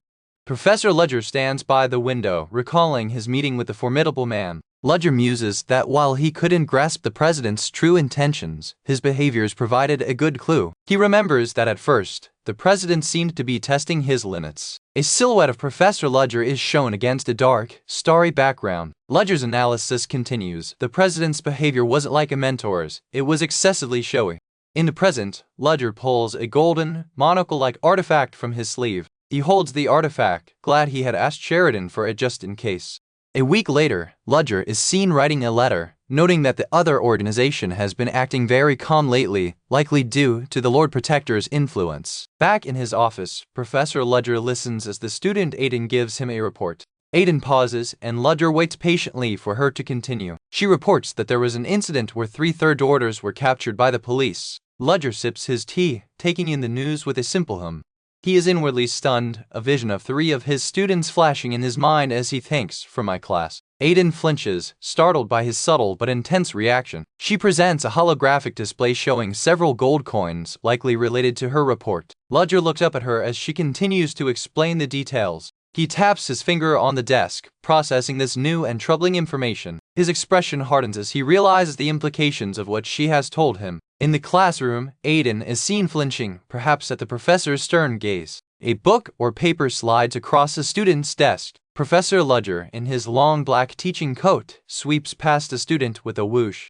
He stands at the front of the lecture hall, announcing the start of the first test period. The student Flora Lumos looks up as Ludger tells the class he is sure they have all prepared. A dark-haired female student looks on, her expression neutral. Professor Ludger activates his magic, a brilliant purple aura flaring around him as he declares, "I will start the test now." The large clock tower outside the window rings, marking the official start of the exam. One student slumps over his desk in utter despair, the test paper before him. He laments that it was an open book test, but the book was no help at all. In the background, the student Lena is seen dashing up the stairs. In a separate scene, Professor Ludger approaches his student Flora Lumos in a hallway. He holds out a specific, leather-bound book to her. He looks at her with a serious, trusting expression. He informs her, "You're going to need that book." As he turns to leave, he tells her to stop. Flora looks at him, startled, as he says he trusts she'll be able to keep the book safe. She is left looking confused by his strange request. Suddenly, the blonde student Lena appears, cheerfully putting her arm around Flora's shoulders. Flora grins, seemingly having a moment of realization. Lena, however, looks haggard and confused, asking, "Really?" As Flora looks on, the scene shifts again, showing a document titled First Year Rune Language Test Questions, with a note saying these were Professor Ludger's questions. A female professor with silver hair, Esmeralda, holds the papers. Elsewhere, Professor Chris Benimore, a man with blue-gray hair, reads a document with a stern face. He trembles with silent rage, wondering what face Ludger is making right now. He suddenly smashes his fist on the desk with a loud POW. He continues to tremble as he rereads the paper, his anger growing. He clenches his fist, annoyed that the president's daughter came to see him, assuming she wanted him to refer to Ludger's test questions. Professor Esmeralda clarifies that she was the one who brought the book, thinking he could use it for his test since they teach the same subject. Professor Benimore slams his fist down again, vowing, "Wait and see, Ludger jealousy." He furiously promises to pay Ludger back for this humiliation, all while a note reveals the truth. He wasn't the only one teaching the subject, and the leaked questions were, in fact, his own. A young student with gray-blue hair, Erendir, walks up the steps of the Surion Academy. She lets out a sigh of relief, thinking to herself that she has finally finished studying for her other tests. Elsewhere, another student informs a blonde-haired noble that Erendir went straight to her room after her shocking test results. Hearing her name, the blonde noble stops, and his companions halt behind him as he turns. He confronts Erendir on the path, causing her to flinch back in fear as he says, "So I said." The noble student, flanked by his 2 followers, looks down on Erendir with a condescending smirk. He takes an aggressive step towards her, backing her against the garden wall. Erendir looks up, wide-eyed and intimidated by his hostile advance. He sneers, telling her she's just a commoner who doesn't know her place. He violently slaps her hand, batting away the lunchbox she was holding. The sandwich and food go flying, splattering across the ground. A reindeer is knocked to the grass, crying out in pain and surprise. She turns on the ground, looking up in disbelief at the spilled food. The noble student pulls his glove tight, callously stating that this is exactly why commoners need proper training. He continues to berate the fallen girl, asking, "What do you think you're doing here?" Suddenly, a new student with dark hair appears, his calm voice cutting into the confrontation. The blonde bully and his friends gasp, stunned by the unexpected interruption. Before the bully can react, the dark-haired student seizes him and effortlessly flips him to the ground with a loud thud. The title of the manhwa is shown, The Academy's Undercover Professor.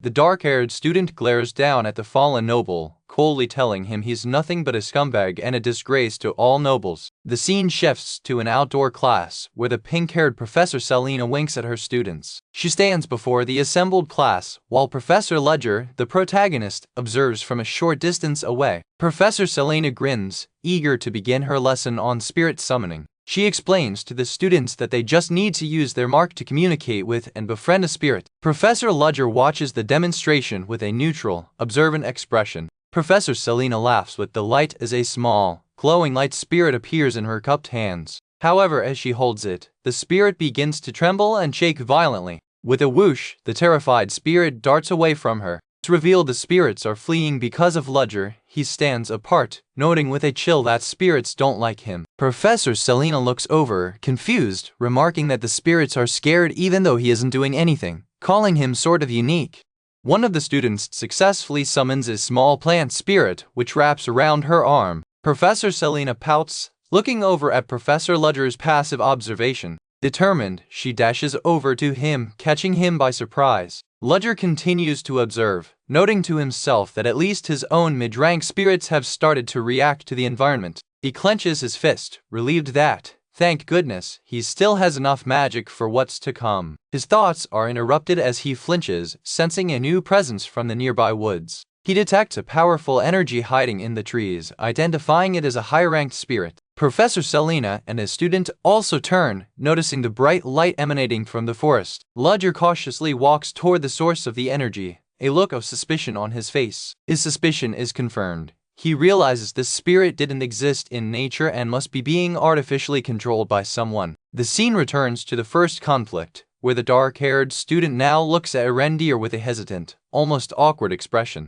He speaks to her, and she looks up from the ground, listening as he offers her help. The student looks away slightly, a contrast to his earlier cold demeanor with the bully. The reindeer, having gathered her spilled things, turns and begins to follow him. She looks on with curiosity, wondering where he is taking her. He leads her to a beautiful, sunlit private garden, explaining that not even the guards know about this space. They sit by a fountain, and he opens a container with a clack. Inside is a luxurious, perfectly prepared meal that shines brightly, far more extravagant than the sandwich she lost. A reindeer gasps, her eyes wide with shock at the sight of the delicious food. She takes a bite, chewing with complete delight and amazement. A large panel shows the two students sitting peacefully in the garden, eating together. The caption reads, "I know it. You can't believe rumors."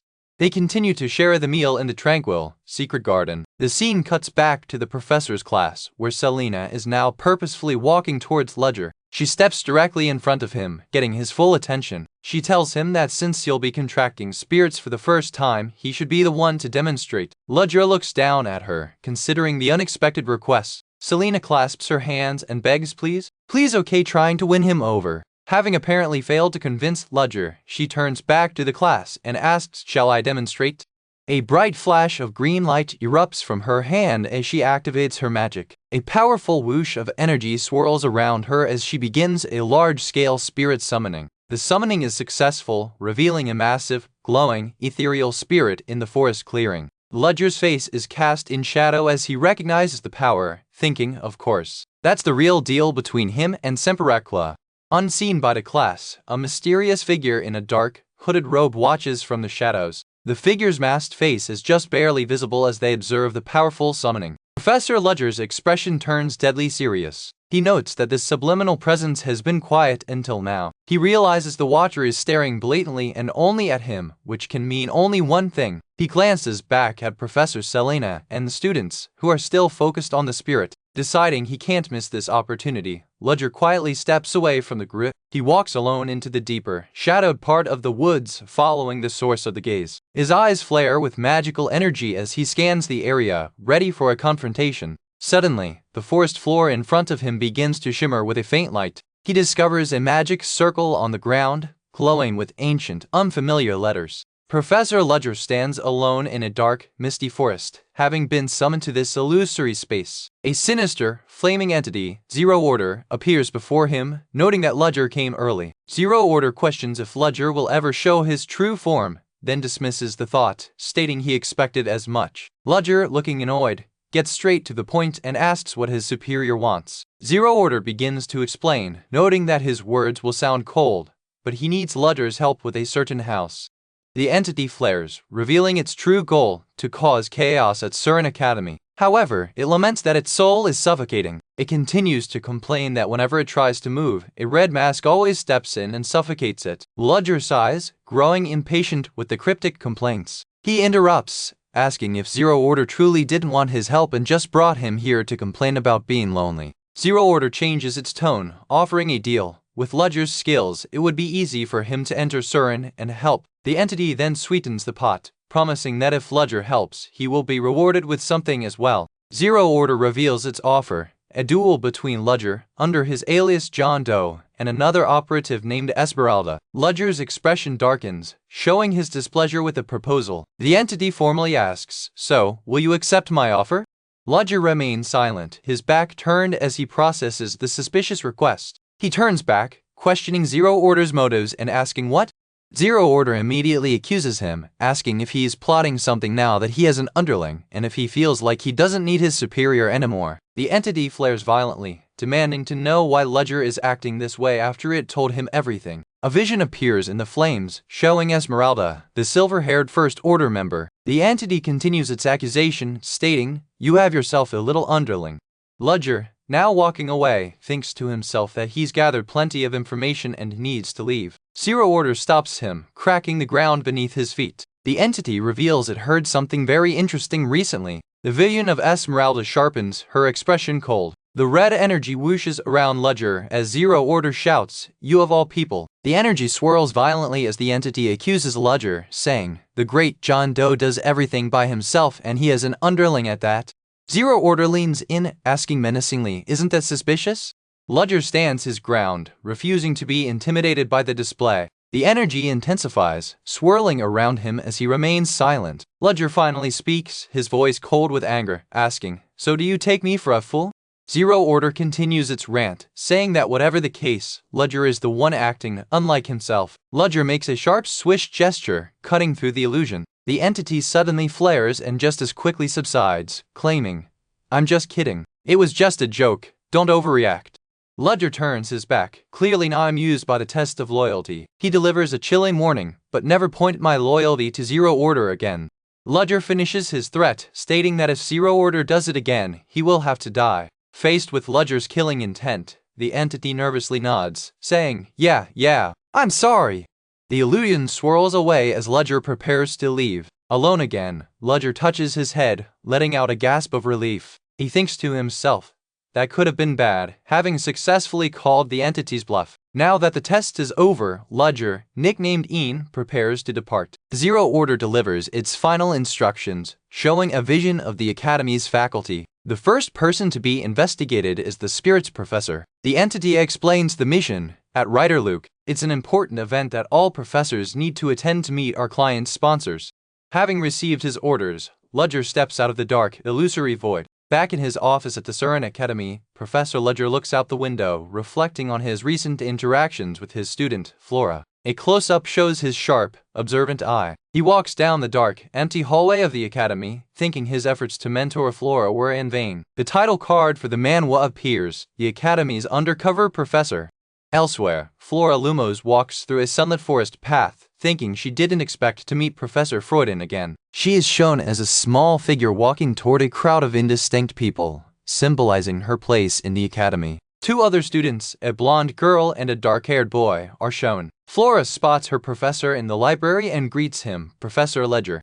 She approaches him with a serious expression. Suddenly, she flinches, surprised by his sudden appearance right in front of her. A cheerful voice calls out, and another student, Aiden, waves enthusiastically at the professor. He runs up to them, asking Professor Ludger if he knew they would be there. Flora clenches her fist, clearly annoyed by Aiden's loud interruption. Aiden leans in with a playful "ha," noticing Flora's reaction. He flashes a wide, teasing grin. Flora glares at him, muttering hum. Aiden continues to smile, seemingly enjoying her annoyance. He finally asks her, why are you laughing? Aiden wipes his face with a handkerchief, chuckling, phew. You really got me there. Flora stares at him blankly, completely unamused by his antics. The scene shifts to the Grand CERN Academy building at night, lit up for an important event. Inside, the Chatter Welcome event is in full swing, with professors and guests mingling on a checkered floor. Ludger enters the ballroom alongside Professor Selena, who remarks that the welcome event is finally here. A fellow professor approaches Ludger to thank him for his work. Ludger, holding his drink, acknowledges the pleasantries while observing the party. Professor Chris Benimore, known for his arrogance, steps forward to interrupt. Ludger takes a sip, his eyes cold as he sizes up the approaching man. Chris, standing beside the pink-haired Professor Selena, looks hesitant and annoyed. Ludger calmly raises his hand, signaling that the conversation is over. That's enough. He steps between Chris and Selena, leaning in to whisper something directly into Chris's ear. Chris looks baffled by the whisper, questioning, I am? Suddenly, Chris erupts, shouting in indignation and drawing the attention of the entire hall. He trembles with unrestrained rage, his fist clenching tightly at his side. Chris escalates the confrontation, poking Ludger repeatedly in the chest. Ludger instantly catches the offending hand, his grip like steel. How dare you? With a chilling gaze, Ludger effortlessly twists Chris's wrist, ordering him to move aside. Chris trembles, shocked by Ludger's overwhelming strength as he is easily subdued. In a desperate attempt to save face, Chris shouts, Fire me! Fire me if you can! A nearby guard intervenes, grabbing Chris's arm and warning him that people are looking. Chris flinches, trying to yank his arm free from the guard's grasp. The commotion is interrupted by a loud slap as the Academy's director, Seta, strikes Chris across the face. Holding his stinging cheek, Chris immediately apologizes, I'm sorry, director. Ludger watches the scene unfold, noting how things have taken a strange turn. He had only intended to use Professor Selena as an excuse to leave. A slow, rhythmic clapping is heard as a new figure wonders if something interesting is happening. The Academy president, Alyssa, makes her grand entrance, surprising the director. She addresses Chris directly, asking with a smile if he was just about to be fired. Chris is struck dumb, unsure how to answer the powerful woman before him. The president's golden eyes narrow, carefully analyzing the tense situation. Chris flinches as the president walks past him. She is accompanied by a massive, intimidating bodyguard, causing Chris to stammer, Father. Ludger and Selena observe the new development, with Ludger letting out a quiet sigh of relief. The president gives director Seta a pointed, questioning peek. The director looks visibly nervous under the president's intense scrutiny. President Alyssa proposes a solution, a duel to settle the matter between the two professors. The title card for the Academy's undercover professor is displayed. Ludger is perplexed by this turn of events. He thought the issue was resolved, so why a sudden duel? Director Seta and Professor Chris quickly agree, seeing no harm in settling things this way. Ludger reaches for his cane, silently accepting the challenge. Chris smirks at Ludger, condescendingly asking, What do you mean? He confidently decides to let his aide fight, thinking he'll give it a try. Chris is certain that while Ludger may look tough, he is not a skilled mage. Chris's aide, a large, brutish man, steps forward with a menacing hum. Chris whispers to his aide that the guard from the Luke Company is no easy opponent. Elsewhere, President Alyssa leans on her cane while speaking with Director Seta. The director clasps his own cane, listening intently to the president. Professor Chris grits his teeth, watching the two powerful figures converse. The president speaks firmly to the director, informing him she wanted to ask for a favor. She smiles, sensing that this situation has provided her with the perfect opportunity. With the confrontation seemingly over, Ludger adjusts his suit and tie. He notices Professor Selena quickly dashing away from the crowd. Ludger turns, watching her leave the main hall. He flinches, suddenly remembering his original mission, the spirits professors. He sees Selena joining the other spirits professors at a table outside. Realizing this is his opportunity, Ludger recalls his last conversation with Esmeralda, the red-haired professor, noting her demanding personality. He remembers her calling out the name Giselena. He also thinks of Professor Aiden, the elf-like man, grinning humbly. had said, "I don't deserve to teach the first-year students." Ledger mentally curses. He gained nothing useful from that train of thought. He had meticulously reviewed the files for all 3 new professors. His conclusion at the time was that none of them showed anything particularly special. He recalls the image of a hooded figure and Esmeralda's demanding nature, noting she can't maintain her composure. As he walks, he wonders if this means she isn't one of the professors he's looking for. He concludes that with such a lack of information, he must consider every possibility. His thoughts are interrupted as a waitress with glasses offers him a fresh drink. Ledger takes a sip from his glass while scanning the room. His eyes land on Professor Selena, and he thinks, isn't that? He turns his head, focusing his attention on Selena. Professor Selena turns and smiles, seemingly at someone nearby. The narration identifies the waitress who just served Ledger. Her name's Joanna Lovett. The waitress, Joanna, walks past with her tray. Ledger's focus suddenly shifts from the professors to this particular waitress. He watches her intently as she walks away from the main party area. His gaze follows her down a corridor as he wonders, where is she going? The chapter ends on a cliffhanger as another character, a man with glasses and blue-tinted hair, exclaims, "Medicine?" The banquet is underway, but Professor Ledger Chelsea is not here to socialize. He steps away from the crowd, his mind on other matters. A young maid with striking silver hair turns, her duties momentarily forgotten as she observes the professor. Ledger, holding a drink, continues to scan the room. He notices 2 individuals engaged in a hushed, serious conversation. His sharp eyes focus on the pair, noting their suspicious demeanor. They appear to be discussing business, perhaps related to fashion or clothing, but their furtive glances suggest something more. He then spots another woman, standing alone, deep in thought. Ledger reflects on the nature of this gathering. Commoners, emboldened by their new status, are making deals in the open, unaware of their precarious place. He takes a sip, his expression cold and calculating. He understands their ambition. Their movements will soon turn into a powerful new wave, changing the flow of the future. But Ledger knows this change won't be easy. He predicts they will learn soon enough just how harsh the world can be. Suddenly, a sharp zing echoes in his mind, and his glass clinks as his hand tightens. A familiar, unwelcome sensation begins to build. The world around him seems to shatter as the internal pressure mounts, a side effect of the immense power he keeps sealed within. He stumbles, catching the attention of a nearby student, Flora Lumos, who looks on with concern. Ledger quickly excuses himself, stepping away from the party, his composure threatening to break. He clenches his fist, his body trembling as the symptoms worsen. He needs his medicine, and quickly. "Accept our power," a voice whispers in his mind. He grits his teeth, resisting the call. "You were chosen," it insists. "Shut up!" Ledger commands inwardly, his hand digging into his pocket as he chews the vital medicine. He leans against a balcony railing in the darkness, the medicine slowly taking effect, his thoughts drifting to a young woman with blonde hair, standing alone on a desolate balcony, looking out into the night. A man with blue hair approaches her from behind, offering a vial. "Medicine?" he asks. This is the official title card, the Academy's undercover professor. Back at the banquet, a terrifying roar echoes. A massive, fiery creature smashes through the wall, sending debris flying. "Monster!" a guest screams, dashing away in terror. "Run away!" another shouts. Ledger, having just returned, instinctively thinks is that the massive fire beast looms over the terrified crowd,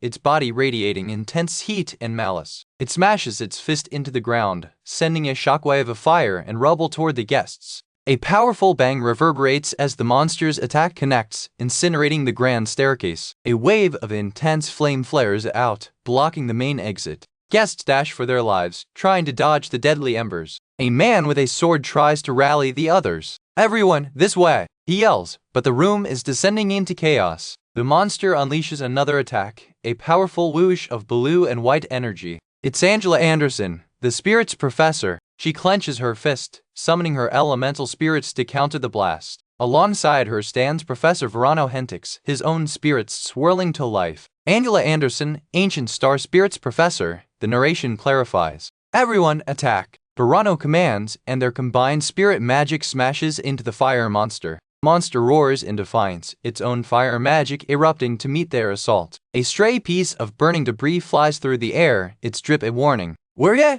Ledger thinks, noticing the danger. A guard raises his sword to block it, but the magical fire instantly clacks against his blade and flares up. The man is engulfed in the cursed flames, screaming in agony as his sword melts. "Don't let the falling fire touch you!" A senior professor warns, "Throw away your weapon." Ludger watches the scene, his expression hardening as he analyzes the relentless crackle of the flames. He identifies the creature, something like Ifrit, a high-ranked spirit. It's closer to a 6th circle level high spirit. Wait, he muses, but why is a high-ranked spirit on a human focus? He notes it's incomplete, lacking its lower body. The monster's lower half flares, confirming his suspicion. Its lower body is incomplete. Did it incarnate itself by using a medium? He realizes the danger. One of the disadvantages of summoning through a medium is that the spirit is able to hide its true identity. He spots Professor Joanna Loveleft as summoner and realizes she is the likely medium. He dashes toward her. It's too late to examine her now, he thinks, his priority shifting to survival. He sees the monster turn its attention. The heck is that? It seems to roar, targeting him. As the monster's fiery attack bears down, Ledger is thrown to the ground, skidding across the floor. Oh! The beast raises its massive claw, ready to crackle and burn him to cinders. A massive whoosh of fire erupts, completely engulfing the spot where Ludger lay. But Ludger is already gone. He dodges the blast, a blur of motion as he swishes to safety. He finds the silver-haired maid, Renee, frozen in terror. He clenches his teeth, grabbing her. A dark, shadowy power, Ludger's true magic, erupts around him. "Line," a voice whispers as he shields the girl. He holds Renee close, his own whoosh of dark energy forming a protective barrier against the flames. "Are you okay?" he asks. Renee stares up at him, her blue eyes wide with shock and a strange familiarity. She stammers, realizing they aren't hurt. "How did we not get here?" Ludger rummages through his coat, his expression unreadable as he pulls something out. "I've seen this gaze somewhere before," Renee thinks, her mind racing. She looks at the man who just saved her, a question forming on her lips. "Have we met somewhere before?" Ludger simply smiles, a subtle, almost sad expression, not answering her question directly. He gently pushes Renee to the ground, out of the line of fire. "Rise," he commands, his own power beginning to swell. He stands up, his boots stepping forward as he prepares to confront the monster. He dashes toward the beast, no longer hiding his intentions. The fire monster turns, sensing a new, powerful threat. Ludger's eyes glow with a cold, blue light. "Eateru Nocturnes," he incants, unleashing his shadow magic. A massive whoosh of pure darkness erupts from his body, swirling like a tempest. The darkness forms into shadowy claws, countering the monster's fire. The fire spirit crackles, its flames struggling against the encroaching void. Ludger emerges from the shadows, his true, long-haired form momentarily visible as his power is fully released. "The festivities end here," he declares, his voice absolute as his darkness consumes the flame. Far away, a green-haired elf named Tyrion looks up, his senses tingling. "Do you experience any strange symptoms?" he asks, as to be continued appears. The young elf chants, "Tear it apart." Vendeswalp, unleashing a powerful water spirit. The spirit, shaped like a wolf, dashes forward. It slams into the massive fire demon with a tremendous boom, engulfing it in steam and water. The demon roars in agony, "Gaia!" The water spirit continues its assault, swirling around the fiery foe. The professor and another woman watch as the battle rages. The demon groans, grrr, as it's pummeled by the water. The elf seems confident, noting that his spirit is beating it. The spirit continues its relentless attack, but the elf's expression suddenly changes to shock as he sees the demon's arm begin to burn, indicating it's regenerating. The demon's arm regenerates, prompting the elf to shout "Gaia!" in frustration. The fire demon clashes violently with the blue water spirit. The elf watches with wide, worried eyes. The professor narrows his eyes, sensing something new. A shadow, he wonders. Suddenly, the professor springs into action, dark tendrils of shadow magic erupting from his back as he dashes forward. The title card, the Academy's undercover professor, appears. He leaps into the air, launching multiple beams of pure blue energy at the demon. The beams slam into the monster, clang, meeting its fiery hide. The elf can only watch, his face etched with strain. The demon is struck again, causing a bright flash on impact. The woman at the back watches, concerned. Elf admits his weakness. "I lack power. I can't use any big magic because of the exhaustion earlier." The professor continues his assault, landing a clean hit on the demon. A man in blue armor joins the fight, his own magic swirling. His magic gathers into a powerful orbits over. The orb crackles with immense energy. It detonates in a massive boom of ice and energy. The demon lets out a final, deafening ah. As it's consumed by the explosion, the elf and the woman brace against the shockwave. In the aftermath, a dark, ominous voice speaks from the embers. "Human."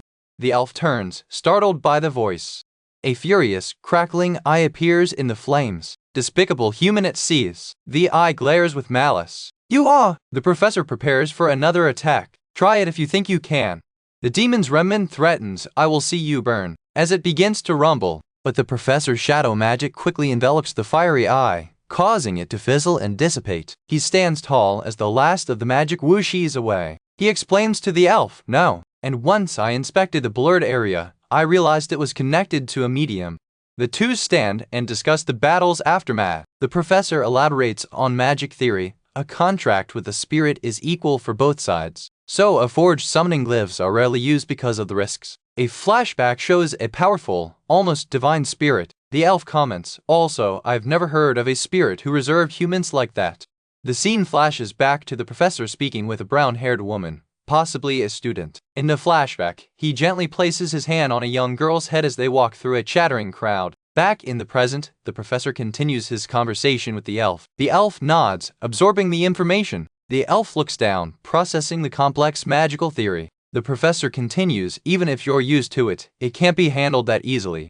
He explains, you must be born with great spatial perception or. They stand in the quiet aftermath, the professor deep in thought. Was I? The elf looks at him, listening intently. The professor flinches, as if hearing an echo. For example, hearing strange sounds. He continues, maybe I'm just worrying for no reason, but there are some people who have a far more twisted way of thinking than others.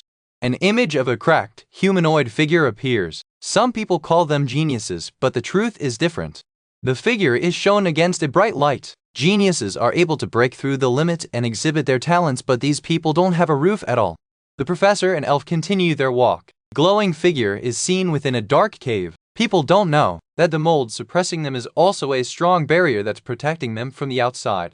The professor glances back at the elf. The elf seems to understand. Rella, all I know is so extraordinary, so I thought maybe. The professor's expression remains serious, his thoughts clearly on this deeper danger. The elf looks concerned, speaking to the professor. The professor listens, his expression thoughtful. The elf continues, but if there were something more after, then it's probably that. The professor points, perhaps indicating a direction or making a point. The professor stands alone, a stern look on his face. They be able to make direct contact. The professor's eyes narrow as he thinks, shadow magic subtly swirling. He is later seen reading a newspaper. The headline is clear, terrorist attack at the banquet hall.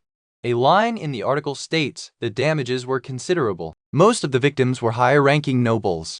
He's seen sitting alone at an outdoor table, contemplating the news. Looks up from his paper, his gaze sharp. This was profitable for Esmeralda. I know who Esmeralda is now. A flashback shows him confronting two shady figures. He continues his internal monologue, it's not time yet. I'll keep an eye on her and wait for my chance. The newspaper he was reading shows a picture of a man. This man, the professor's face is cast in shadow. This could become a nuisance. He sits at the table, still holding the newspaper. A woman with a large, fashionable hat appears, walking with confidence. This must be Esmeralda. The scene ends on a small, inset panel showing two other characters discussing someone named Mr. Lubbert. A man with long dark hair, Roger, looks forward with a serious expression. He walks down a bustling city street, observing his surroundings and noting, this is the new street. A woman in a hat, Violetta, walks beside him. Roger muses that other organizations are already working on his business proposal and that Krobus is preparing a musical instead of a circus. He also notes that the old kids are working to publish a book, a variety of information and folk stories by unknown writers. Violetta steps up to walk beside Roger. He points out a building, identifying it as the new clothing store. Violetta smirks, admitting, of course, I've been dreaming of this moment. Roger instructs her to look at the people. He gestures to a large building, identifying it as the place for our fellow colleagues who will be working with us. Inside, a nervous young man, Arp, shakes Roger's hand, addressing him as "Oh, greatness." Roger yanks his hand away, stopping the man's fawning. Blonde-haired man dashes forward, his thoughts trailing off. He greets Roger as leader and then immediately turns his attention to Violetta, asking, "And who's this beautiful lady?"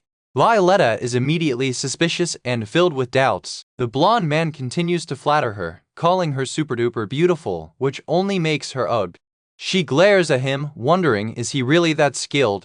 The blonde man leans in, asking Violetta if she's alone. He laughs and introduces himself, stating his occupation is a crook, which causes Violetta to flinch in annoyance. Another man approaches Roger and Violetta, asking why they were called. The blonde man, Alex, smirks confidently. The title card for the Academy's undercover professor is shown. A door to a building creaks open. The nervous man, Arp, peers in, announcing, "Hey, you're here." Roger and Violetta stand inside as Arp sighs, seemingly overwhelmed. A woman with orange hair, Saradin, and a small boy, Lemu, burst into the room, with Saradin joyfully exclaiming, "Oh boss, it's been so long." The reunion turns chaotic as Saradin crashes, yelling for everyone to finish what they were talking about earlier. She grabs Arp by the head, who trembles in fear as she says, "This will only sting a little." Alex, the blonde crook, winks at Roger. The group stands assembled in the room, ready for the meeting. Two new members are formally identified. Member of UN, Owen Pantos, a large man, and member of UN, Owen Arp, the nervous young man. Roger stands at the head of a large table, addressing his newly gathered team. He informs Pantos and Arp that it is now their turn to introduce themselves. Pantos begins, "It's nice to meet you," but Arp cuts him off, asking, "What was that?" Arp glares at Pantos, questioning if they were really going to cross paths here. Violetta is stunned by the interaction, shouting, "What?" As Roger turns to look, Arp directs his anger at Alex, the blonde man, saying, "What the heck?" Pantos pulls off his hat, intending to finish his own introduction. He reveals his true, beast-like features with pointed ears and sharp eyes. Arp is completely shocked, exclaiming, "Huh? He is half beast?" Roger remains seated calmly, observing the introductions. The other members, Saradin and Lemu, react with a simple "oh." Roger moves on, stating, "Lastly, we have Violetta." Violetta is caught off guard, pointing to herself and asking, "What?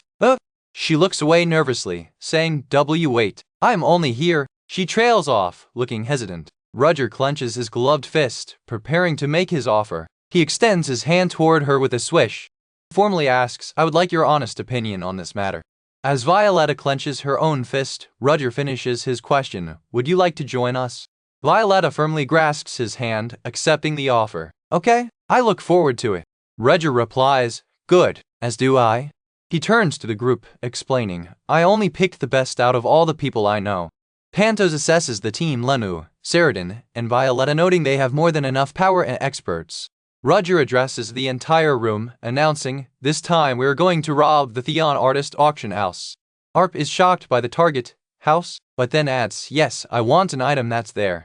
Alex, the blonde crook, leans forward, "Leader, what?" He explains the difficulty, stating that hundreds of people in the last 20 years have tried and failed. He warns that security will be tighter after a recent incident, and that Luke, the host, ensures artifacts are always held there. Violetta gulps nervously, but Alex concludes, "But seeing you speak of this with confidence." Roger looks at them coolly, his monocle glinting. He slams his cane down onto the table for emphasis. His gloved hand unrolls a large blueprint across the table, our target. The blueprint details the layout of the auction house. The entire team, including Violetta, Lemu, Saradin, and Alex, leans in to get a closer look at the plan. Roger points to a specific location on the map, declaring, "Is right here."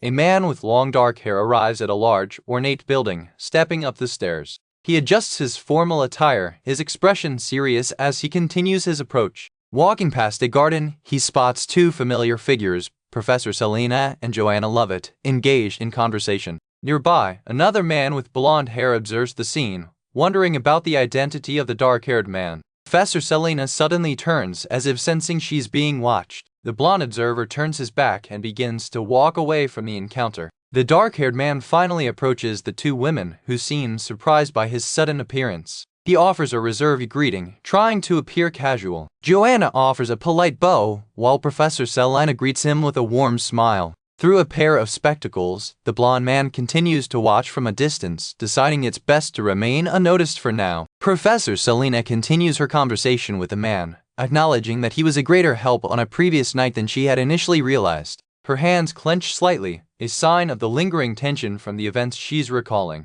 He listens intently, finally understanding the source of her recent worries. She confesses that she finds it difficult to express her emotions as openly as he seems to, whether it be joy or sadness. In response, the dark-haired man offers a faint, reassuring smile. Visibly flattered, Selena looks away, humbly stating she feels undeserving of such high praise. Her expression softens, revealing a moment of genuine, quiet appreciation. He maintains his composed demeanor, giving her his full attention. Joanna steps forward, bowing once more, and suggests it's time for them to proceed. The two women depart, leaving the man alone in the garden to his thoughts. His pleasant demeanor fades as an internal monologue reveals his annoyance, finding it unpleasant that someone would dare complain about the First Order. Elsewhere, Joanna vents her frustration by punching a tree, unaware she's being observed. She angrily vows to uncover every last secret, determined to find answers. At the entrance of the building, an attendant stands at attention, waiting for arrivals. A sign clearly identifies the grand building, the Kunst auction house. The sheer scale of the auction house is shown, a massive complex sprawling under the afternoon sky. A well-dressed man with blonde hair and his bodyguard stand waiting, scanning the area. The blonde man turns as he spots someone approaching him. A woman with green-tinted hair turns her head, her hand clenching into a fist as if in frustration. A vehicle screeches to a halt at the curb, signaling the arrival of more guests. The blonde man from earlier introduces himself to a new arrival, stating, "My name is Nan Luke." He is shaking hands with a distinguished-looking man in ornate robes, introducing him as Lord Alguar Musla. The story's title, The Academy's Undercover Professor, fills the screen. Lord Musla walks past Nan Luke, continuing toward the auction house. Nan Luke suddenly grabs the Lord's attendant, pulling him close. The Lord stops and turns, asking Nan Luke if he would do him a favor. Nan Luke opens a heavy briefcase, explaining that he lacks a proper place to store its contents. The attendant, now revealed to be the dark-haired man in disguise, gulps as he sees what's inside. The case is filled with glowing mana stones, the center of their clandestine business. Nan Luke smirks, pleased with himself, and confirms that his reputation follows him everywhere. Nan Luke turns back to his associate, the man known as Alex. A close-up shows the intense, shining confidence in Nan Luke's eye. Earlier, Nan Luke was seen in a car speeding from the south, being chided for skipping his classes. He playfully boasts, calling himself the handsome son from the south, but is reminded he doesn't have succession rights. Back in the present, Alex sits with another associate who expresses concern for his well-being. Alex explains that recently, Ludmilla has been trying to expand her business into magic artifacts and tools. Nan Luke, holding his cane, interjects with a knowing look, questioning Alex about his chosen role in this affair. He elaborates that their aunt will stop at nothing to get connected with him. They arrive at their destination, and Nan Luke hands Alex a small, shining object. He instructs Alex to put the device in his ear, explaining it's his way out. With everything in place, Nan Luke gives a confident smile, ready for the auction to begin. The scene cuts to a new group, a heist team, as a blonde man turns in response to his leader. Their target is a massive, ornate door, heavily guarded. One of the crew, a man in a beret, steps forward, confirming that the security is heavily armed. The leader points to a blueprint, identifying their destination as the Kunst Vault, noting it's 100 feet below ground. He acknowledges a special object in the vault's possession, but remains confident they have a way in. In a briefing room, the white-haired leader, Junior, addresses his key operatives, Alex and Pantos, ordering them to check the storage room's interior. A crew member reports back to Junior, confirming the recon was a success and that he has identified a viable possibility. The man in the beret Pantos listens intently, considering the plan. He smirks, agreeing to the proposal. Good, I'll trust you.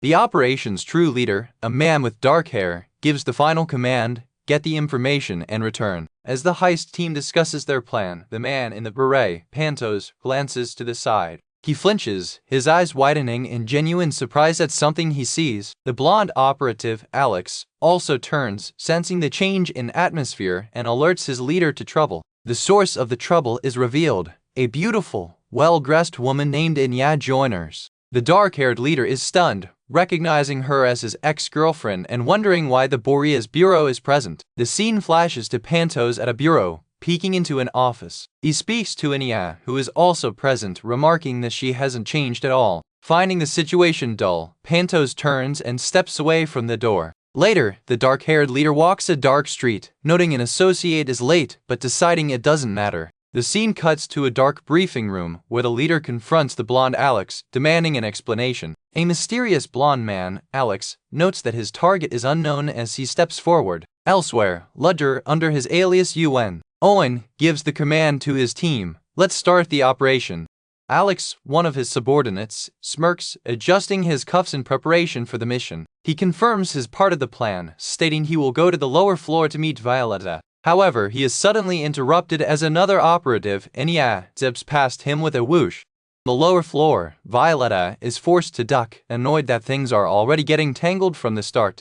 She steps out, realizing that at this rate, she may have no choice but to proceed alone. Owen arrives with Alex, laying out the first goal, to find the key to the elevator entrance. He entrusts this task to Alex and Violetta. As they plan, a waiter approaches Owen, politely asking, "Excuse me, fine sir?"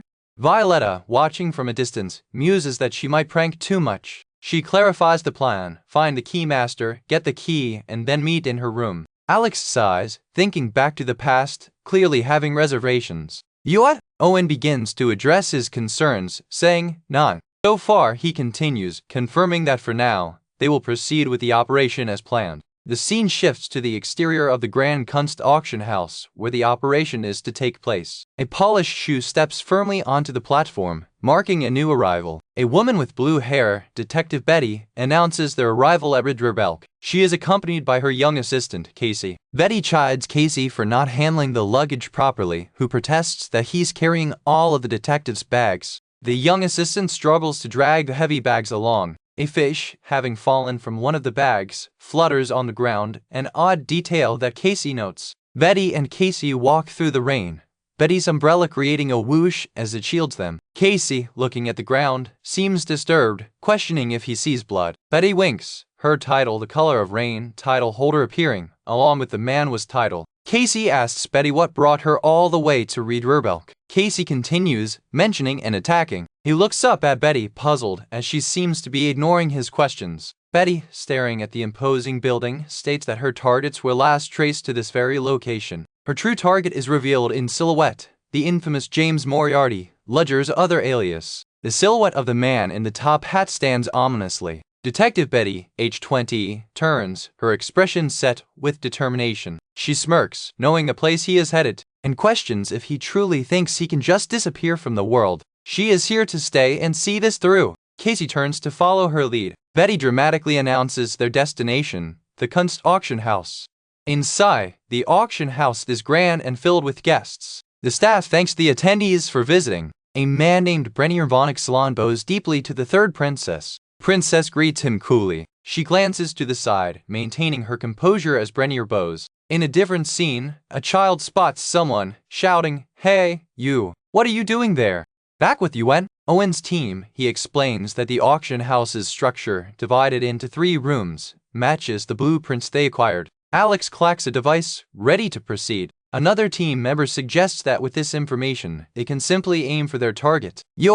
Owen listens, processing the information. Alex remains focused, his part of the plan clear. Enya, the young girl, looks on silently. Violetta is also present, her expression neutral. The male operative asks for confirmation, right?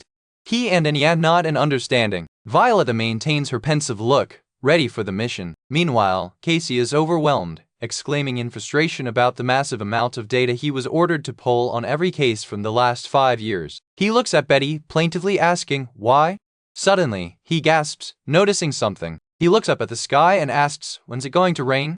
He begins a countdown, holding up his hand, 5. He continues, 3, 2, 1, and as he points, a single drop of rain lands on his finger. Suddenly, the sky opens, and Casey yells that it's raining, turning to Betty. Betty, unfazed, states, "Right now," as she poofs and seemingly vanishes. Casey frantically looks around for her. He pauses, realizing she's used her power. Casey, having calmed down, snaps his fingers, acknowledging a point Betty made earlier. Betty continues her explanation. Casey sighs, realizing the weight of the situation. He questions her, and Betty explains that the old newspapers were something she couldn't acquire on her own. Betty begins to narrate the past, starting with the bloody night tragedy in Alerman 5 years ago.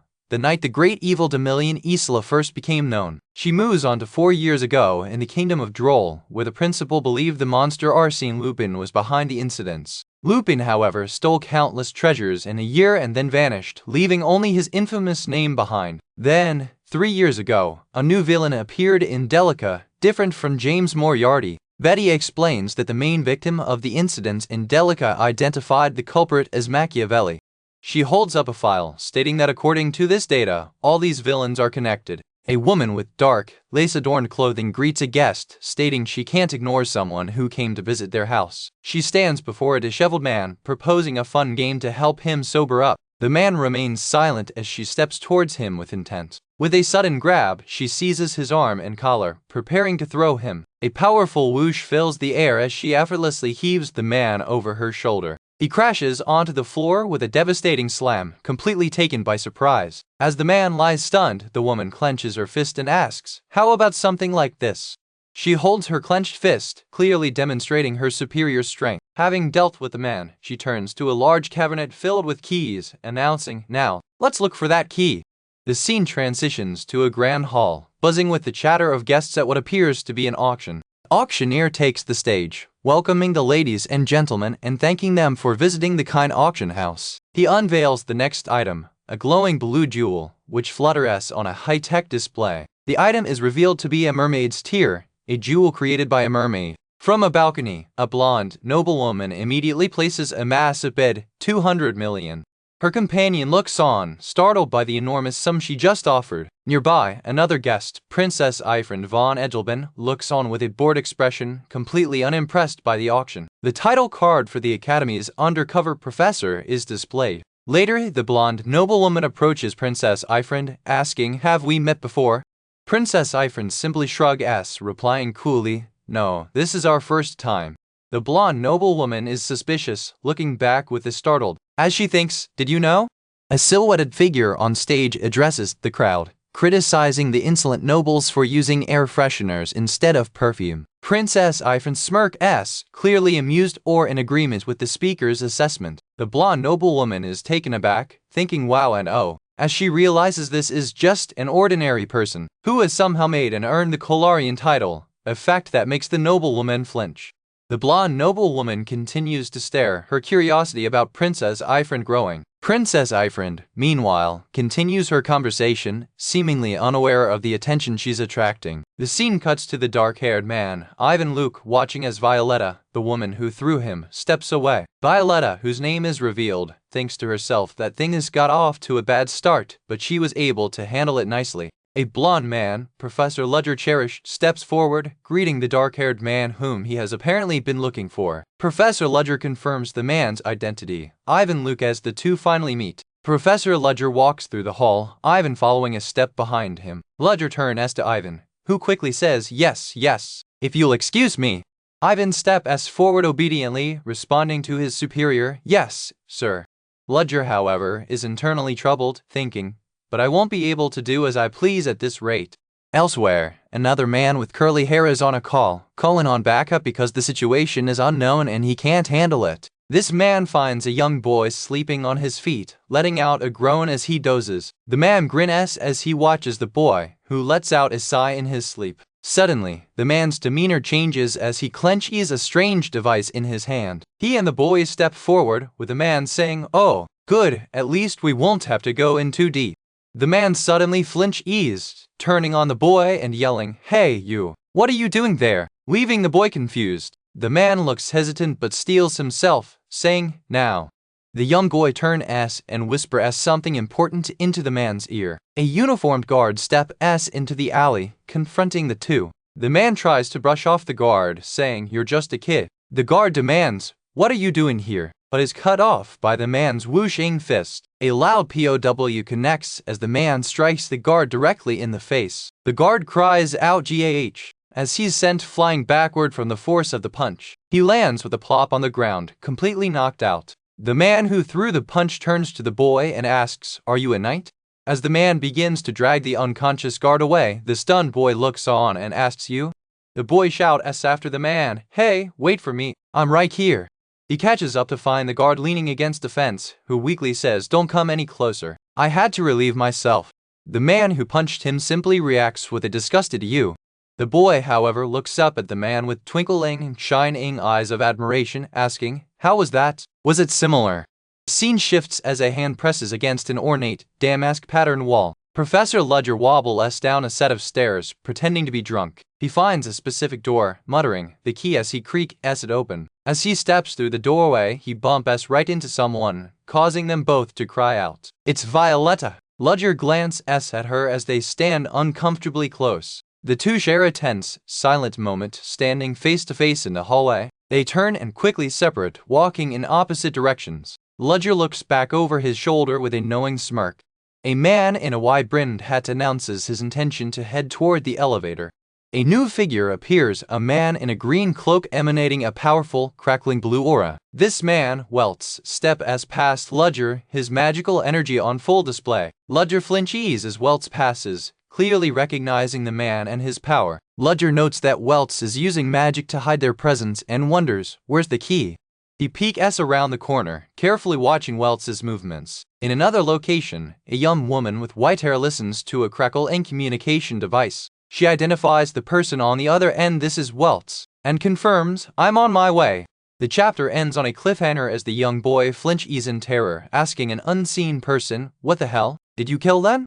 In the halls of the auction house, a guard spots an unauthorized woman with blue hair, wondering what she's doing in a restricted area. Before he can react, she dashes past him in a blur, drawing the attention of the other guards. The guards are left stunned, questioning what just happened as she disappears from sight. Suddenly, a canister shatters, releasing a cloud of Bellaluna's tear gas, just as the mastermind expected. The auction manager, Gerard, quickly identifies it as a terrorist attack and orders the armed guards to move in and for the guests to take shelter. As chaos erupts in the main hall, a different guard in another section notices a puff of chemical smoke. Elsewhere, the true architect of the plan, disguised, calmly states, it has begun. He and his accomplice, Whites, glance back as guards, alerted to their presence, begin to approach. A guard steps forward, blocking their path and demanding to know who they are, declaring the area restricted. The mastermind simply smirks, telling Whites to wait as the guard rises to challenge them. The guard flinches, recognizing the intruders from a previous encounter. He hesitantly asks if they're the same guards from before and demands to know the whereabouts of someone named Van. The mastermind doesn't answer, instead dashing forward with blinding speed. He smashes the guard against the wall, knocking him and his partner out cold in a single motion. The remaining guards are shocked by the sudden, overwhelming display of force. Whites looks at the fallen armored guards and asks his companion what he just did. The mastermind ignores the question, instead examining the heavy armor, noting it's what they need. With a swish, he activates a device, signaling that the entrance is ready. Two new figures, disguised in staff uniforms, appear pushing a cart, confirming they are ready to proceed inside.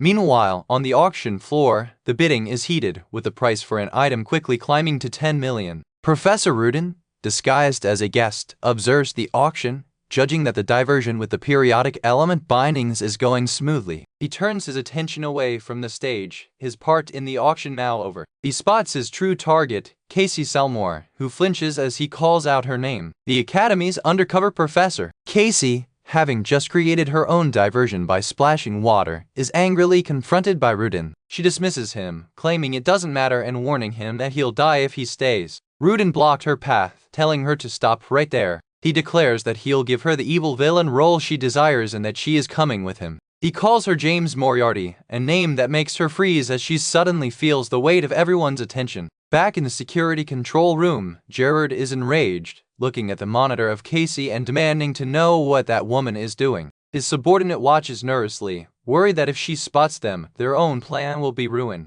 Gerard, however, correctly deduces that she hasn't figured out their plan or she wouldn't be acting so casually. He glances at another screen showing Rudin, confidently stating that he has no idea what's happening. In the hallways, another guard lies unconscious, a victim of the ongoing infiltration. In the control room, an officer monitoring the video feed from the second storage room confirms that the feed is stable. Suddenly, the screen flickers with a bzzz sound, and the officer questions what's happening. He reports to his superiors that the reflection from the second storage room just shook. Gerard leans in, demanding to know what he means. The officer leaps from his chair in panic, pointing at the screen and stuttering in disbelief. The monitor now clearly shows a trespasser in the second storage room, who seems to have dug their way in from underground. Gerard, his face contorting in rage, demands the officer repeat what he just said. He shouts, asking where the trespassers who were supposed to be at the main entrance are. Believing this is the main attack, he orders his men to gather, stating they've rounded up all the trespassers that could come.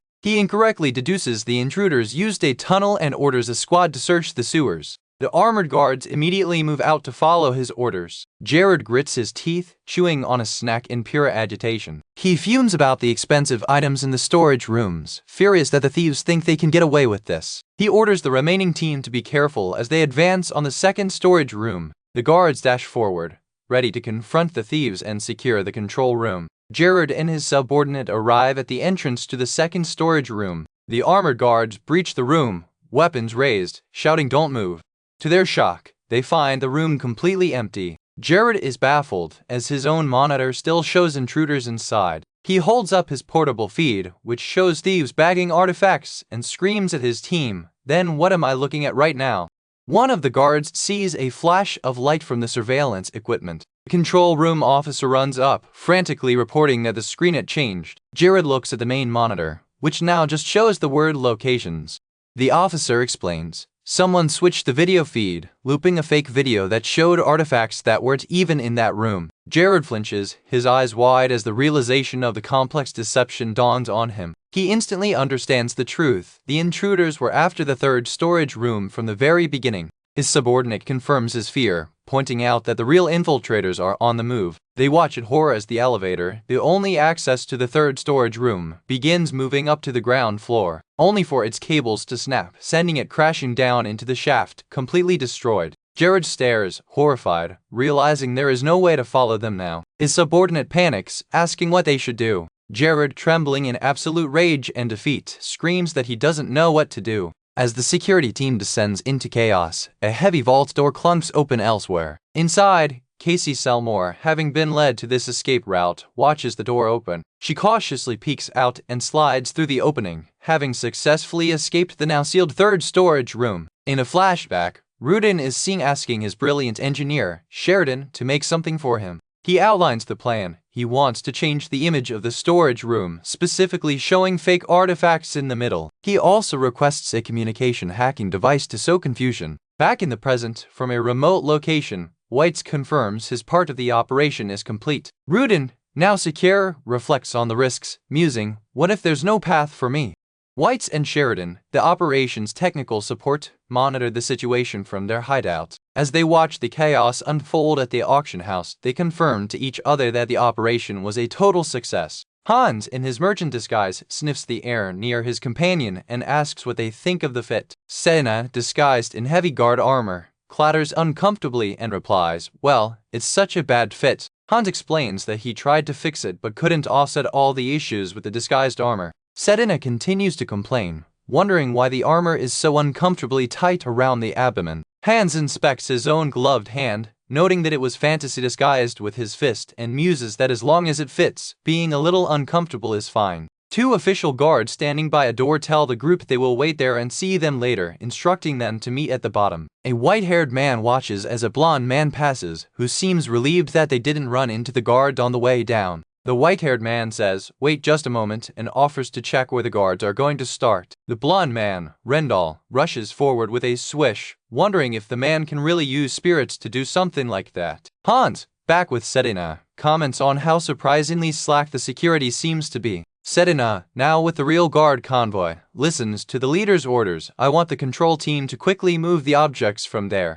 The guard leader continues, stating the control team will go with him to the elevator to capture any intruders. Another guard explains this is because there aren't many official guards stationed at the Kunst auction house. The guards stand in formation as the leader tells them to just focus on their duty. He emphasizes that they don't want to get in trouble for not doing their job properly. The convoy team, including the disguised Sedina, is shown boarding the elevator with the secure objects. A guard announces this is the control team and gives instructions to safely move the objects to a secure place above ground. Elsewhere, Ludger's team, including Viola and Hans, looks on as the blonde man asks if they should get started. They nod in agreement. With a loud slam, the elevator doors are suddenly smashed inward. The group outside reacts in shock, wondering what the loud noise was. The elevator doors are shown completely caved in. Inside, Sedina is shaken and starts to ask, "Are you talking about Meanwhile, Viola receives a report from her spirits confirming the real item is at the auction house and that she needs to find the fakes. Back in the damaged elevator, Sedina thinks to herself, what if? The guard leader dismisses her, calling her Hans her disguise name, and asks why she is wasting time with stupid ideas. Ludger, from a different location, speaks into his communication device, but just listen to me. The real Hans in his merchant disguise reports that he is looking, and fortunately, this is a C-Division area. Hans is instructed to meet in the main hall. Ludger, having confirmed his team's status, thinks, good. They all escaped. I can leave now and join Hans. The white-haired man stands with Viola and the blonde man, noting that they are all able fighters and that all he did was gather information. Hans walks up the grand staircase, observing that the area is unusually empty unlike the rest of the building. He glances over his shoulder, wondering if he took a wrong turn. As he looks out over the main auction hall, he remarks, I'm getting a bad feeling about this. In the crowd below, a sinister-looking man gives an ominous smirk. Suddenly, a hooded figure appears in a flash of purple lightning, crackling with dark energy. Hans, still on the stairs, is caught in a whoosh of magical energy. A massive explosion, boom, erupts in the middle of the crowded auction hall. Hans is thrown back by the force of the blast, yelling an explosion. The main hooded figure lands with a heavy stomp and bellows, don't move. The figure, flanked by other hooded terrorists, threatens the terrified crowd. Anyone who moves will be the first to die. The title card for the Academy's undercover professor is shown. The auction attendees rise in panic as the hooded terrorists spread out. One of the figures zaps a fleeing guest, who screams "Gah!" as he is struck down by the magic. A noblewoman shrieks in terror, "Ah, run away!" and calls for her guards while her companion insists the employer's safety comes first. The hooded leader casts another spell, targeting everyone. Ludger Chelsea, standing calmly in the chaos, assesses the situation. Robbers? How did they get inside the auction house? He quickly deduces the truth. Crap, it's because of us. Realizing his team's infiltration must have provided the opening, he spots a greedy noble trying to escape and turns toward him. A terrorist grabs the noble, yanks open his own vest to reveal dynamite, and screams, "Die."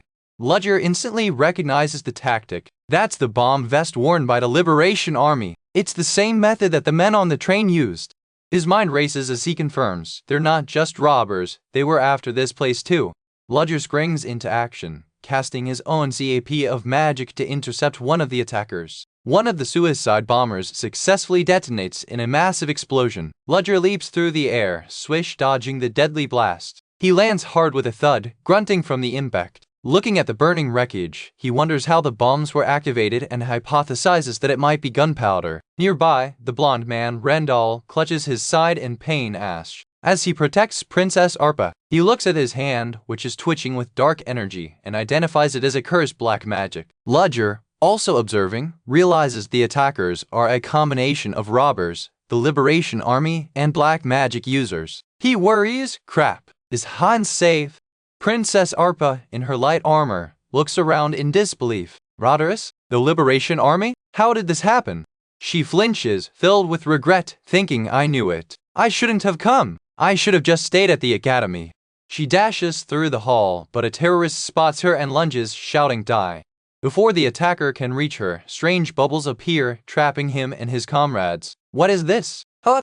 The terrorists float helplessly, trapped in what one identifies as soap bubbles that won't pop. The blue-haired spirit user, Rendal, appears with his spirit, casually remarking, My, you're a noisy bunch.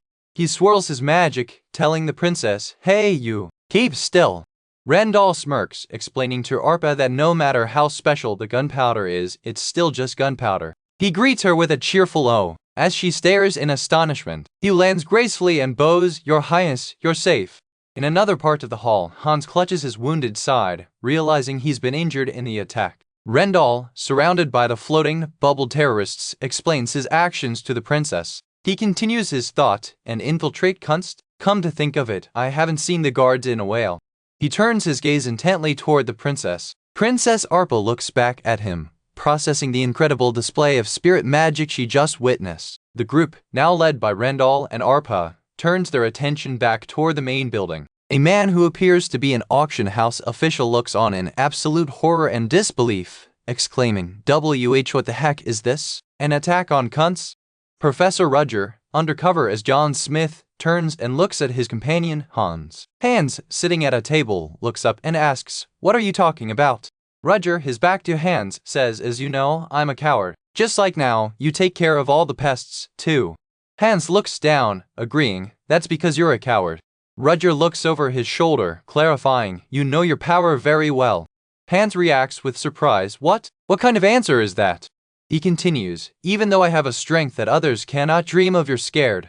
Hans clenches his fist on his lap, the memory clearly affecting him. Roger turns to face him as Hans begins to tell his story. "I was an orphan. I grew up in an orphanage when I was a boy and I didn't get along well with others."